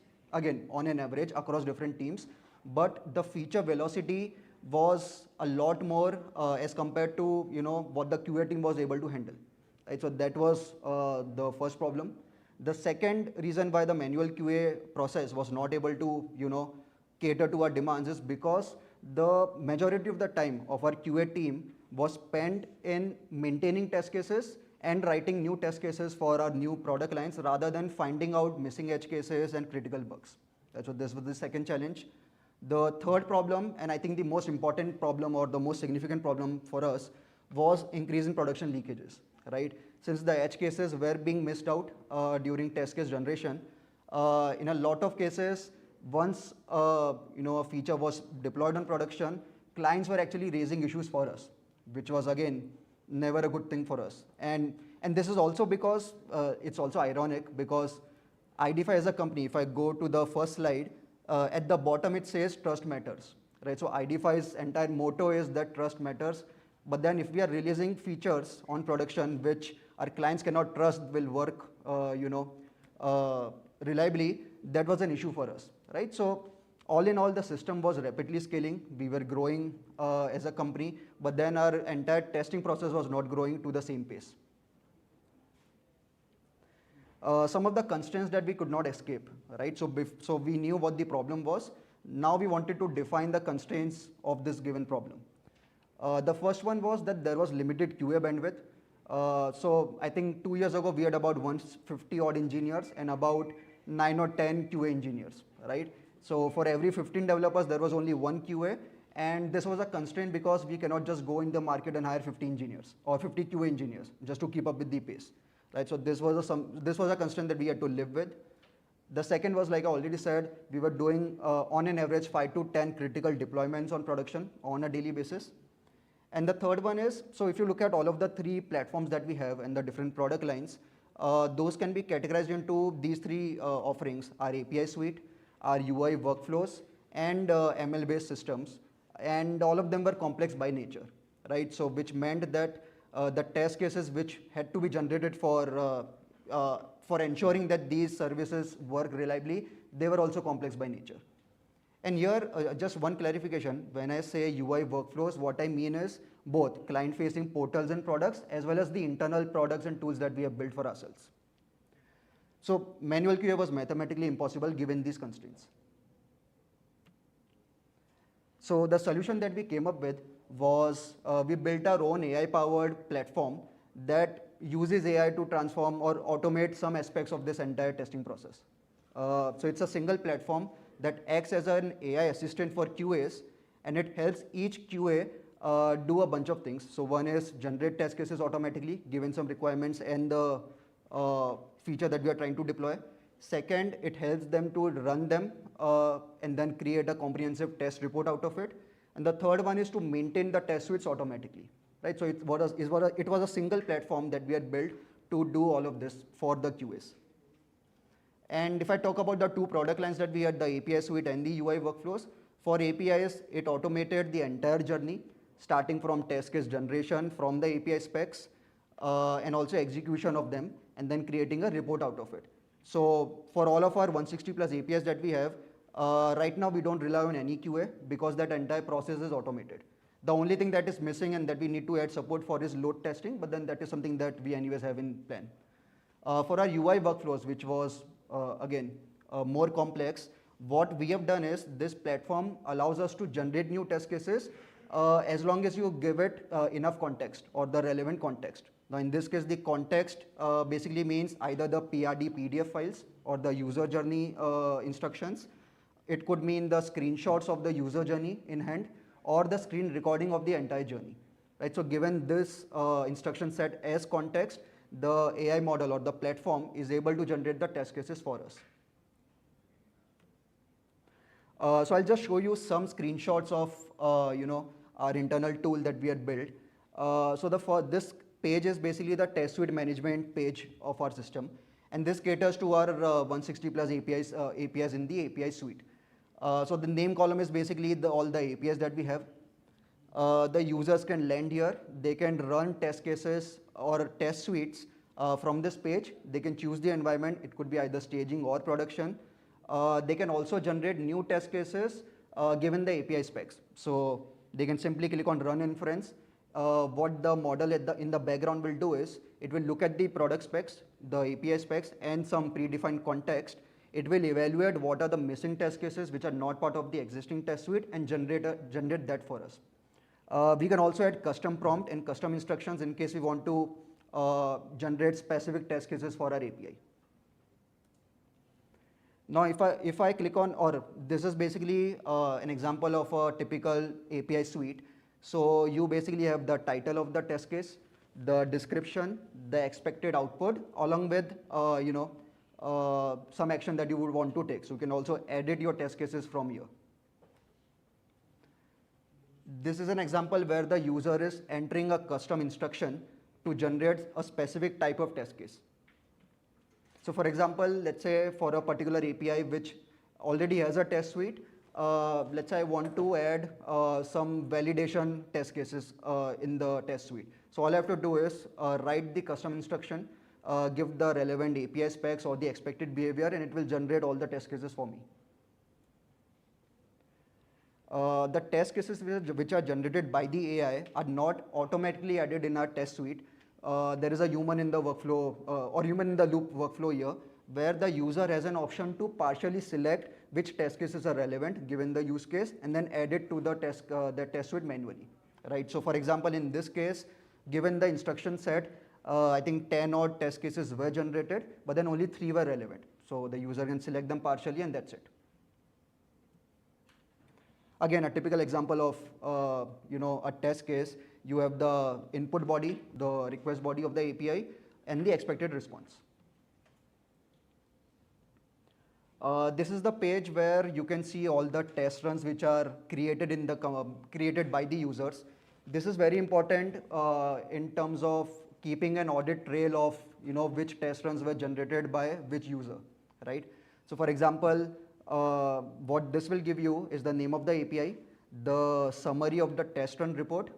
For example, how many test cases were there, how many were passed, how many failed, how many were skipped, the environment where the test run was executed, either staging or production, the user who actually triggered this test run along with the timestamps.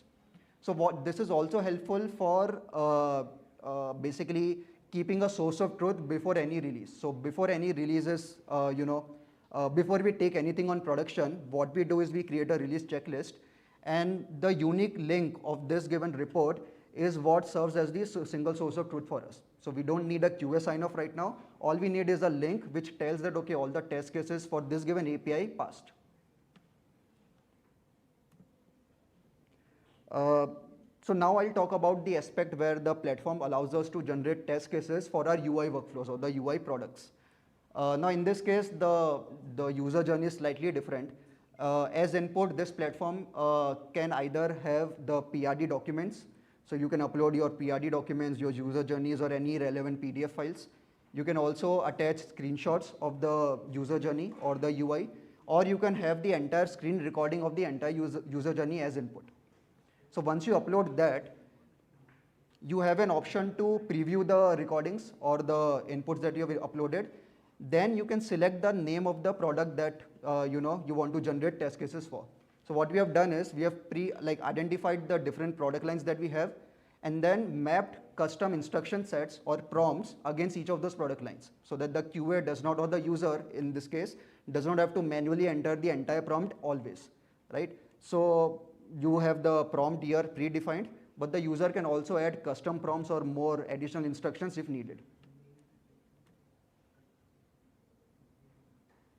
Right? So as output, it basically generates two different things. The first one is it generates all the recommended test cases given the user journey. So you have the title, the description, the replication test steps, and the expected result or the expected behavior of the UI element. At the same time, it also gives us the missing scenarios. So it goes through the inputs that you have uploaded or the context that you have given, and it recommends the missing edge cases or or basically missing edge cases which should be part of your test suite. So this feature, this specific feature, has allowed us to reduce our percentage of production leakages on once we deploy anything. I'll briefly talk about the architecture of this platform, and it's a very straightforward architecture. It basically has three main components, and each component has subcomponents within it. So I'll start with the external integrations. The external integrations component is basically all the integrations that that our portal integrates with, starting with the IDfy API platform. Now, anytime a new test case is executed or a test run is executed, in the background we are essentially calling our own internal APIs, right? So that is where the IDfy API component comes into play. The second one is test lodge. So test lodge is an external tool that we use to manage all of our test suites, right? So all the test suites that you create with our portal or with our platform is also synced on test lodge. So that is where that comes into play. We use Google Cloud Storage to upload all of our test run reports, as well as for regression, we have the master regression sheets stored over there. We use external LLM providers for inference. Then the front end is basically the user-facing portal, which I just showed the screenshots for. It basically has things like test suite management, test run execution, test run report generation, audit trails, and then the entire platform also has other miscellaneous developer tools like creating or automating generation of release checklists post a test run is executed. The backend component is where the core logic is. It has three main engines or subcomponents. The first one is the test run orchestrator. So the test run orchestrator basically calls our internal IDfy API platform. It returns or it receives the responses, matches the actual responses with the expected ones, and then creates a comprehensive test report out of it. The regression engine does something very similar, but this is for all of our machine learning based APIs that we have. So it generates a regression report based on the master regression sheet that we have uploaded. And the GenAI layer is basically the component which deals with our external LLM integrations, generates test cases, and does all of the automation stuff. Now, when I talk about the success metrics or the impact that this platform has brought about in the company, there are about 4 points that I can think of. The first one is just the time that it has allowed us to save in the QA team, right? So earlier, the time that was spent in actually manually understanding the features or the PRDs, generating test cases, and then maintaining test suites is now automated, right? So on an average, each QA in the team is now able to save 10+ hours on a weekly basis. Faster regressions. So this is again for all of our machine learning based APIs. So earlier, it used to take on an average, combining both testing on staging and production, up to 3+ hours for each API's testing, right? That time has now been reduced from 3 hours to about 20 minutes. The third one is just better quality of our production deployments, right? So we have found that there has been 60% more bugs which are caught before it goes on production, right? So again, consecutively, it has reduced the percentage of our production leakages. And the fourth one, and I think this was something that we had not anticipated when we started building this solution, but it has now also allowed us to upskill our entire QA team, right? So all the QA engineers who were part of our company, they were manual QA engineers typically, but then the time that is now saved from automating the aspects of our testing process is they are now using that time to upskill themselves and become automation engineers. So that is one. Secondly, they now understand how to use AI-based tools for testing purposes. and then they have now inculcated the skill of writing prompts, better prompts, right? So prompt engineering is again a skill that they have now started using. Some of the learnings and challenges that we faced. So the first one is that context is everything, and especially for our complex UI workflows and products, right?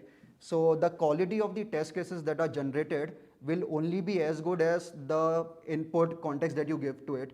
The context in this case is again the PRD documents, the screenshots of the UI products, or the screen recordings, right? So if the quality of the instructions and the prompts are good, your model will generate better test cases for you. So this is very important. The second challenge that we faced, or rather a learning that we also learned along the way of building this, was that there was a significant learning curve when it came to using this product, especially for our senior most QA engineers who basically spent their entire careers doing a testing process in a particular manual way, right? So for them to do that mental shift of using AI to generate test cases and automate aspects of it took some time. But then I think with time, now that they understand the benefits of the product, as well as now that they know how to write better prompts, they are now able to use the product efficiently. And again, just to add to that, I think the QA team's trust on the platform took some time to develop. And I think on this regard, what we had to do, and I personally, what I had to do is, I used to take internal workshops with all the QA members across the team, across the company. I used to sit with them, understand their testing processes, their products, write custom prompts for them for months. And then once they started seeing value in the platform and the test cases that were being generated, they then started trusting the platform a lot more.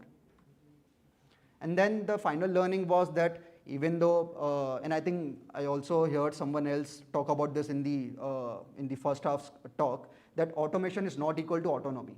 So the entire idea behind building this platform was to augment our QA team and not to replace them. So even though AI reduces effort, we still need human intervention, especially when it comes to production critical or business critical workflows. Future scope. So I think some of the things that we want to focus on to make this platform more robust and add more capabilities is around three main areas.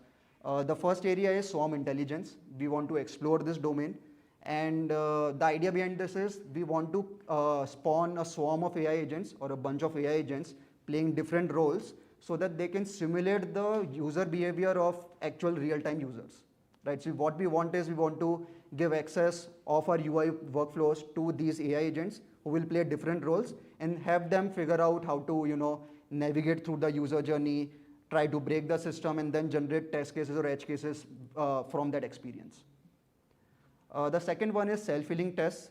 So right now what happens is anytime an API contract changes, or there is some change in the user journey of a UI workflow, or there is a change in the machine learning model, the test suite needs to be maintained manually, right? We want a way to figure out a way where, given any change in our code base or in our feature set, the test suite should be automatically, upgraded, or it should be self-healed. The last one is smarter regression. So basically, given a change that we want to deploy on production, how can we selectively figure out which test cases to run? So for example, if for a particular API, there is a small change in the response key, I don't want to run, let's say, 70 odd test cases. Look, makes no sense. So what we want is, given a diff in the code base or a feature set, how can we figure out which test cases are relevant and then execute them automatically. And also we want to figure out a way to predict failures before they can creep upon production based on past incidents. So that is about it. Happy to answer any questions.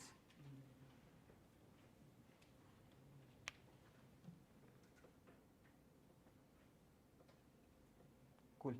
So Thank you. Okay, I guess I'll start with the question. Yeah. So my question is, like, whenever you are adding new PRD, in that case, there might be a scenario where there are changes to existing workflow, right? Not a complete new workflow, existing workflow, and there are a few changes. Maybe a field is getting added, or maybe getting removed, or you're adding sub workflow in that. Correct.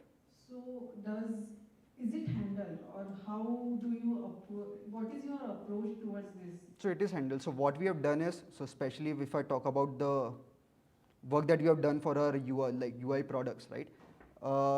What we have done is we already know that, okay, these are our 10 UI workflows or products which are already in place and for which the test suites are already created. So what we have done is in the drop down, once a user selects, let's say, the OneRisk platform, in the background, we have already mapped the necessary instructions that are needed for the model to have better context. So all of that is pre-filled. Similarly for our API platform. So the system already has all the API specs of our APIs, of all the API suites. So anytime a change is there in an existing API, it just needs to figure out which are the missing test cases given that change.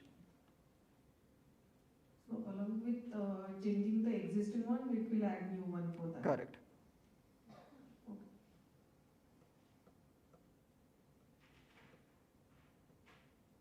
Cool. Thank you. Thank you. Thank you, Manas. Okay. So last chance to register for Flash Talk. We will start our next session.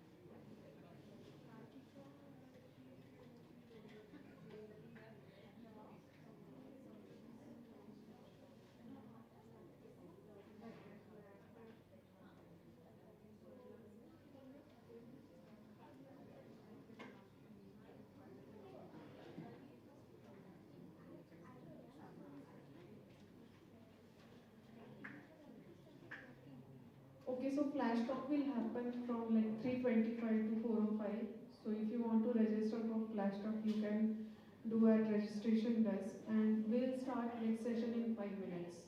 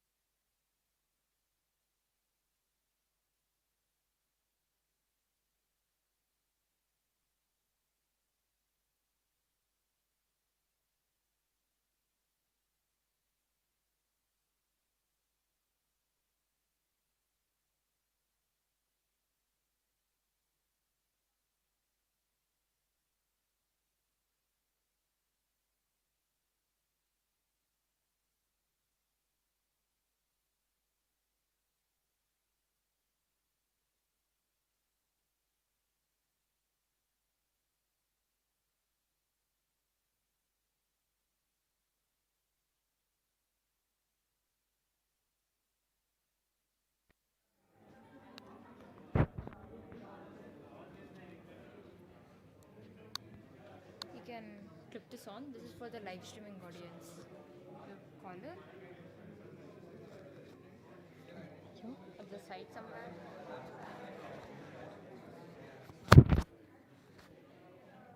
Okay. Cool. We'll start now. Okay. I'll usher the people in and we'll start. Just a minute.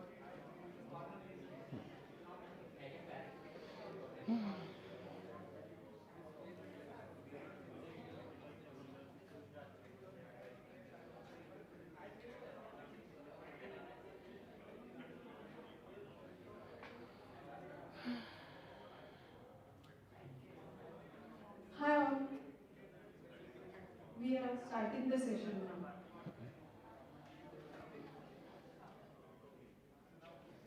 So we have this session about transforming e-commerce item catalog stewardship using GenAI and vision computing by Neha Dixit. Okay, cool. It's following. Can everyone come forward and take a seat?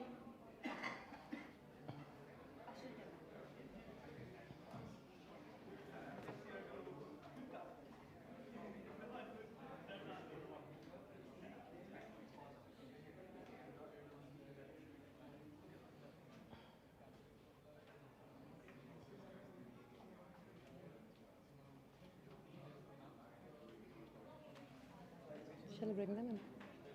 Shall I bring them in? No, she has gone to get the phone. You don't worry about it. You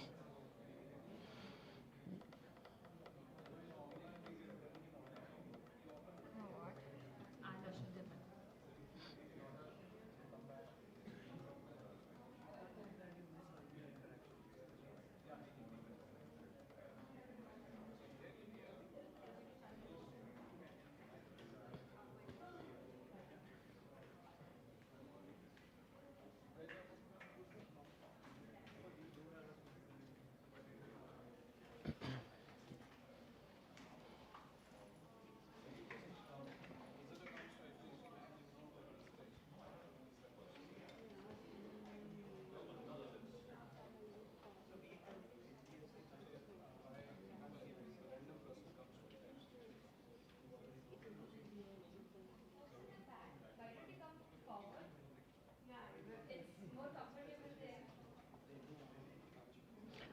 And don't worry, this will be an interesting session. You'll not feel sleepy. Don't worry.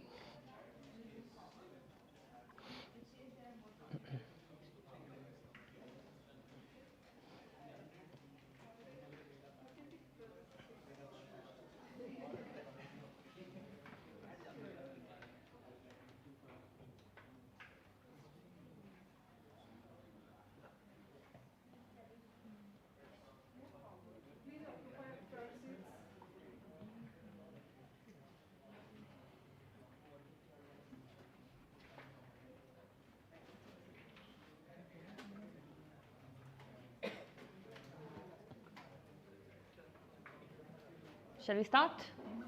Okay. Hello everyone, I am Neha and I'm part of Target's data science team. And today I'll walk you through how we are transforming item catalog management at scale using the right blend of computer vision, machine learning and GenAI. What's our goal? Our goal is to have faster, smarter and consistent item catalog management processes which will help our vendors, guests as well as internal teams. We refer to as customers as guests in Target. So you will hear this term, throughout this presentation. So before jumping on to anything else, let's understand what is item data. In the world of retail or e-commerce, item data is everything. It defines how we describe, categorize and present our products to our guests, both online as well as in stores. So I'm sure everybody is shopping these days, right, on e-commerce website. So whenever you land onto a PDP or a public display page, you see this, right? You have title, images, lot of filters, these taxonomies, then product specific features. For example, in this case, you have dimensions, fabric names, style, so on and so forth. All this is powered by the item data. This is item data. Now let's understand what's the impact of item data, or basically why it matters. So now let's say you have a housewarming party to attend and you want to give rug to your dear friend. You log into an e-commerce website and you type rugs on the search bar. But instead of rugs, you start to see results from furniture category, or let's say bed sheet. You'll be like, what's going on?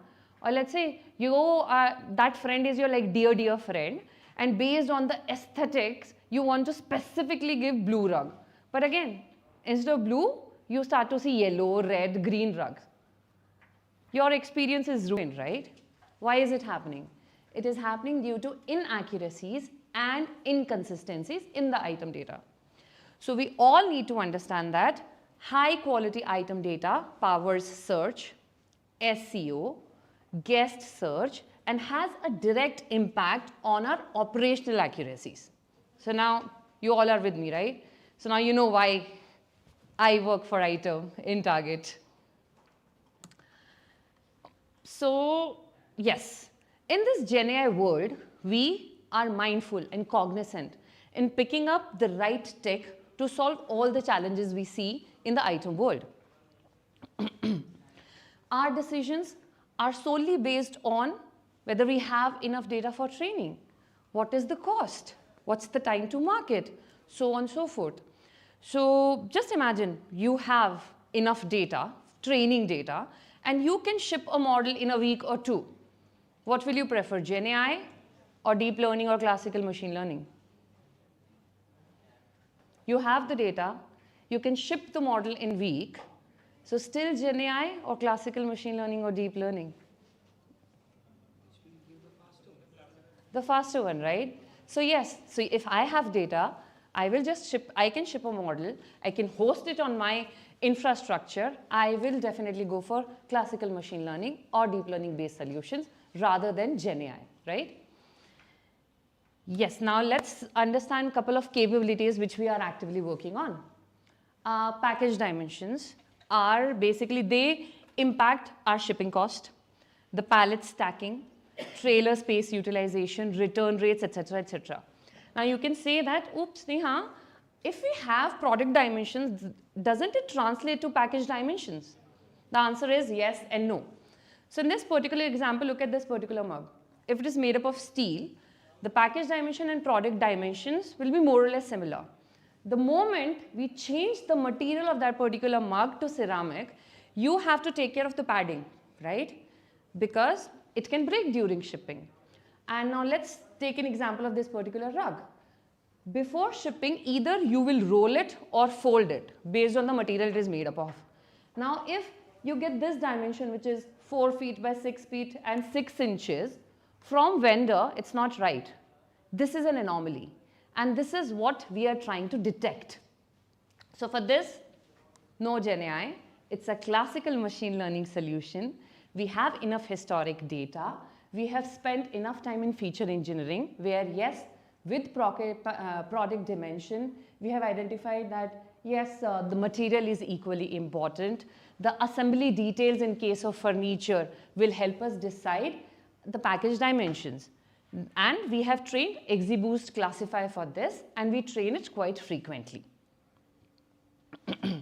Suggestive variation is another interesting capability which we have, where we group item based on themes like colors, flavor, counts. I'm sure you have seen, right? Whenever you try to shop for a t-shirt, you see that it comes in different colors, sizes, etc. But see the complexity. The moment we change the item category from apparel to, in this particular case, milk, I have to club this milk based on these two themes, right? So the benefit of this capability is all the guests can see the variations at one single place. So to solve this, we have trained named entity recognition models on all these themes.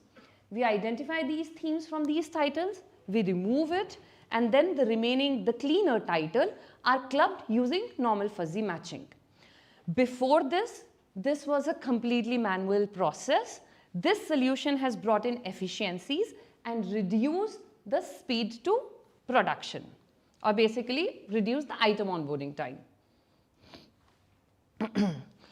All the images on target.com, they have to adhere to strict guidelines. So this solution, which is image decisioning, this brings in efficiency and quality, and we call it as image decisioning policy evaluator. So here are the glimpse of couple of rules which we have automated. As per style guide violation, all the primary images cannot, they have to have white background and they cannot have this border. So primary images are the first image you see when you land on a product page. So for this, what are you doing? We have a deep learning model, SAM, segment anything model. We use that to extract all these product images, the product from the image, and then computer vision, like averaging, edge detection techniques to catch these violations. Now let's go to this does not match item description and text on image. For this, we are using Paddle OCR, which will extract the text from these images, and we will compare it with what seller has provided us. Now for example, here, okay, it is not that clear, but it says peanut butter sandwich. So now from my image, we'll extract this text and we'll check, okay, seller is saying veg sandwich. It's not matching. Something is wrong. So these violations we catch and we prevent the images from flowing to our website. An action is generated for business team and they will communicate to the vendor about this mismatch. Now let's go to this rule, marketing message not allowed. Marketing messages, they keep evolving over time. They vary from brand to brand and vendor to vendor. Is it possible, like in this GenAI era, to keep track of how the marketing messages are evolving and build training data over time so that we can train a model? No, right? So that is where for this rule, we are relying on GenAI. So now you can understand that for this particular solution is the right solution where it's a mix of vision, we have deep learning as well as GenAI. Infographics is again a hybrid solution where we are relying on same computer vision, deep learning, and a pinch of GenAI. When I say pinch of GenAI, all these words you see here, we call it as run-ons, right? So we are generating these run-ons using GenAI. So what infographics does is, these are basically 3 templates which is given to us by our business teams or creative teams rather. And using infographics, we identify unique feature about a product. So in this particular case, we have these storage boxes. So how can you define these storage boxes? That they are stackable and they have latch closure, etc. So we identify these unique feature and we create this. So one of my colleague, he gave a talk in 2025 Fifth Elephant Edition in Bangalore. And if you're interested in learning more about us, you can go to this link. It's a very interesting talk, by the way. We have built scalable integration between all our data science capabilities and engineering, digital, and item teams. We support both API as well as Kafka integration. We give flexibility to all our tenants to trigger these, modeling requests. So they can train the models as per their, requirements or SLAs, etc. So, and yes, to ensure 99.9% uptime, we have built observability and reliability dashboards which can generate real-time alerts too.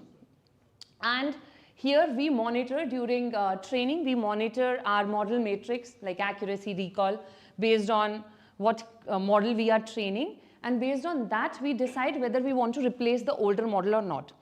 All these models are hosted on our target data centers. And we have a feedback loop which will ensure or basically track our model performance in production, and it will help us create golden data sets for validation and training. For all our GenAI capability, we have our in-house again platform, which is called as Think Tank, and we work with them quite often whenever we generate or basically design a GenAI solution. Here you can see that we cover the all ML stack. We have solution based on classical ML, deep learning, and GenAI. We work primarily in Python, PyTorch to be precise. And yes, our training pipelines are built on Vertex AI. Okay, now let's move on to one of our biggest impact area, derived attribution. I'll keep referring it to as DA, acronym. Target is known for acronyms. Okay. So I'll walk you through a couple of interesting issues which DA was able to identify and rectify. So you see this image of ottoman, right? How will you describe it? You'll say a square ottoman, printed, maybe cream or blue color. But what if it is tagged to a round value? Now if you'll search on that search bar, I'm looking for square ottoman, will it come? No, because it is tagged to round. Now if you try to apply shape filter and specifically you'll say, no, I want this, it's square ottoman, I want square ottoman, will it come? No, right? DA was able to identify and we have rectified it, and this is the live example from our website. Now, let's say you're interested in collecting trading cards and you are specifically looking for an ultra rare card. But unfortunately, that attributes, so remember I showed you a list of attributes which describes a product, that particular attribute is missing from target taxonomy, like rarity, card rarity does not exist. No matter what you search, this will not come up. You cannot even create a filter because we create filters based on our attributes. Because of DA was able to identify this missing attribute. We were able to add this in our target taxonomy for all the trading cards, and now we were able to create a filter on top of it. Derived attribution is a two-step process.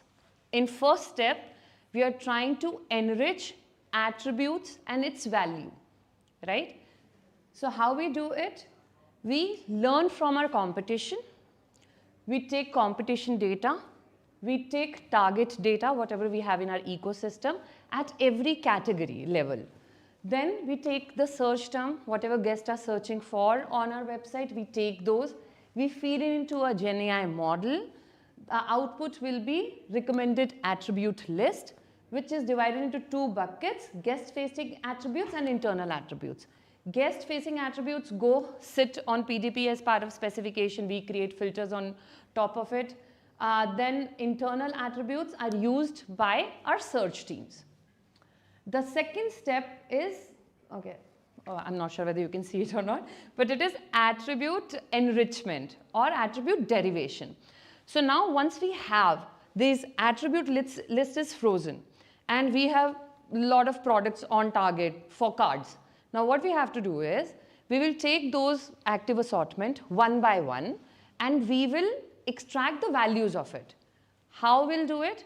We will take the metadata. When I say metadata, I'm talking about title, images, description, etc. Whatever seller is giving us or whatever you see on .com, we'll take that, feed into another GenAI model and extract the value. So for example, color is yellow, material is cotton, so on and so forth. Okay, if it is getting too confusing, let me simplify it for you. You see this card? We discussed about this card in the previous slide. Now I want to enrich the, attributes for it. What we will do is, we will take all the target attributes, whatever we have for this particular card. We will learn from our competitors. We will extract the attributes from our competitors. Then we will rely on GenAI retail knowledge as well. And we will take these search terms. We will feed it to an attribute collator. Now attribute collator will say, oops, card rarity is missing in target taxonomy. Would you like to add it? And we added it. Now, once my attribute list is frozen, we'll go to the next step. We will take all the cards which exist on target and we will enrich the values. So this new attribute is already added now for this particular card, and the other attributes like package type, it says box set, color is golden, so on and so forth. So this we will do it for all the active assortment we have. With me so far? Perfect. So for this we followed test, launch and adapt strategy. We tested it with 5 categories, home categories to start with, but it took us 3 months to launch this, or basically whatever we enriched, it took 3 months to go in production. Why? What happened? Because our business teams were manually validating the attribute values. So just imagine there is some human in the loop and they're saying, okay, whatever your AI is giving, I want to validate it. Okay, color attribute, accuracy looks good, you can derive it using AI. Material, I'm not sure, you cannot derive it with the AI. So just imagine for 5, it took us 3 months to go in production. That is where we designed an accuracy framework. And this enabled us to go live for 95 item categories and reduced our time to production by 70 to 80%. What do we do? Or basically, what is accuracy framework? For our, just a second. Yes. We identify items within target's ecosystem which has comp present. So let's look at this particular dress. What we will do is, if I have this dress, I will ensure that I can get the same information from 2 or 3 different sources. So I'm trying to create a match. So if I'm going after dresses, I need 100 or 200 dresses which are present with someone else also. Once I have that, I will extract attributes for all those separately. So from source 1, I will extract color, material, etc. From source 2, all this I will extract using derived attribution. That's step 2. Then we will create a synthetic ground truth. Using weighted average or max voting, etc., we will create a synthetic ground truth, which was missing earlier. Now, once I have synthetic ground truth, I will use it to come up with the confidence score for every attribute. Let's dig deeper. I know it's a little confusing. See, I've come prepared. So what we do is, let's take example of this red dress. We will ensure that we get information from 2 or more sources. Then we will take the metadata from all these sources. So here, like title, long copy, bullets, etc. This dress exists in target ecosystem. So we have title, long copy, bullet, etc. from target ecosystem also. Plus seller has also provided the value to me because it already exists, right? I've not started enriching this category with DA yet. I'm still trying to identify the right, the attributes which DA can derive. So now we will run the GenAI model on these 3 separately, and I already have seller value. So let's consider case 1, where AI on source 1 is saying the color of this dress is red, red, red, red. Perfect. My ground truth is red. Now in this particular case, out of 4 sources, 3 are still saying red. My ground truth is red. Wherever there is a tie, we give little weightage to our seller. Because seller for us is kind of ground truth. We assume, although it's not 100%, they're not 100% right, but still we give little weightage to them, hence the ground truth is blue. So we do this, we repeat this for all the attributes. So if it is a dress, what is the material, color, collar, so on and so forth. And then once I have this synthetic ground truth, for every source I will come up with an accuracy score or a confidence score. Now if for any confidence score above an threshold, we will say go ahead and derive using GenAI. So derived attribution has helped us mitigate the data quality issues. It has helped with enrichment of our attributes. Now, once we are able to do this, it will have a direct impact on our guest experience center, because now if you're looking for rugs, you will find rugs, right? You'll not see furniture, etc. And the same capability can be used during vendor or item setup. Because now I don't have to ask if you want to sell something with us, I'll say I have a capability, you just give me your unstructured data, I will run it and extract the value of all the attributes.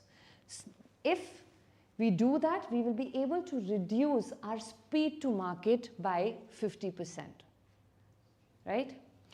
So our biggest takeaway from this journey is that we all techie are super smart, you know.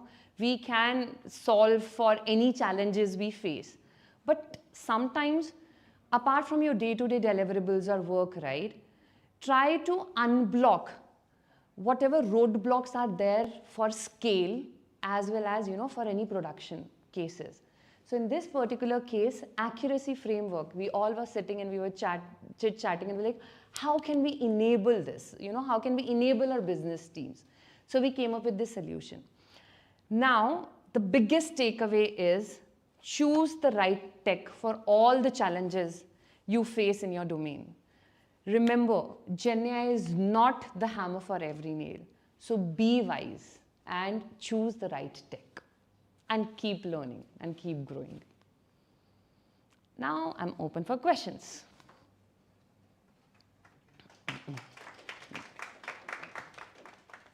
Hope it was not boring, right? Good. Hi, I had a question. How do you come up with the attributes in the first place? So I was able to follow your example with the dress. Where there were 6 potential attributes and you identified Which one? Okay, let's go here. I'll go this one. Maybe in the slide where you showed the dress colors, like you did like the voting kind of thing.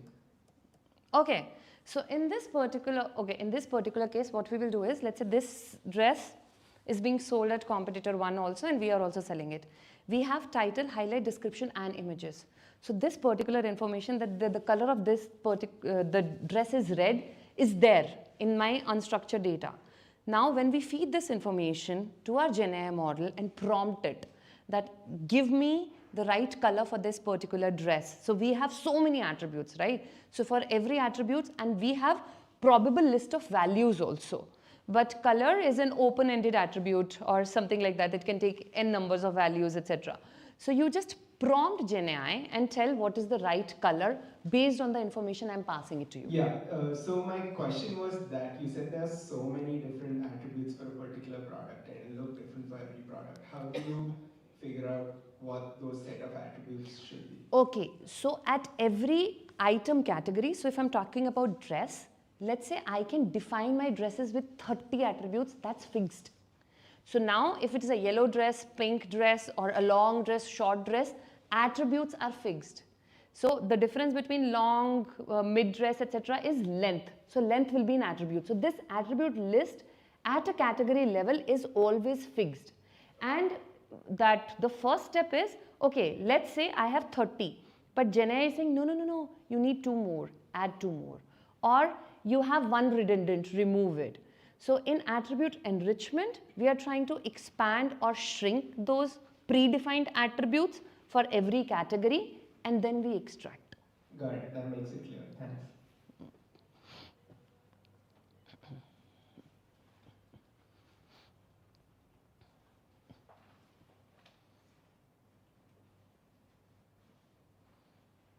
Thanks for making it so simple for everyone. Since you have already worked upon a lot of this attribute enrichment and derived attributes, so if you can shed some light on how the recommendation system will work, because looks like this will also help cross-sell and upsell and the recommendations that we see in a typical e-commerce platform and possible. I am not an expert of recommendation though, but you need to understand that this is the foundational data, right? So if the recommendation system are interested, let's say search for that matter, forget about recommendation, search. If I'm searching for something, I need the right data tagged with that particular item. If anything goes wrong there, if your recommendation systems are recommending, okay, Neha prefers black, I need to show her, black color outfit, something like that. But what if my apparel data, 50% is not correct? So you will start showing me, what do you say, red instead of maybe black. So think of item data as that you are trying to enrich and rectify the base level data. Search, recommendation, personalization will be built on top of it.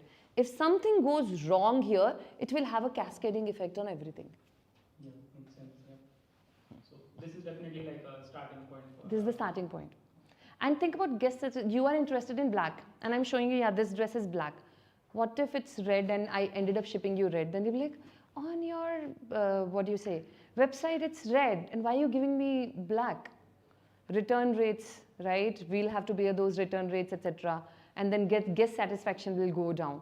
So item data, just understand it's the base for everything. Thanks.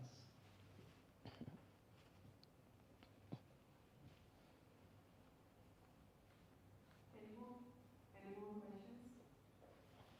I just want to add a comment that recommendation engine as such, can it be generative AI? I don't think so, right? It should be machine learning. Yeah, I mean, like, here it should be like an item-item correlation. So I was looking like this is a starting point for that. No, it's just the, what do you say, base data for recommendation engine. Base data you created using a couple of approaches. You've got 3 approaches, right? You've got your SAM and then generative AI and also machine learning.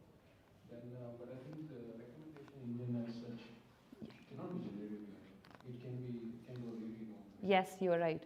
We are still not there yet, but we don't know for how long we are not there. For example, this is the interesting talk we two were having some time back, that vision, a year or maybe 1.5 years back, we weren't confident about vision models, but now just look at all these stable diffusion models, etc., what all magic GenAI can do. And recently I was looking at one article where it has mentioned that for bank analytics reports, now you have GenAI models, right? So it is, yeah, it is unpredictable, but yes, so far I agree with you, it's not possible.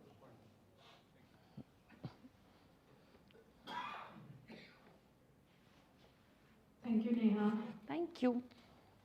Okay, so now we will be having flash talks. So people who have registered for flash talks can come forward.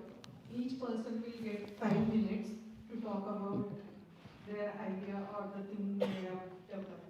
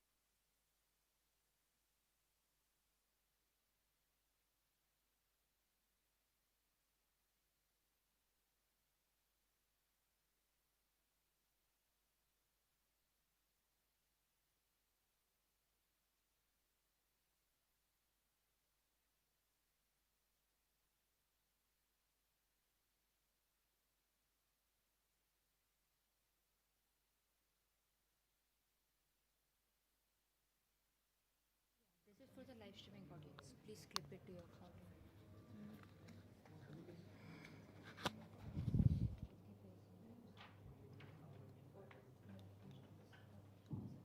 Okay. Hi. So let's take a break from technology. I got this opportunity, and so this is a personal project of mine, sort of, that only I have been using. And a few days ago, somebody saw it and said that, oh, this is actually useful, and they also wanted to try it out.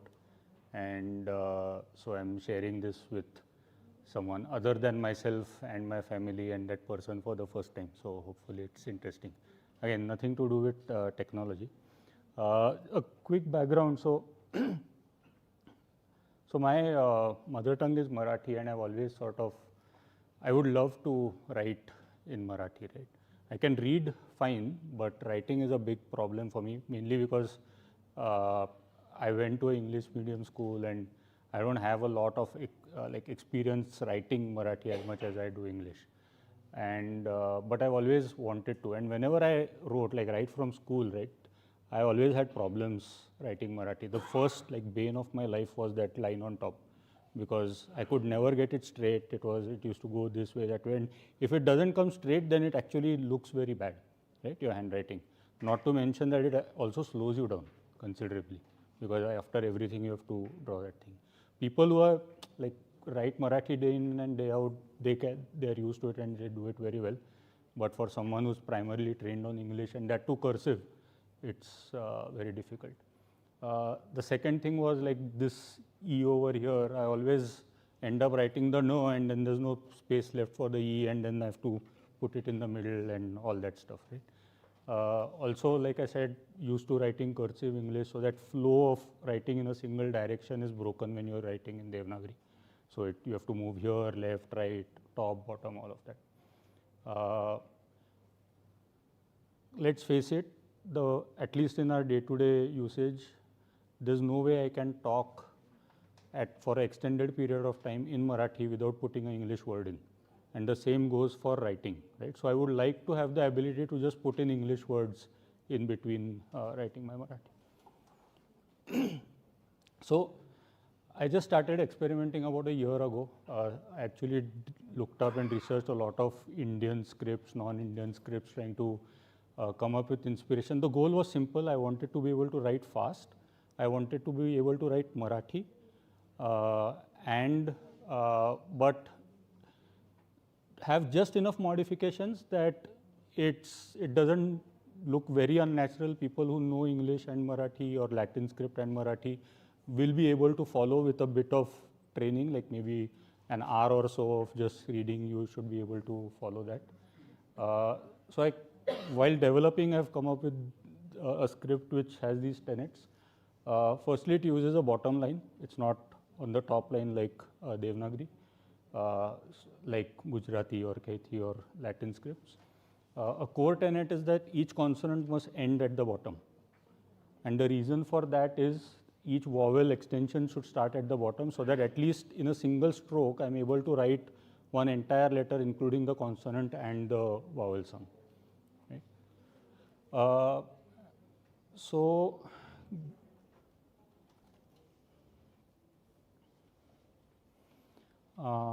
Yeah, like I said, each vowel extension should start from the bottom. The writing must flow left to right because of me being used to writing cursive English. And the goal is that readers proficient in both Devanagari and Latin should be able to read it without a big learning curve. The initial versions I came up with were very difficult for reading back. So as a pure script by itself, they were better. But for this particular goal of not having a large reading curve, they were not ideal. So I've been using it for a year. I've ironed out a lot of nuances. For example, when you're writing in that way, like kh and ra sort of start looking very similar, and it's very difficult to distinguish it. And there are a lot of such cases. So I've changed letters. So I'll just show an example. I can't go through all the rules right now. I'm probably over time. This is a poem in my own handwriting, pretty famous poem. Anyone who's Marathi should know it. It's the poem Nachre Mora. And this is how the script looks like. I actually timed myself writing original Devanagari and this is 3x faster for me, at least. I mean, people who are used to writing Marathi and write it better obviously will do it better than me, but this is what it looks like.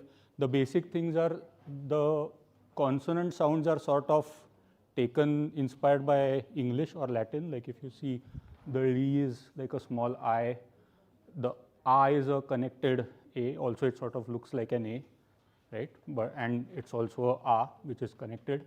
The E sound is like it's like a capital E, but written small.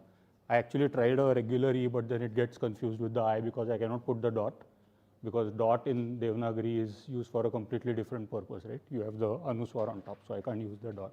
So a lot of such things. Point is, if you are interested in trying it out, just drop me an email. I've sort of written a document which explains all the rules. You are not, I mean, it's open source, it's public domain. Feel free to create your own version as you feel right. Hopefully, if it becomes useful, it might catch on and we'll have more people writing in Devanagari rather than always writing in Latin and English. Good, that's it, thank you. Questions? I hadn't anticipated questions. Why is it called Gadboli and not Godboli? It is Gadboli. Oh, sorry, spelling mistake. It's Gadboli.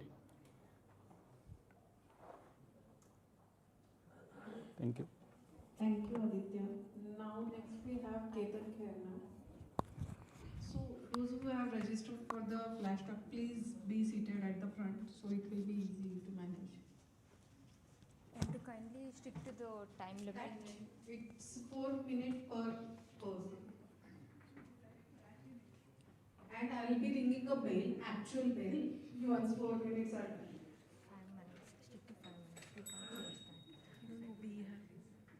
Yeah, please. We have one extra person, so we have to remove it.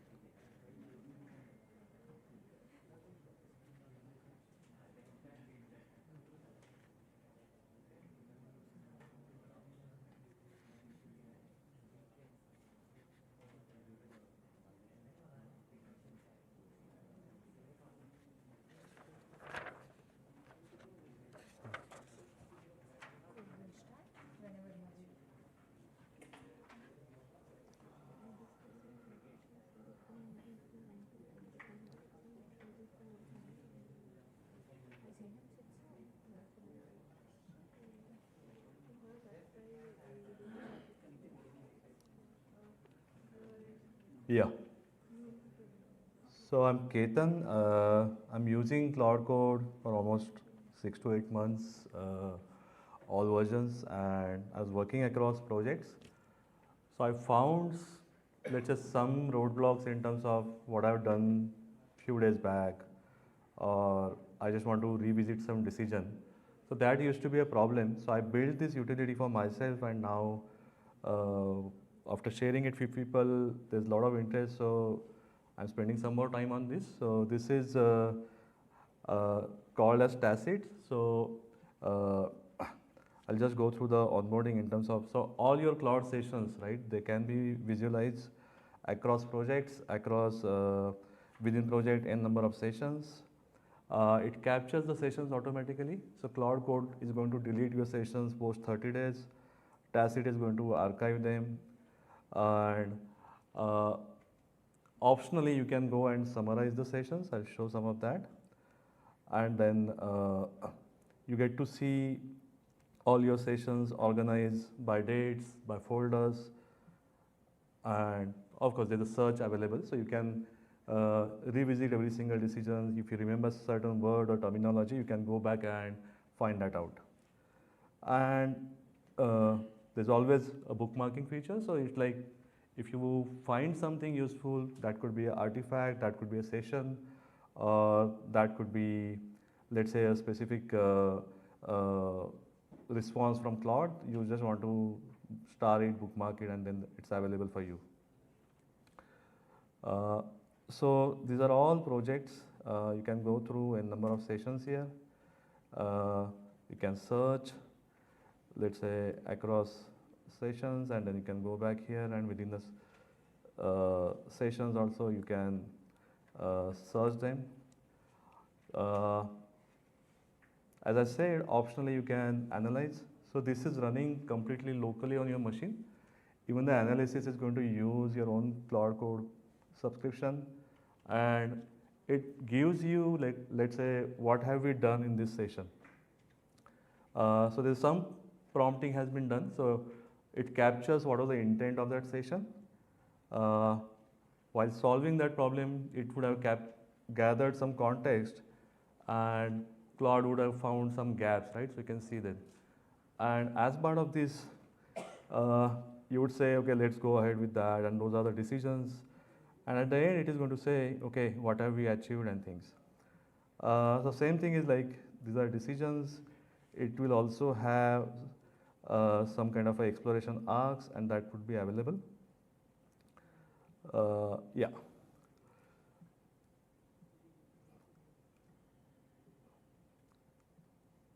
I just want to, yeah.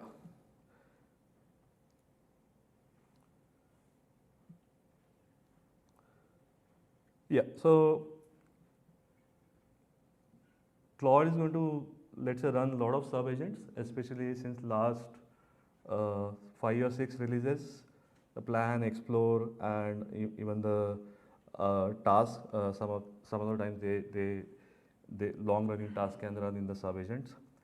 So that is generally a completely black box for you. And in order to read this kind of a thing, you may have to go back and read the JSON-L file. So this is essentially, it allows you to revisit every single thing. It has a very good, let's say, file diff. You can read the markdown files as you are seeing here, and there's a search always available. So overall, this is a Mac app, Windows app, and Linux app. You can go to Tacit website and then register for that. I'm still building few features, but as of now, it's completely free. Yeah, that's it. Thank you.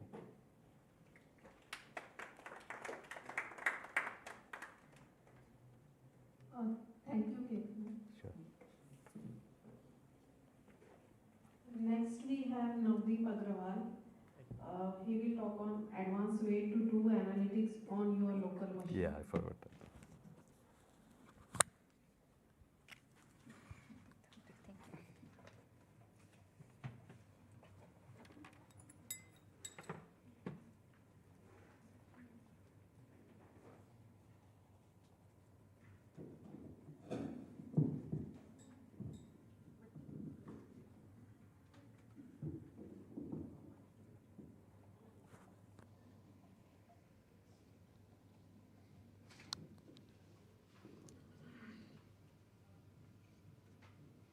The other way around. Yes.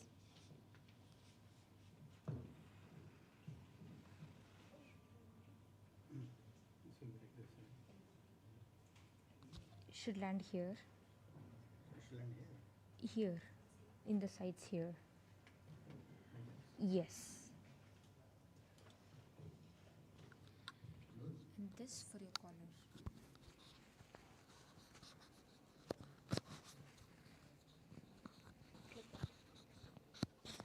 Okay.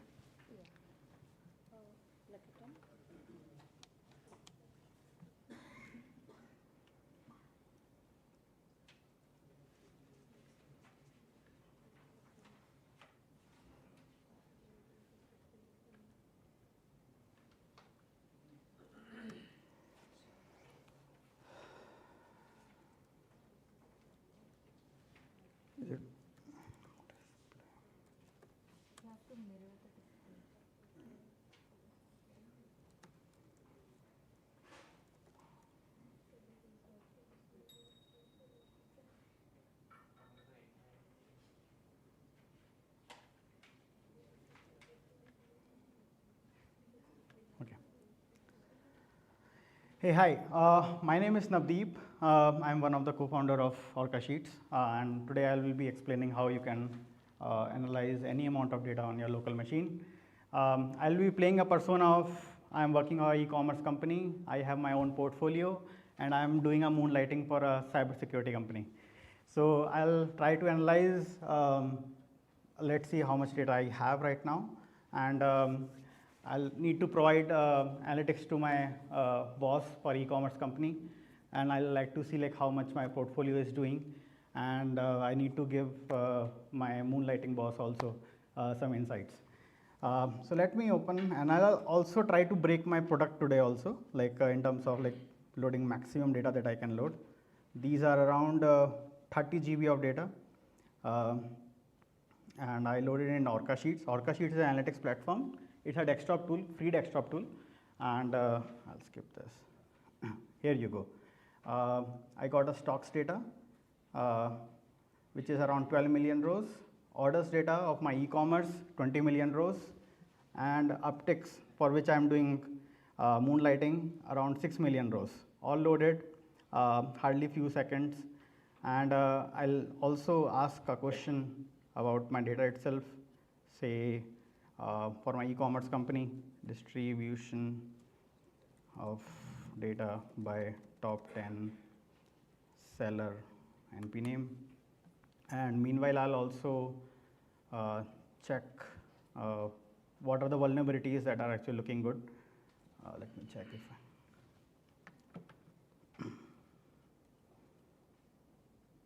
here you go.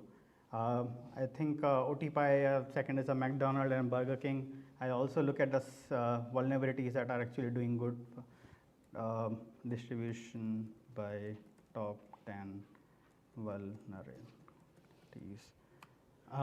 Spelling mistakes are taken in, and there you go. I got a vulnerability, top vulnerability of around CVE. I think this is the 2016 one, the log4j vulnerability that actually come up. These are the vulnerabilities present in the company where we have deployed our software. And the third part is like a stockbroking. I'll see what's the most performing stocks. Again, spelling mistakes are granted.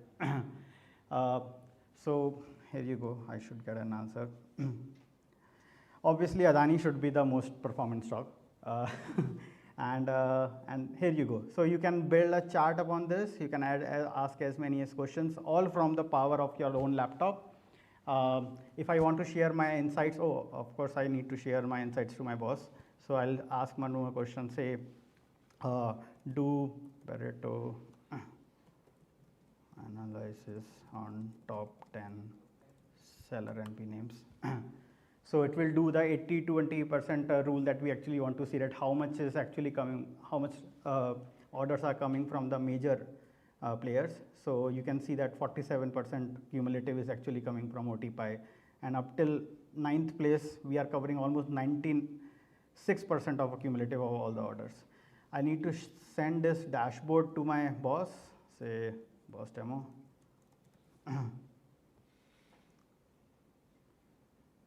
Add, done. I'll share this, I publish this. I'll send it to my boss. Here you go. So all done. I think how much time I have left? 1 minute. Yeah. So in 3 minutes, I did my whole work. I processed all my stock, and stock is Adani is doing great, and I completed my work also. And this is how the future of analytics is going to look at. I was doing analysis on almost 100 million rows right now on my laptop, and there was no lag or anything that you can actually see. And I'm also sharing my screen too, and all my IntelliJ and everything is up. So that's how you can actually do the analysis on your local laptop. That's it. Yeah.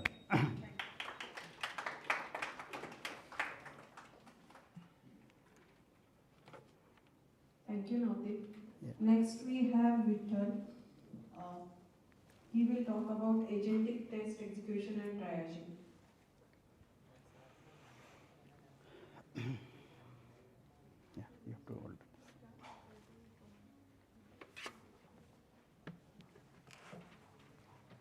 I'm giving. No issues. Take your time.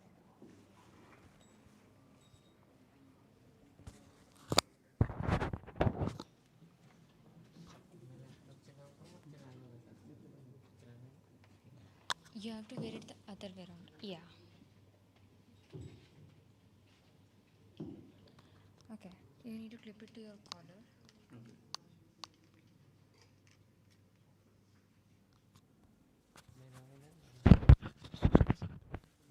Yeah. Clip it.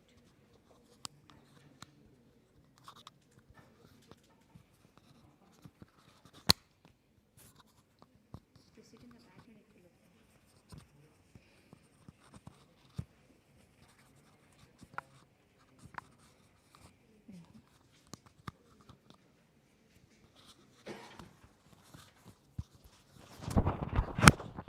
Okay, wait. I'll show it to you just a minute. You can clip it like this. Makes things easier for you. Yeah. Now connect to your laptop and we'll start.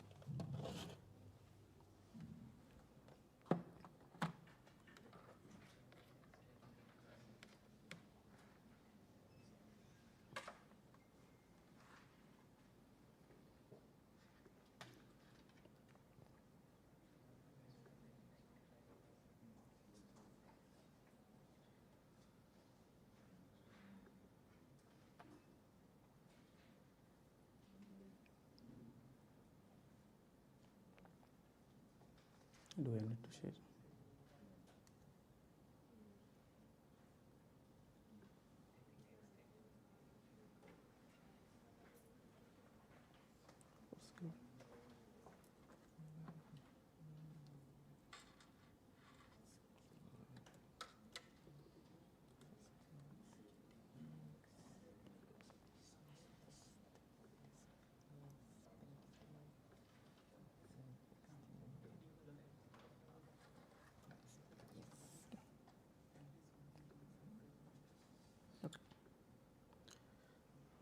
Hello guys, my name is Vittal. So I'll talk about the agentic framework that we created for our test execution and triaging purpose. So since morning we have seen so many framework for test execution and triaging. So on the similar lines, so we have for our NKP product. So we developed same kind of the solution. So our generic AI based framework. So what exactly we do in this framework? So we basically created the RAG-based approach where we add our product documentation, vectorize those documentation so LLM can understand our search based on that what exactly the test steps it has to perform. Then we upload our test plan. The test plan will have the detailed steps, what steps need to execute that. Then based on this we created some prompt and that prompt given to the agent. So it will go one by one test case. Then it will pick one test case and the steps one by one, and it will execute those steps, and it will return after execution. It will get the output of the steps what it executed, and the user or the QA engineer will verify those steps whether it is accurate or not, and based on that the engineer can provide the feedback, and it will get again that knowledge again feed that will be stored in our RAG system, so that next time when we execute same test case, it will get the proper or the good result based on that.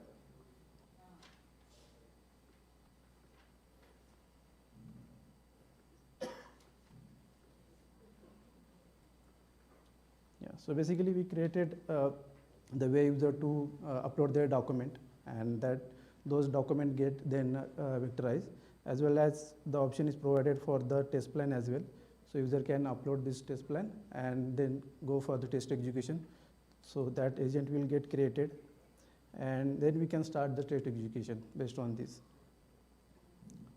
So whatever the test got executed, this will get listed here, and based on this user will have the option to approve or not for particular test.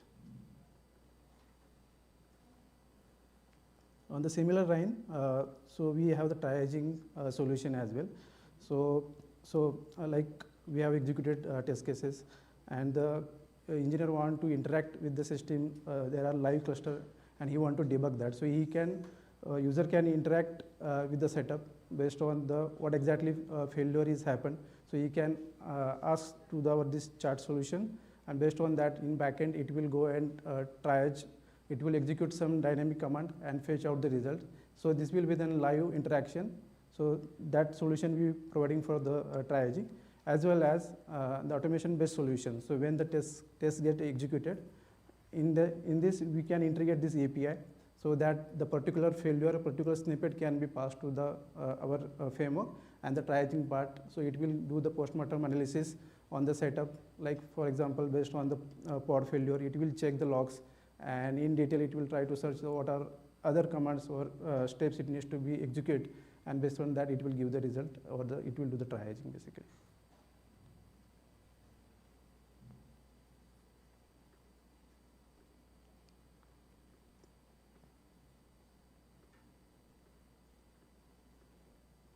Yes.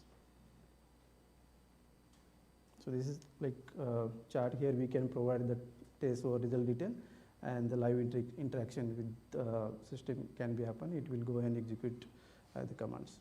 Yeah, that's it. Thank you. Thank you, Vikram.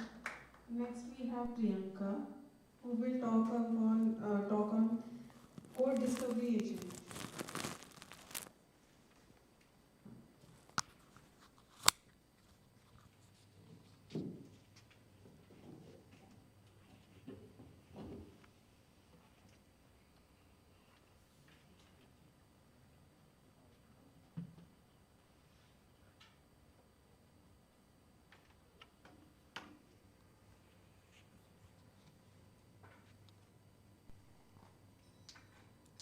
Is it your screen? No. Are you connected? You have to mirror your display. You have to mirror your display.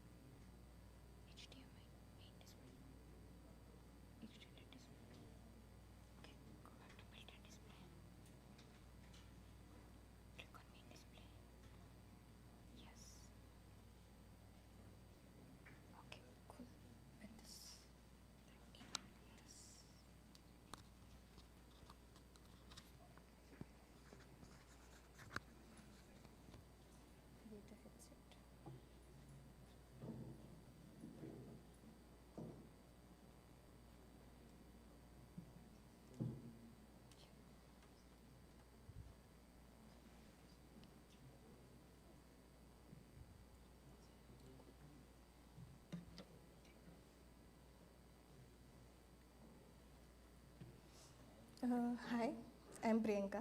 I work at Nilenso Software. This is one of my our hobby project. I and two of my other colleagues are working on it. We are doing this as part of our learning process and learning how agents work internally and sort of. So this is a code discovery agent. So the problem that I've come across while understanding a repo is, for example, if you have a huge too many repos and you don't want to clone it locally on your system, but you still want to know what is happening. You just have to you can just do Copilot and just ask questions. But thing is, it just sometimes gives some bullshit answers, and it just gives you some answer, but doesn't link to any file or any particular evidences. It doesn't give, which you can be confident, yeah, this is it. I can go to this particular file and see for myself, okay, this is how it is working. And that's what we are trying to build with this AskFush. Right now, it only works with public repo. You can connect to any GitHub repo and ask questions.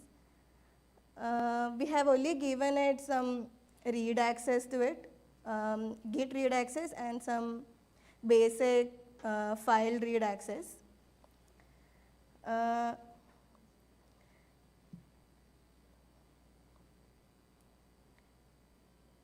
This is some, so I've connected to one of the repos, which is actually a offline first applications backend server. So the question I have asked is, how does the offline sync work, right? This is pretty like big part of that backend service. And you don't want to just say, okay, for example, if you ask the same question to like Copilot, it gives you, it fetches the ADR because it's there in the README, and then it's try to explain the process. But it doesn't show you exactly, as an engineer, it doesn't show you where to go look at what, right? But what AskFush give you is like, explain the same things, but also help you to like, hey, this is the routes there. You can go to those files and see. And this is the controller. This is where this code is written. So that actually gives you confidence on like, okay, this LLM is actually saying like correct things. You can have some confidence in the like LLM's answer. So it links to the GitHub page. You can then come back and then see for yourself if this is like actually, doing the right thing.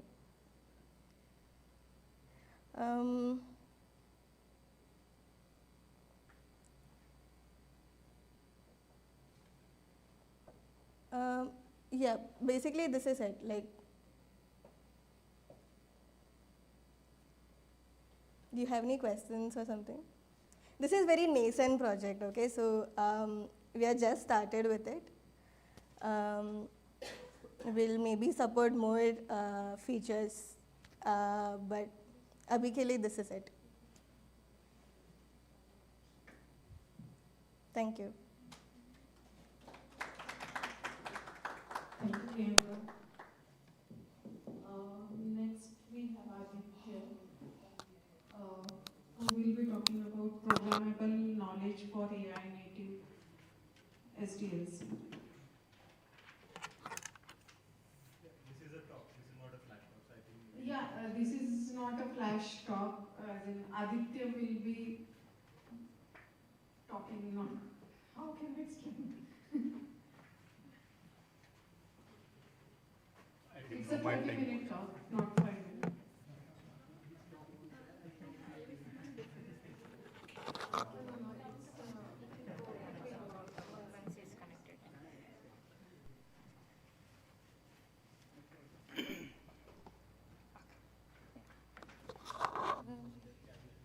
Clip this to your, up to the first button.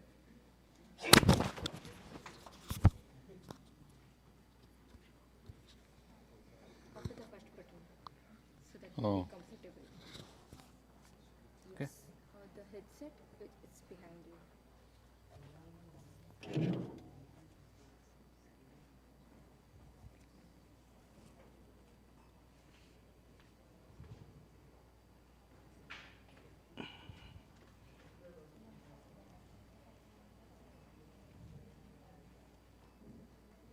The other side. Is it?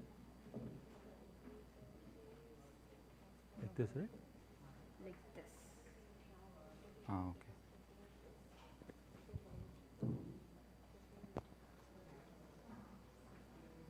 Okay, good.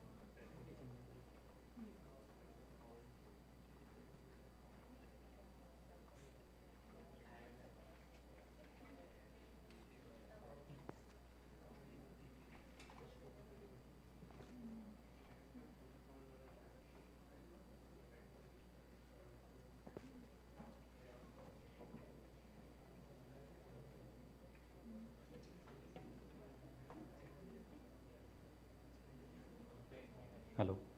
Okay. Shall we start?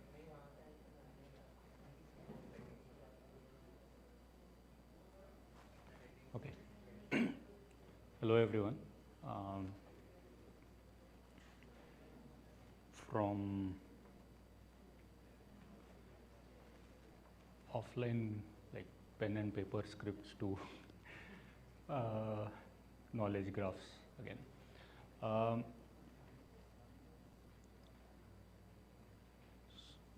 So I'm going to present something at a conceptual and architecture level right now. That's what the take home should be.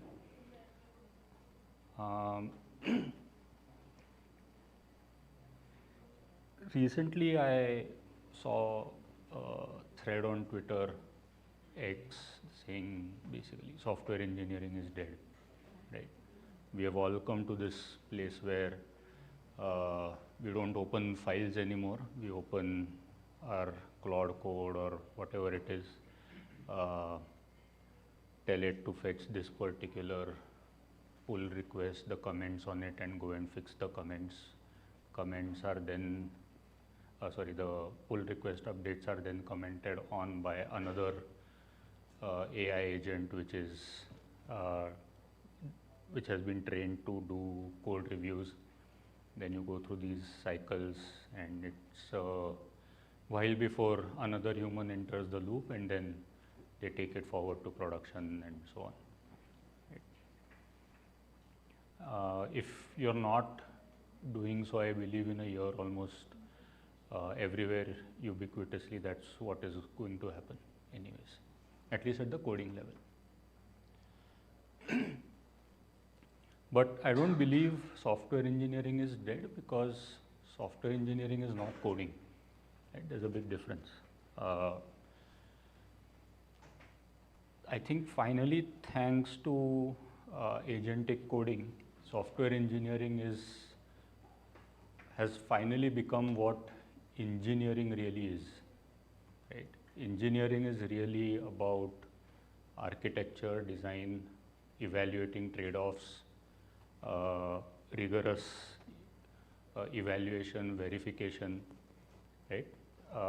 It used to not really feel right when you call the process of building a 3-kilometer bridge and the process of publishing a chatbot on a website as engineering, right? Using the same term for both of these. So thankfully, due to agents, the coding part is gone. And finally, to those who get this reference, I start feeling like Geordie on the bridge of the Enterprise, for whoever gets that reference, right? Where they are talking to the computer. So a quick anecdote, one of my non-programmer friends, again like a fellow Star Trek nerd, once asked me, is that what you do, like what Geordie does, talk to Enterprise? And I said, yeah, sort of, but when I start to do that, I run into JSON parse error. Thankfully, that is gone, right? So we are here, but like I said, it's not about just building it. It's also about reliably running it. And that's where we don't have good systems yet. Because to run it, so till now what's happening is we are doing this in what I call the dev mode, right? Each one is using agents, Claude, whatever your personal choice is, as individuals, right? They're doing it on your behalf, but they are not doing it on the behalf of the organization yet. Right? That is what I call as prod mode. And the difference is the context window in which these are operating. As your own minion, so to say, you control what data it gets, what it operates on, and what output it gives. But when you have to start using it in the context of the entire organization, where the data is shared, it's a completely different problem. I mean, one way you can think about it is, why not just throw all the data of the organization to this agent, right? But we've been down this road before in the world of big data, right? And seen what happens, the typical 3 V's problem: volume, variety and velocity. I am going to talk about this concept of prod mode primarily in the context of observability, because that's what my product is and that's the domain I know. But it equally applies to other domains which are highly complex, right? Like for example, the supply chain that was presented in the morning. Then I have I know another company who's trying to kind of build a digital twin of the entire supply chain plus the ERP and all of it together, right? Plus the ops, everything together. So that's what I mean by org mode, but I'll be focusing on the observability domain. In the observability domain, you have huge volumes of data, like terabytes, petabytes a month also. We have seen that. You have different types of data. You have metrics, which are, from a consumption point of view, they are the easiest to work with, but managing them at large scale is a pain. You have traces, which are slightly more structured. Then you have logs, which can be completely unstructured. You have no well-defined structure on them. And then you have the velocity problem. Like today, you have scenarios where your Kubernetes fleet can go from 5 nodes to 1,000 nodes in a minute or 5 minutes, and it's just going to suddenly change the amount of data that it throws at you in that particular time. Also, the number of samples that you get in a particular short window, like in a minute, that is completely variable, and that's huge as well, right? So obviously LLMs are not going to cannot work with this kind of data directly. Like as the observability platform, we can't just expose this raw data to the LLMs and expect that they will give you good results. And that's where knowledge graphs come into the picture. We have seen causal graphs in the morning. This is somewhat similar. Since yesterday I've been thinking whether there's an equivalence, but actually I don't think there is an equivalence. This is slightly different. Although the structure is the same, I think it's a different dimension of analysis. So what you need to do is you need to take this raw data and you need to look at it from this prism of a knowledge graph, right?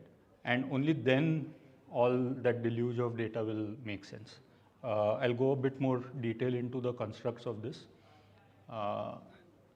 And one thing again I would like to focus on is the conceptual and architectural part rather than the implementation, because frankly, once you have thought about the architecture and the design, like I said, the coding is simple. For your domain, you'll be able to spin this up in like a week if you know the building blocks and what challenges you are going to run into. Sorry. Somehow there is a slide missing. Okay, anyway. So the first thing is what I call the schema, right? So you need to define a schema into which or on top of which your data is going to be populated. Here is an example of a schema which is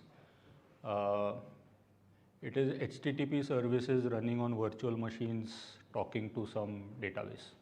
Right? This is a pretty general schema. Another schema could be a HTTP service dumping data into a Kafka broker where another consumer or consumer pool is reading it and then populating some OLAP database or something like that. So these are different types of architectures, and in one organization you can have multiple of them. Right? It's not that one organization has just one particular schema. So here is an example of a schema which defines the nodes and the edges. The interesting part which we will get to a bit later is the field hints, and these are actually going to be very useful when you are going to populate the schema with the live data. Right? So the field hints actually help the knowledge graph population layer to find equivalent semantic meanings in the data that it gets. So defining the schema is all well and good, but the real problem is in populating that schema with real data, which has this 3 V's problem, right? How do you do it? And we'll look at cases for logs, metrics, and traces, how we've managed to solve it. Again, like I said, the specific algorithms that we have used may not map to your domain, but the general concept should. Out of these, metrics are the easiest to map because they are the most structured. Right? A typical structure of a metric looks like you have the name of a metric, you have the actual numerical value, and then you have key value metadata labels. Any metric sample will have these properties irrespective of the metric model that you are looking at. Right? You can have like a Prometheus-based model, different databases and different domains have different models. Some are exact, some are approximate, and so on. But when I am saying that this is the metric, think of it as this is what I am querying from my metric data source, not necessarily what is going into the metric data source, because in different models this can be different. But the point is that if you have these metrics coming, then you have very clear parts from which what maps to what in your domain. Some parts will map to nodes, some parts will map to edges, right? Like for in this case, the name of the metric, right, the request latency, this maps to an edge between a caller and a called node, which both can be HTTP services, for example. Right?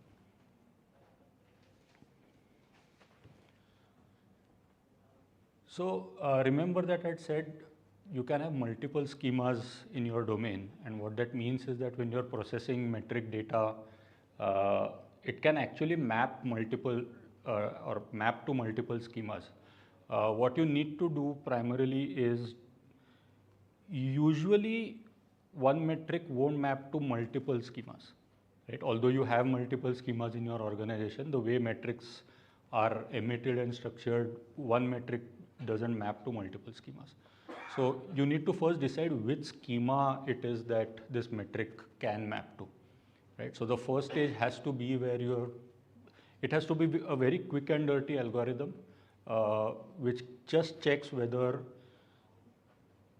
there is a good map between the information in the metric, a good match between the information in the metric compared to the nodes and the edges of your schema. Right? Sorry? So let's take CPU metric for Kubernetes. Right? This will map to a schema which has, say, a pod as part of its. Well, the schema needs to have an entity called pods. And usually in the schema you will have aliases also, which are like a typical alias for a pod will be a replica, right? And the metrics will have these labels. Either there will be a label called pod or pod ID or replica or something like that. And only if it actually matches the labels or the fields in your metric match to the entities in your schema, you can call it a match. There's a chance that multiple also match, so you need some kind of scoring algorithm. How many match? Do you match nodes plus edges, or are you matching only nodes? Right? So some kind of additive algorithm where you give a score to every match on the node as well as the edge, and you take the top one and you select that one.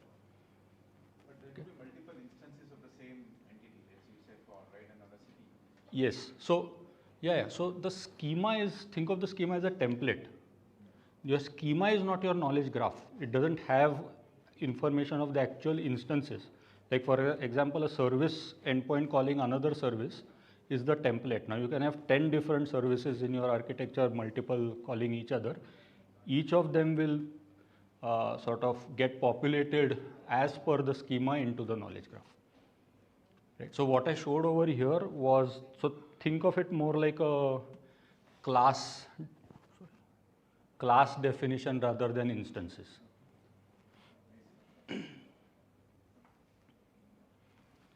Okay. Once you have selected the schema, then you need to do some more concrete matching, because even within the schema you can have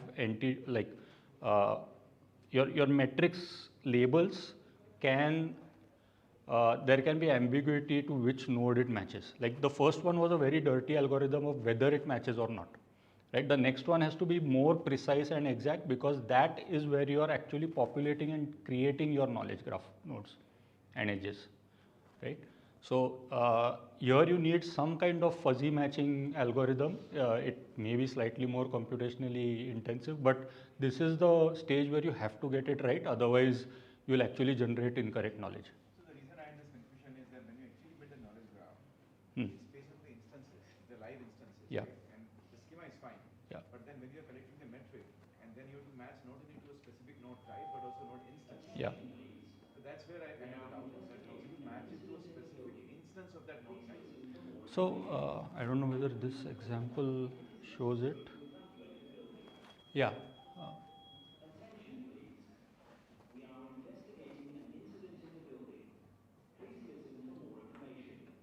Okay. So over here, let's say in your schema you have this thing called as a host, right? And maybe you have some process running on a host. In this metric point, you have a label which gives you the value of the host, right? So if you are parsing this data point to populate the knowledge graph, this is going to create a new node for a new instance. So prod 01 is going to become a new node in your knowledge graph. Similarly, you will get another data point for prod 02 that will become another node in your knowledge graph. Right? And similarly, if you are on Kubernetes, you will have pods. You have pod IDs and all of that.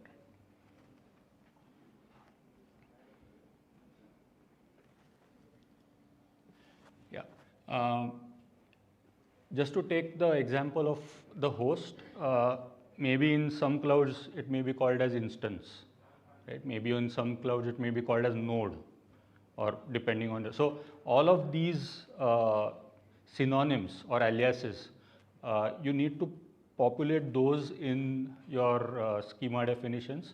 Otherwise, it's not going to do a good job of actually matching and creating and extracting the information of the knowledge graph from the metrics.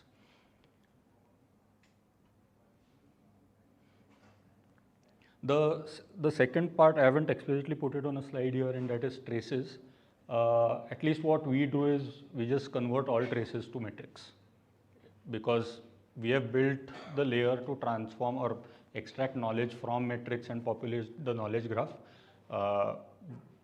We just reuse that with the additional step of converting the traces to metrics. By the way, all of this, there is an assumption that you have some kind of infrastructure or platform available on which you can do all these transformations and run these pipelines in real time.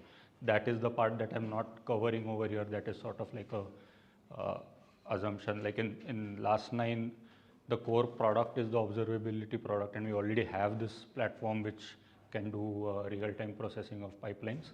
All of this is just additional thing on top. The toughest part is the logs, and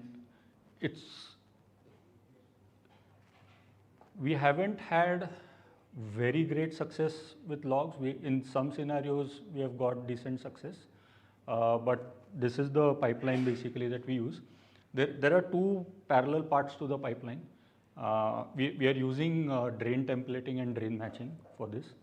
What drain templating does is that it keeps looking at every single log line, and it tries to come up with new templates. Like it finds similarities between different log lines that it sees and tries to classify those into categories and extract templates out of it, right? The matching part is relatively easier. It just takes a template, sees whether the log line matches, and extracts. So think of it like converting a raw piece of text or raw log line from text into a structured JSON. That's what the template matching does. But template extraction is a slightly more intensive process. It needs state management, etc. And sometimes the state can grow pretty huge. So you need to orchestrate all that. But the point is that both of them are continuously running, that once a new template is discovered, it goes through a pretty much same algorithm to see whether it actually matches to any of the schema. Right? So the template is extracted, some standard lines from which the template was extracted are passed through that template, a JSON, structured JSON of the line is extracted, and only if it actually matches any of the existing schemas in the knowledge graph, then the template is put in the template store. Otherwise, we discard the template because, okay, we found a template, but it has nothing to do with the knowledge graph, right? So we don't keep it at all. And these two pipelines are continuously running. We obviously don't pass all logs that we get through this because that will be crazy. Like the volume of logs we get is ridiculous. So what we do is, because we already have a logs product, we know what queries users are doing, how frequently they are doing it, what kind of queries they have saved, what kind of queries they are running more frequently. And we just take those queries and periodically run those and pass the output of that. Right? And when I say periodically, this once an hour is enough because at least for our domain, this knowledge graph is not changing for more than once an hour. There are some components like pods which are more ephemeral, but that's okay. I mean, I would say 95% of our knowledge graph does not change so drastically within that hour. So running this hour to hour is fine. How am I doing on time? Okay. So here is an example of a knowledge graph or one section of the knowledge graph, what it would look like after it has been populated.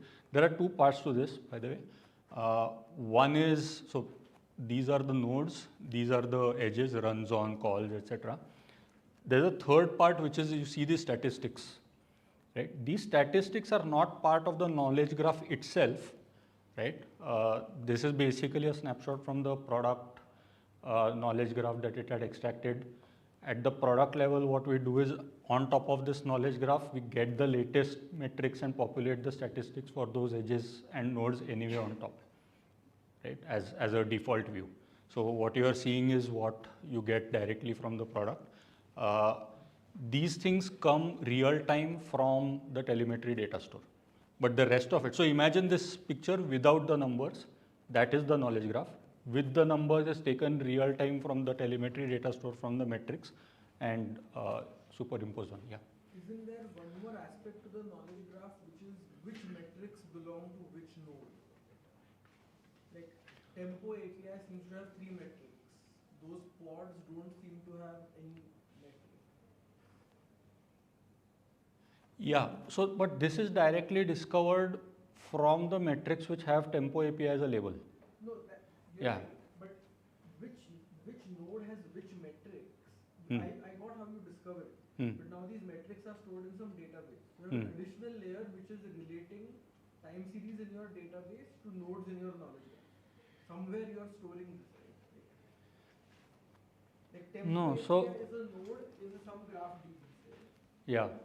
And there are 3 time series which are continuously streaming somewhere. What is relating? I mean, this is probably some trivial thing. What is relating a time series to a node in your graph DB? So the node has been discovered from the time series label itself. That I got. You discovered the node from your time series label. Correct. And now that node is stored in some graph queue. Yeah. And your time series is flowing in somewhere. Yeah. When you display to the user, how do you relate the time series? But there are more than one time series now for that node. Right? Where are you grouping the time? We can talk about this later. Okay. Got it. So the time series store, you can very efficiently search with the label. Okay. So it's just search. Yeah. There is no link. There is No static link. Yeah. So any population of these statistics is simply a real-time search. Yeah, and like you can look up labels for a time series, you can look up time series for a label. Both are possible.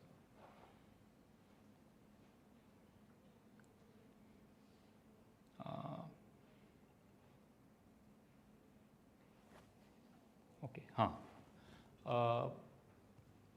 yeah, so using this process, once you have populated this knowledge graph, now the question is how do you make this available, right? Till now, you can imagine that this was some asynchronous process that was running behind the scenes, creating this knowledge graph once the schema is defined. The way we have done it is we have simply made this knowledge graph available as a tool in our MCP server, right? MCP servers are extremely powerful. What I've seen is people don't use them, use all the properties of the MCP server. You can have prompts in there, you can have like real-time values, you can also query, like add a knowledge graph as your MCP tool itself, right? So in our MCP tool, we have in our MCP server, we have tools to not just query knowledge graphs, but also populate knowledge graphs. And I'll come to why that is useful. So before that, I'll quickly cover a use case of, like a simple use case where knowledge graphs really shine. This happened to us in production. So one thing we do is whatever we build, we dog food it ourselves, because our engineers are our target users as well, right? It's a dev tool and we are all developers. So we first dog food everything internally. There was this case where we saw a huge spike, or rather we didn't see a spike. We saw a high error rate, and we just asked the agent, okay, do an analysis, what's happening. Pre-knowledge graph, what it did was there was another spike in 4 to 9 error codes, which happened more or less at the same time, but it was completely unrelated, right? What the agent did was it got multiple metrics. It saw that, okay, there is a spike. It assumed correlation is causation, and it went down a completely wrong path of reasoning itself, because it does not just stop at wrong interpretation of the current data. It goes and searches for data that is completely irrelevant in the future.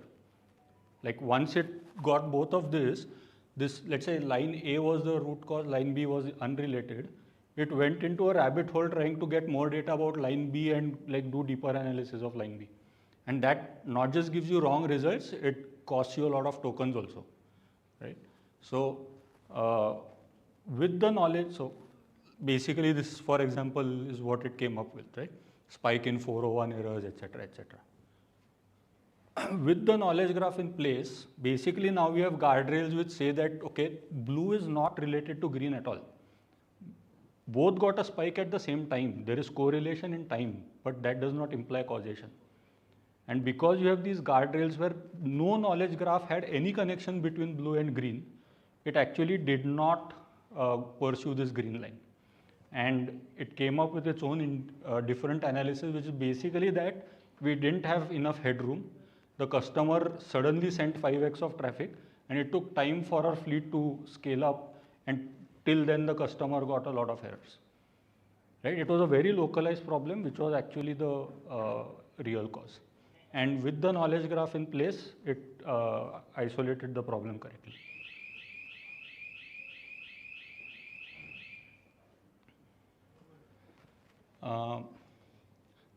Yeah, so quick takeaways. I don't have a lot of time left. The more complex your domain becomes, the more you go into prod mode versus what's in the domain and scope of an individual. You need systems like a knowledge graph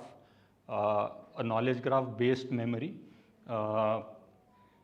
Just simple vector databases are not enough. The biggest use we have seen of knowledge graph is that it acts as guardrails for your agents not to go off track, right? Literally guardrails in that sense.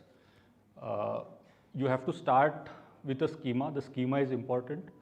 You can add more schemas and make the system dynamic, but the schema is important, and the matching algorithm between the labels and the entities in your schema is also important. When you are developing it, make sure that you are getting a very high hit rate on that, because a wrong knowledge graph will actually make things even worse. It's better not to have a knowledge graph than a wrong knowledge graph. Okay. For us, algorithms like drain3, Jacquard similarity match, very basic algorithms. So these worked quite well. We have tried to keep it simple, not go into a mode where we are using another LLM just to match the data and populate the knowledge graph. Okay. One point I have not covered in this is, because we did that after this was actually, the presentation was done, is in the knowledge graph we have also added temporal nodes. So what happens is, as part of the inference, and it is part of the MCP server. So whenever an agent comes up with some inference or some kind of analysis, it can attach it as a node with a time range to any node or edge in the knowledge graph for further reference. And the knowledge graph search tool, whenever it searches that particular node or edge, it also gets a historical list of all the nodes associated with any of the edges attached to that node. So that, and these nodes are extremely useful. For example, there was a downtime at this time, a deployment happened at this time, and so on. These nodes are making a big difference compared to not having them. So that's also something you can look at. Okay, sorry, thank you. You can just log in, try it out. It's the agentic flow is under alpha, so you'll have to kind of send a support request after you sign up to get that enabled. Thank you. We have time for questions? Do we have time for questions? Does anyone have questions? No? Good question. Cool. Thank you. Thank you. Next we have Kartika. She'll talk about smart agents, smarter schedules, agentic AI for complex optimization in airlines.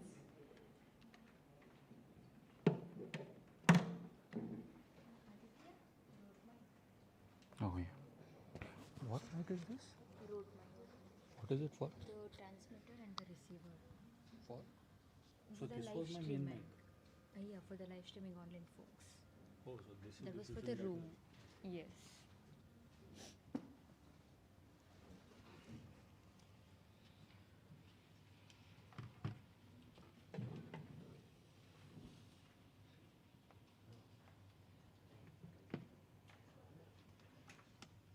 This is a collar mic. You can flip it.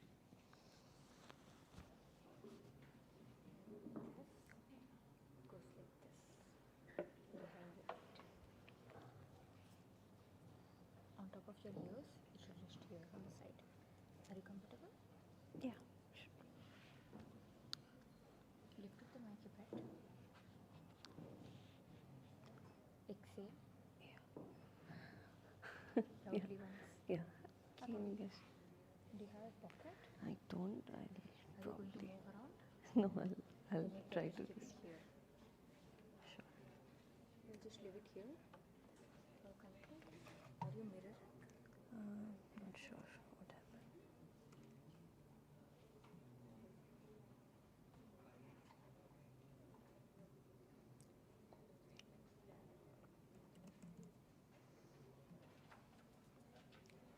Main display.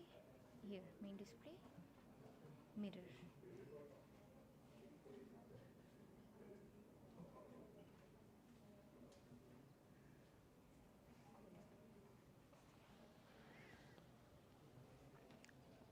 Hello everyone, can you guys hear me? Cool. I'll try to be quick, and I know that it's last talk and probably you're already saturated with the information. So my name is Kartika. I'm working as a data scientist and solution consultant with Sahaj Software. In one of my client projects, it was a constrained optimization problem from an ad tech industry that we tried to solve. And naturally, we tried out with starting from normal mathematical constraint optimization, and we went ahead all the way to reinforcement learning. And that's where that client project stopped because it was not that hectic and at scale also. And at Sahaj, we kind of take one step from motivated from client project or not, we try to take one step up and try to research on open problems. And this initiative we call as Research at Sahaj. And this project that I'm going to showcase today is actually part of Research at Sahaj. So the title of my talk today is Smart Agents, Smarter Schedule and Optimizing Airline Operations with AI. So if you look at flight scheduling, which is predominantly the most problem that airlines have to solve, they'll probably have like n number of flights to schedule throughout different airports within India or abroad. And in order to schedule each of these flights, they'll have to choose an aircraft. They'll have to schedule crew members, pilots, flight attendants, ground staff, etc., etc.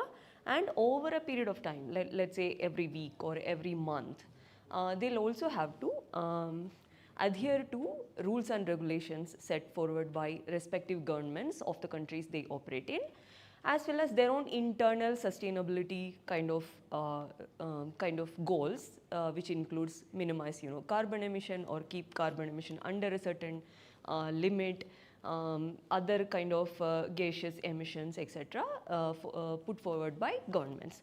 So this can be viewed as a constrained optimization problem, and particularly for airlines, flight scheduling comes out as a multi-objective, a very complicated optimization problem. So this particular case that I was taking as an example is a multi-objective optimization problem. Of course, the airlines goal is to maximize their profit, right? So minimizing the operational cost. Then they'll have sustainability goals like minimize carbon emission, minimize nitrous oxide emission, etc., etc. And their ultimate goal, in order to keep their brand reputation up, operationalization up, etc., is to schedule all the flights they plan for. Otherwise, some flights will get cancelled, and you know what will happen after that. And while hitting these goals as objectives, they also have some constraints like legal working hours of crew members and rest periods between they get assigned to multiple flights on different duties. Aircraft type, like a 230-seater flight, you need a 230-seater aircraft. You cannot assign a 180-seater aircraft to a 230-seater flight. So aircraft type, capacity, does the aircraft has fuel tank capacity enough to cover a 17-hour flight, etc., etc. Then over a period of time, maybe in a quarter, in a month or so, the airline itself will have a budget cap. So in order to schedule all the flights that they planned within a month, they have X amount of money that they have kept as a budget. And then the carbon emissions regulations, all the sustainability goals, etc., that I already talked about. So if we dive a little bit deeper into this problem, let's say we have an airline which owns 80 aircrafts, okay? And it has to operate between 25 airports within India. And they have like 300 pilots and 600 flight attendants on their crew roster. And they planned for 7,500 flights to be scheduled within a month, and 30% of those flights are connecting flights. Okay, this is just a scenario that I cooked up. Now, in order to schedule these 7,500 flights over a month, over 30 days, including some 30% of connections, the choices or the search space that we have to look at is 1.28 into 10 to the power of 14 over the power of 7,500. So you can imagine the possible choices that I have. This number means nothing, but it only means that a monolithic search or a sorting algorithm is not going to work. So this is the complexity of a problem statement in airline industry, flight scheduling. Now this is a very skewed or scaled down scenario, okay, simulated. So Indigo, being the largest domestic operator in our country, owns 400 plus flights and they operate 2000 plus flights a day. 400 aircrafts and 2000 plus flights a day. That's the scale at which Indigo operates. Now this is a scaled down version of that. So you can imagine what an NP hard problem this is, and this complicates all the solutions. So conventional constraint optimizers or the solutions include solving a system of linear equations, which is like mathematical solvers like linear programming, heuristic, meta-heuristic methods, etc. And all is not lost, okay. These methods have been, people are using this successfully in logistics, in scheduling operations, etc. And particularly for airlines, Southwestern Airlines published a case study in 2015 saying that they use a mixture of this linear programming and heuristic algorithms, and they have efficient scheduling now in place, automated efficient scheduling in place, and these are some of the products they quote in that blog that they use. SkyMax and SkyCast are the products they are using for achieving this. So now I have decided to go ahead and simulate that scheduling problem that we just saw, 7,500 flights, schedule it over 30 days, and I used the linear programming MILP, and the result showed that I was able to successfully schedule 4% of the flights. Okay, then I thought I'll do the other one, like the heuristic and meta-heuristic methods, genetic algorithm and simulated and linear. They respectively scheduled flights of 4.8% and 6.8%. So the maximum I could schedule out of the 7,500 flights was 513 flights. So is it all like rainbows and unicorns now is one thing that we have to take a look. So I did a little bit more digging. Actually, Yash gave me this example, thank you. Even though they published, Southwestern Airlines published this successful case study in 2015, in 2022, they ran into a major scheduling crisis just by banking on those two frameworks that they were using, and everything, hell broke loose. And we ourselves in our lifetime witnessed a similar incident with Indigo, right? Like just one rule changed by the government of India, which is the crew resting period.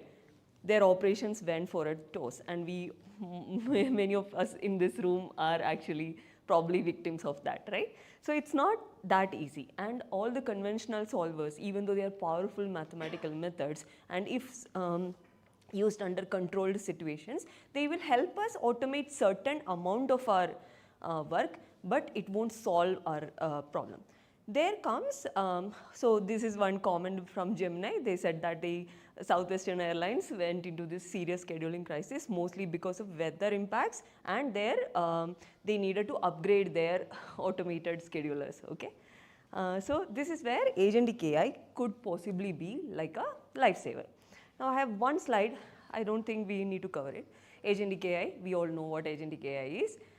There is a sophisticated LLM sitting at the brain of every agent, and it will have all the tools and APIs and all the database that we have in our environment. So the major characteristics of Agentic AI is it being proactive rather than reactive.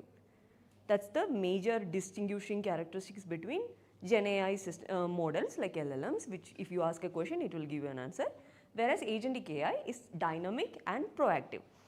And it will have access to components and other tools and sub-agents that we design in our ecosystem to solve a problem. Now, I have a question for you.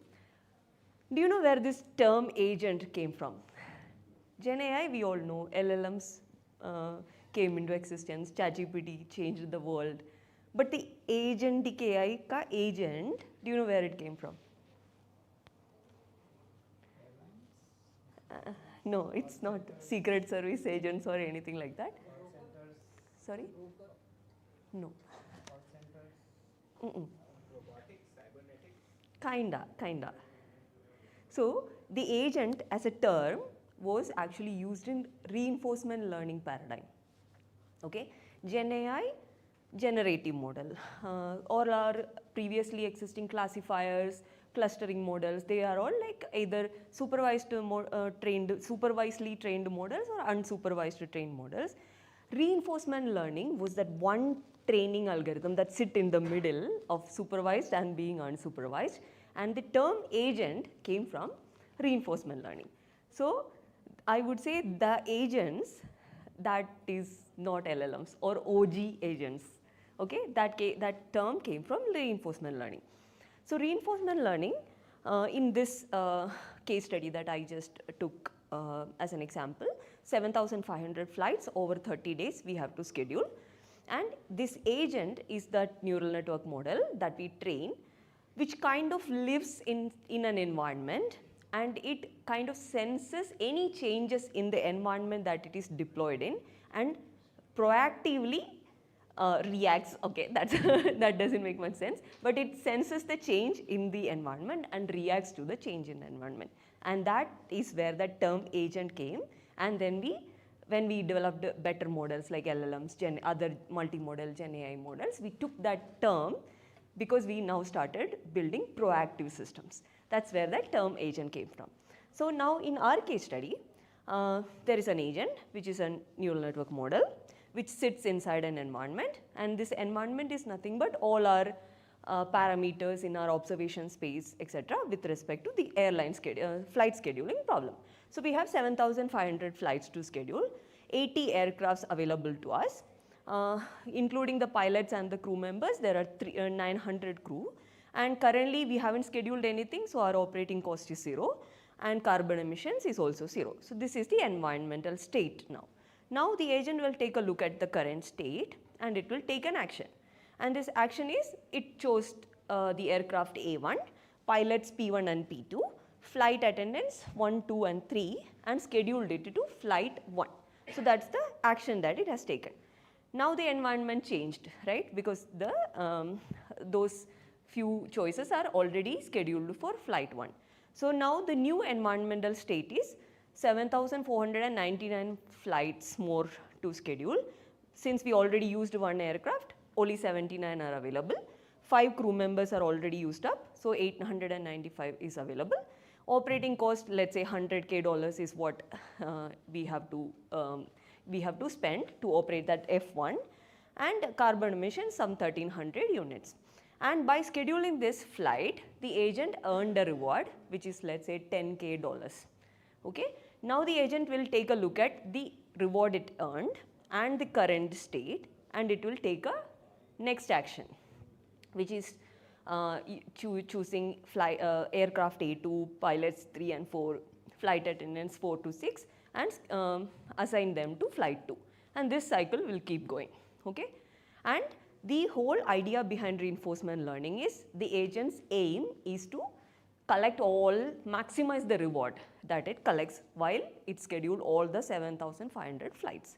So maximize reward is its whole objective, and RL works sequentially, whereas all the other algorithms that we have seen like linear programming, genetic algorithm, simulated annealing, they all try to schedule all the 7,500 flights at once, or a piece of it, like we can cut the problem into pieces.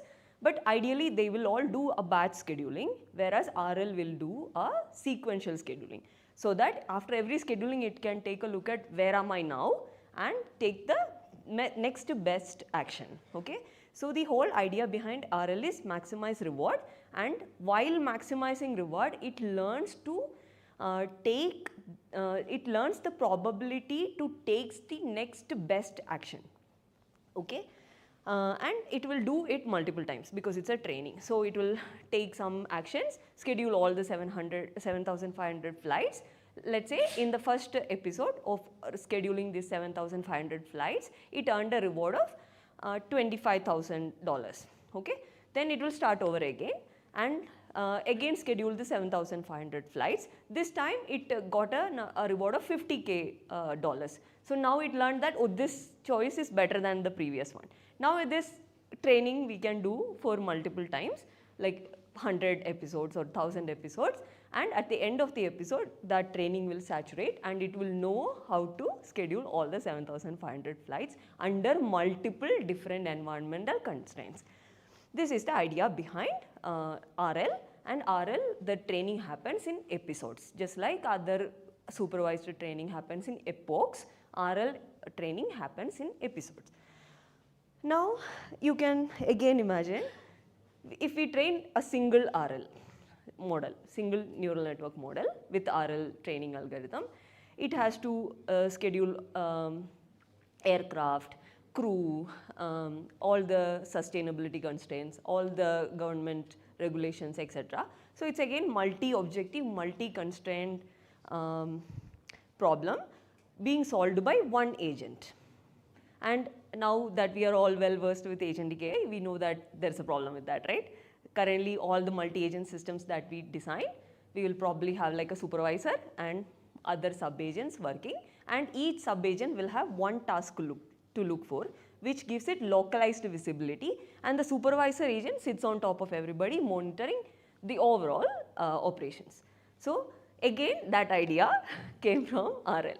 This is not a new idea. Whenever autonomous driving, self-driving cars, even before Tesla, as a research idea when it started operationalizing in Stanford University, they had actually multiple RL agents working in collaboration with each other. Few of them will be like vision agents looking at the road. Few of them will be voice agents looking at the, listening to sounds around the car, and they all working together with each other made the self-driving cars as an experimental idea possible, at least within university campuses. So again, single agent works as long as your problem statement is not that complicated. Like for example, the problem that I worked for an ad tech client, their problem statement was not that complicated, 3 constraints and not so much of like a search space to search on. So that problem stopped at single agent. But airline scheduling as a problem, when I took it up, that couldn't be solved by single agent.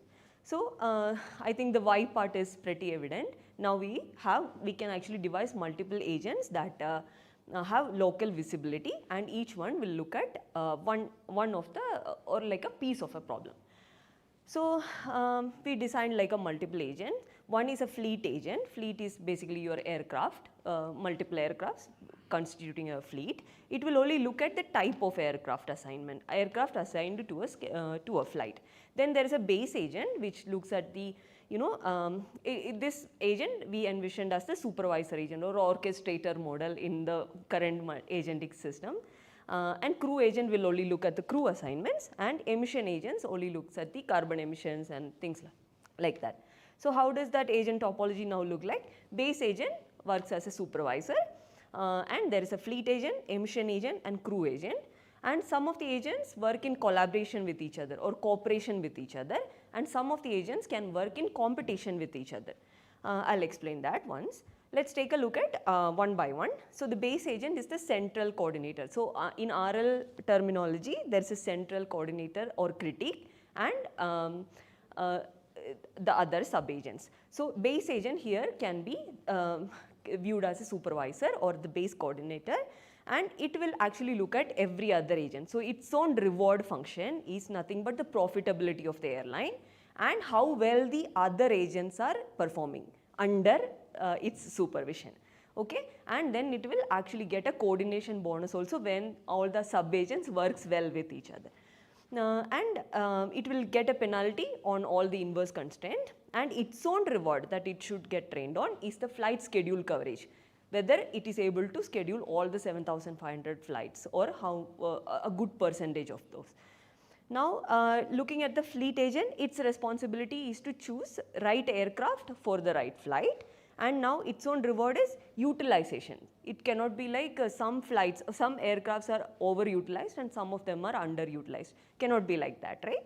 So overall aircraft utilization is its own reward, and it has to minimize the operational cost and fuel cost. Okay, and what all penalties will it get? When emissions are over the roof, it will get a penalty. Some aircrafts being under or overutilized, it will get a penalty. And if it scheduled a 230-seater flight with a 180-seater aircraft, it will get a penalty. Okay. Now there is an emission agent. You can clearly see it is like it has to choose greener aircraft, the ones which has high fuel efficiency, and it will get a penalty for emission component. Now if you look at it, this emission agent and fleet agent are kind of competing with each other. Or in other words, emission agent is competing with every other agent, to be very honest, because every other agent tries to schedule more number of flights, whereas emission agent will get a penalty because when more number of flights are scheduled, emissions are obviously increasing, right? So it will get a penalty. So it is actually competing with every other agent. And the last agent is the crew agent, which is like pilot and flight attendant assignment. Their own, its own local reward is crew utilization, and it will get a penalty when there is a overworked crew, fatigue increases, if their rest periods are not matched, and if there is a skill mismatch, like a flight first officer of a flight needs to be like 6+ years of experience, and if it chose a 2+ year experienced person as a first officer, it will get a penalty. So this is the overall architecture. Now let's look at the implementation. I think I can quickly go through it. The environment now consists of, just like the diagram that we just saw a few slides before, it will have all the aircrafts, all the crew particulars, all the emission particulars, etc., and state and action spaces. Action is nothing but it has to assign flights with the aircraft, pilots, crew members, and with the corresponding emission particulars. Okay, and the training happens just the RL framework, but this is where the crux come in. So now the supervisor agent will have first few layers shared with every other agent in the neural network architecture. So it will be jointly trained, and the later layers of the neural network will be independent for each of the agents. So there is like a semi-supervised collaborative training happening in the first few layers, and the last few layers are independent for each of these agents. And this training algorithm is called, usually in RL, proximal policy optimization, or PPO is the training algorithm. When you put it as a multi-agent extension, it is MAPPO, multi-agent proximal policy optimization. And this is the training result. Just wanted you to see this red curve, right? That's the emission agent. So its rewards keep reducing when all the other agents are winning, and then at some point they will kind of get saturated at one point where you can see that this is where the training stops. It can't learn anything more than this, or this is the best it can do. That's where the training stops. And for this scheduling problem, the 7,500 flights case study that I just, this is how the MARL scheduled flights. So how do I want you to read this is, the first pink dot curve, it's actually aircrafts getting assigned to each flight, and we have 80 of those, and they get assigned for all the 7,500 flights. And now you can see at this figure all these these graphs. This is flight attendants, that's pilots, and that's aircraft assigned to each flight. And you can see it's kind of uniformly distributed, right? There are some gaps here and there. You can't get like pure uniform distribution. But what would have been catastrophic is, there is this one flight which is picked over one aircraft which is picked over all flights, right? This is called overutilization, and whatever is picked unpicked over here is underutilization. So this would have been a bad case, and this is the result of LP. And this is the result of MARL, which is the multi-agent RL framework, and you can see mostly the flights are uniformly distributed. Not exactly uniformly, that's never going to be possible, but how much ever it can. So it's a uniform distribution. It is much better than underutilized / overutilized aircraft. And this is the performance comparison. So our single agent system was able to schedule 68% of the flights in 7,500 flights over the 30 days, whereas our MARL system, multi-agent system, was able to schedule 87%, and other metrics you can clearly see as indicatory, 92% operational efficiency, profit much more, aircraft utilization much more, etc., etc. So this is the comparison between single agent and multi-agent RL systems for a complicated constraint optimization problem like flight scheduling. And this is the overall comparison. So we started with the mathematical system of linear equations 4% to MARL, which is at 87%. So you can clearly see the scale performance difference. Now key takeaways, this is where I want to highlight something. So in order to design such a system, this is RL, right? So in order to design such a system, we definitely have to bank on domain knowledge. So if you don't know what all constraints, how the reward shaping is, what's the kind of graph you're looking at, how to craft your objective function, which is your reward function, motivated from your domain knowledge, you won't be able to build such a system. Then there are multiple other things like normalization, coordination versus competition bonus, etc., etc., that you have to bank on. Then MARL, I think I've clearly shown how superior it is for all on top of all the conventional methods. And again, designing such a multi-agent system, any multi-agent system, for example, even though we say that all the frameworks exist, LangGraph is there, ADK is there, designing that system in order to cater to the application that you have in hand still warrants an engineering experience and domain knowledge there. And particularly when we look at this kind of system, which is mathematically a little bit heavier rather than language heavier, like LLM based agents are like sort of language heavy or programmatically heavy, whereas RL kind of systems are math heavy. So here again we have to bring in our domain knowledge and math knowledge to formulate the problem as well as design the system. And finally, you will have to craft your own matrices which are in line with the business outcomes, etc., in order to train these kind of systems.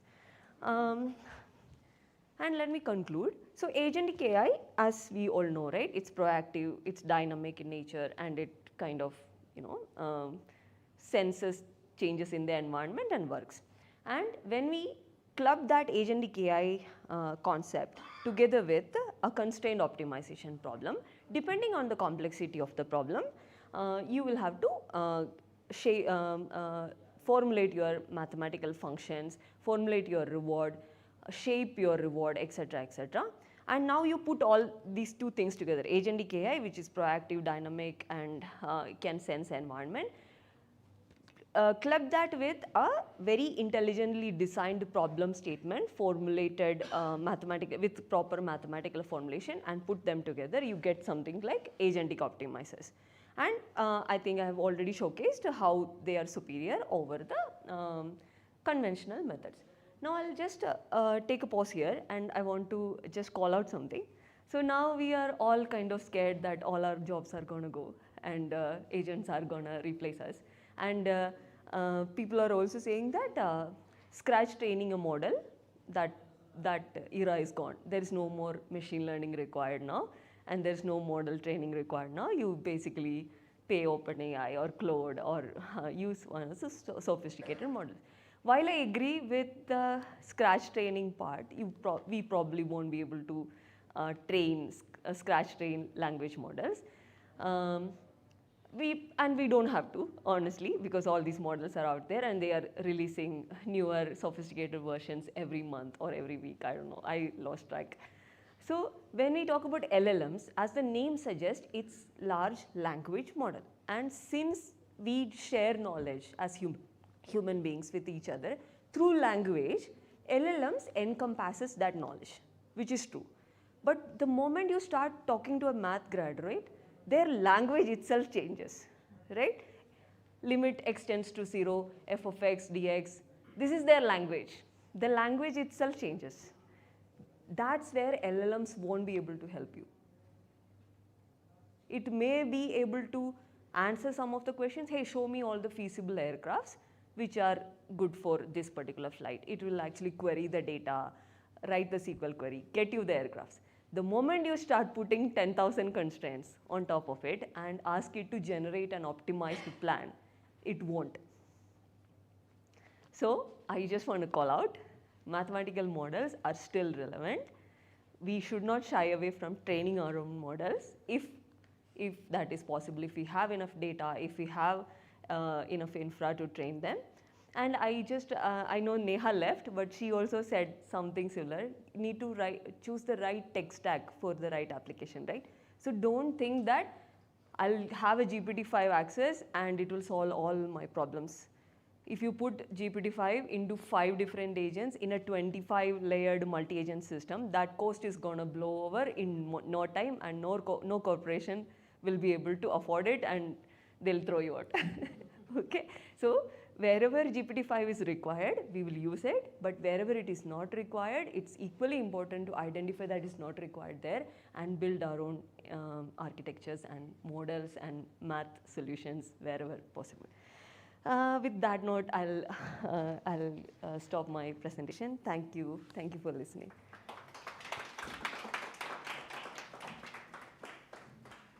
Any questions for? I see so many hands. It's kind of an ideological question, but not related to RL. So you just mentioned that, we don't have to train a model from scratch. It's just that a feeling maybe comes from some kind of insecurity. And you might have to do it, because I was on Twitter last night and I saw that, people who were using Supabase, the online database, it was blocked by the Delhi government. So they can block ChatGPT, they can block AI also. So you never know, you might have to. Yeah. Yeah, true. What I meant by that is if it is a language-based task and if some models are available, mostly we are fine-tuning on top of it to give it more knowledge. And for a smaller kind of corporation or a smaller company or even academia labs, I came from university. So we can't afford to train, to be very honest. Like academia is like finished. We have like one supercomputing research center in IISc Bangalore that gives credits to academic labs, and billion parameter model is out of our that era is gone. So now what you can do is probably take like a llama kind of a billion parameter model which is open weights and fine tune it for your own data set if that data set warrants that kind of knowledge. That's what I meant when I said maybe that time we probably don't have to do it. Okay, no, I agree with you. I totally get your point. But do you kind of foresee a situation which I just mentioned about blocking ChatGPT and Claude? I honestly don't know. I just heard the news that US government just clashed with Anthropic, so I don't know. Maybe yes, yeah. The choosing part, where the agent was choosing assignment, was it a random, like the agent decides what to choose, or the agent was given a tool, like some No. So that's the whole difference between the RL agent and the LLM based agents, where the LLM based agents have like API access, database access, etc. Whereas the RL agents learns to make that decision given all the environmental parameters. So it starts with a random choice, but over the episodes, it learns the probability of taking the next best actions. By the time 1000 episodic training is over, it knows which aircraft is best for what flight. Another related question is dynamic probabilistic part of it. For example, I can assign the same aircraft to n flights, but what if I introduce a probability that it might have a malfunction?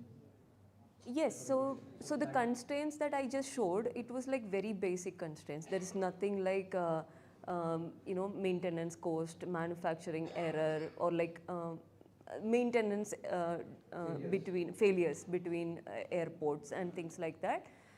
Since it does one scheduling at a time, and once it is trained, it knows what to schedule next. The moment that maintenance failure happens, you can change that in your environment and it will actually change all its decisions from now to the next 30 days. So that's the beauty of it. That's what Indigo couldn't do. Like, because their flights were all scheduled and suddenly one thing changed, they couldn't change anything from there. Same happened with Southwestern, I would imagine. It took them 2 months, right, to fix it all?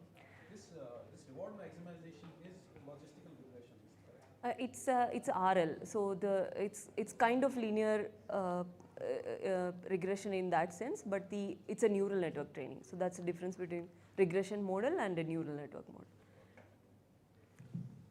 You mentioned this episodes thing. So is it like a simulation and a scoring step that we can assume? You can view it like that, but since it's a neural network training, it's more like a conditional probability maximization. Yeah, because RL kind of started out as that AlphaGo game and beating human being in the Go game, right? So yeah, you are right. That is conceptually what it is. But then when it started, when I talked about deep RL, okay? So deep learning with RL training. So when we came to the neural network paradigm, even though the base idea is still that, it's probabilistic, conditional probability maximization. And on the similar example like the Indigo example, so with this agentic shift, how quickly it will adapt? So in a practical constraint, there is still scaling issues. So how we can view it as, you basically don't schedule one flight at a time, even though I showed it like that. Let's say you have 7,500 flights over the next 30 days. But imagine there are 3 major events happening in Mumbai. Let's say there is a Linkin Park concert that happened, and then there is like a cricket match and something else. So there are 3 weeks or 3 days in particular which you cannot cancel the flights, because if you cancel, there are like a lot of customers that gonna be annoyed. And if you can afford to cancel a Pune Kochi flight because there's nothing happening in Kochi. I'm from there, so I can. I know. So you probably assign weights to certain flights and say that whatever you do, schedule these 3 over these 3 days into 9 days, but do whatever you can. I am lenient with every other flight. So such kind of constraints you can factor in and force it to do like a small batch scheduling rather than one by one scheduling. Do 1 week at a time, then do the next week. So we can actually pose it as a batch, but smaller batches over a sequence kind of a problem. Then it will actually, the accuracy will be more and you have better control also. Hi, great talk. I had a question about the rewards and like your structuring of rewards. It seems like the special sauce that makes this work is the design of your rewards in a way to prevent it from like reward hacking or cheating. So what does that process look like for you? So basically, even though I said minimizing operational cost and maximizing profitability is my reward, and I just showed one number. Actually, it's not that. The reward function is much more complicated. What the RL maximizes is something called discounted cumulative reward function, DCFR. Now, what's a discount? You basically give more weight to a reward for the next action, and you change the weight to a very low value to an action that you take after 30 days. Because within that 29 days, anything can happen, right? So you have more reliance on the next step that you take rather than 30,000th step. So you discount the future rewards and you accentuates the immediate reward. Now that function, you can think of it as a linearly decreasing reward, right? Which is like the baseline. But it's not. It could be like an exponentially decreasing reward. It could be like a parabolically decreasing reward and maybe increase after the 30 days because you have that Linkin Park concept after 30 days. So there are multiple things that can happen in this case, and you probably will have a very specific looking graph attached to your reward function. And that's why I said the domain knowledge is very important when you work on problems like this. And you can craft your own graph, piecewise linear, piecewise non-linear. It could be anything. Thank you. Yeah. One question. First of all, the talk was amazing. Someone talking RL instead of GenAI. My question is, in MMPPO, you have shown the actor and critic. So the main problem in generally in RL comes when you need a critic. Like how do you train critic in this environment? Like because I have a RL background, knowing in LLMs, like that training the critic is very hard. So I don't know like how do you. I'll give a one-line answer, and maybe we can talk later. So have you heard about GANs? Yes. So it's similar. Okay, you basically give that decision-making capability more and more to the initial layers and discriminative capability more and more to the later layers. So it kind of works as a generative adversarial things. That's why it's called actor and critic. So actor acts, critic critiques. And then they kind of fight with each other and over a period of time they learn from each other. That's the basic idea, but I can. Hi. So the core model is a DNN or a neural network. So how do you guarantee constraints with that model? Because we factor that into the reward function. But that will still be probabilistic, right? Yes, of course. But yes. The constraints, there is a hard constraint. Yes, so we basically, in this example also, I have actually cut the constraints into hard as well as soft. And then hard constraints get 1 penalty and soft constraint gets like anything less than 0.5 to 0.005. But even then, when you do the actual prediction, there's no guarantee that no constraint will be violated. Yes, so that's why we do that weight shifting while training, right? So since it's not a supervised training, what are you comparing against is you actually let the weights evolve over some time to a certain time steps, and then you compare that point weights with the t minus n the point weight. At that time you check if your constraints are satisfying or not. Then you reinforce it. You change the penalty itself, like it's called dynamic penalty or adaptive penalty. And the penalty functions also is trainable, like in a Lagrange's format, you know that lambda into something, that lambda is also trainable in this case. And that lambda is nothing but your adaptive penalty functions which you kind of return into your reward function. And at every batch of the weight update, you make sure that your Lagrange variable is also changing.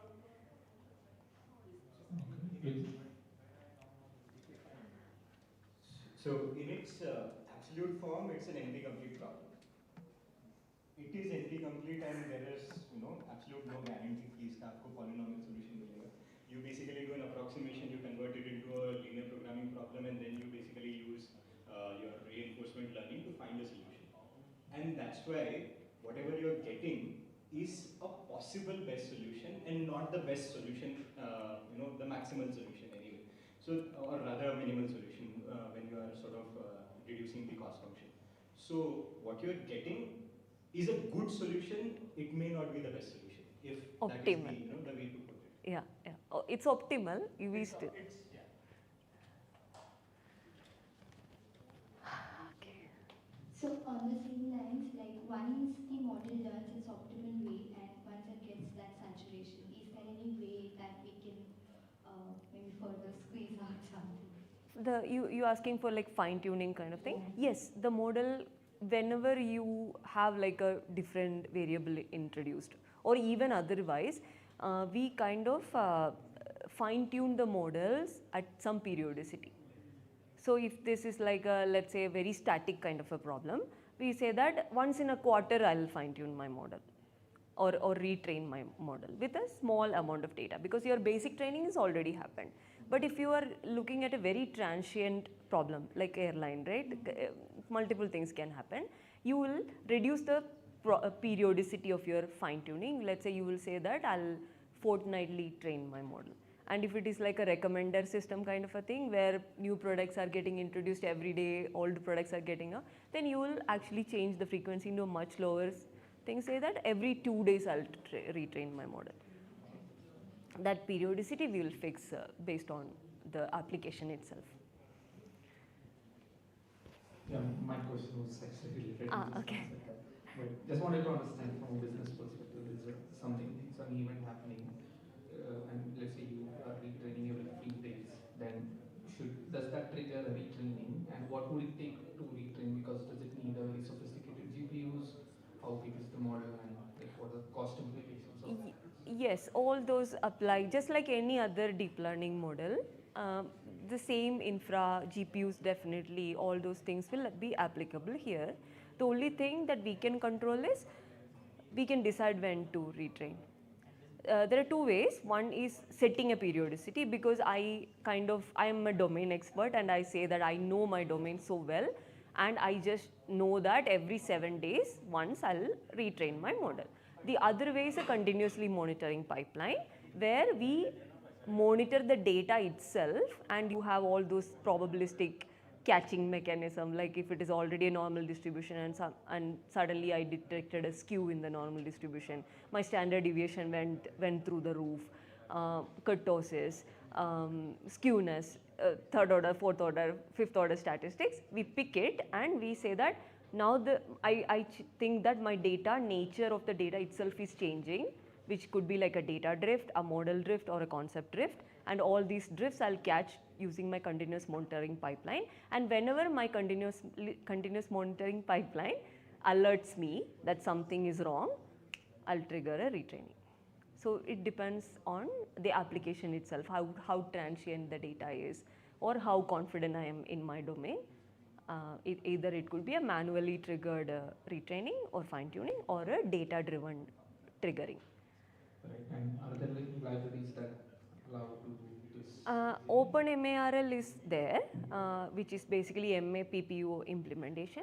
Otherwise, it's normal RL and you basically mishmash all your agents together. Yeah. And do you have any rules, like, for example, there are some very strict rules, right, that pilots need to have. So it's possible that sometimes the solution that you get may not satisfy those. Right. So there needs to be additional rule that need to be imposed on top of these results. So at that point, at least this is like a very consequential domain in that sense, right? So we probably write alerting on top of it that on this assignment, your hard constraint is violated. Manual intervention come. And then somebody can come and tune the model, or somebody can just take that one assignment out and deal with it manually. So again, it's not like replacing human, it's more like empowering human or like saving human from boring manual task.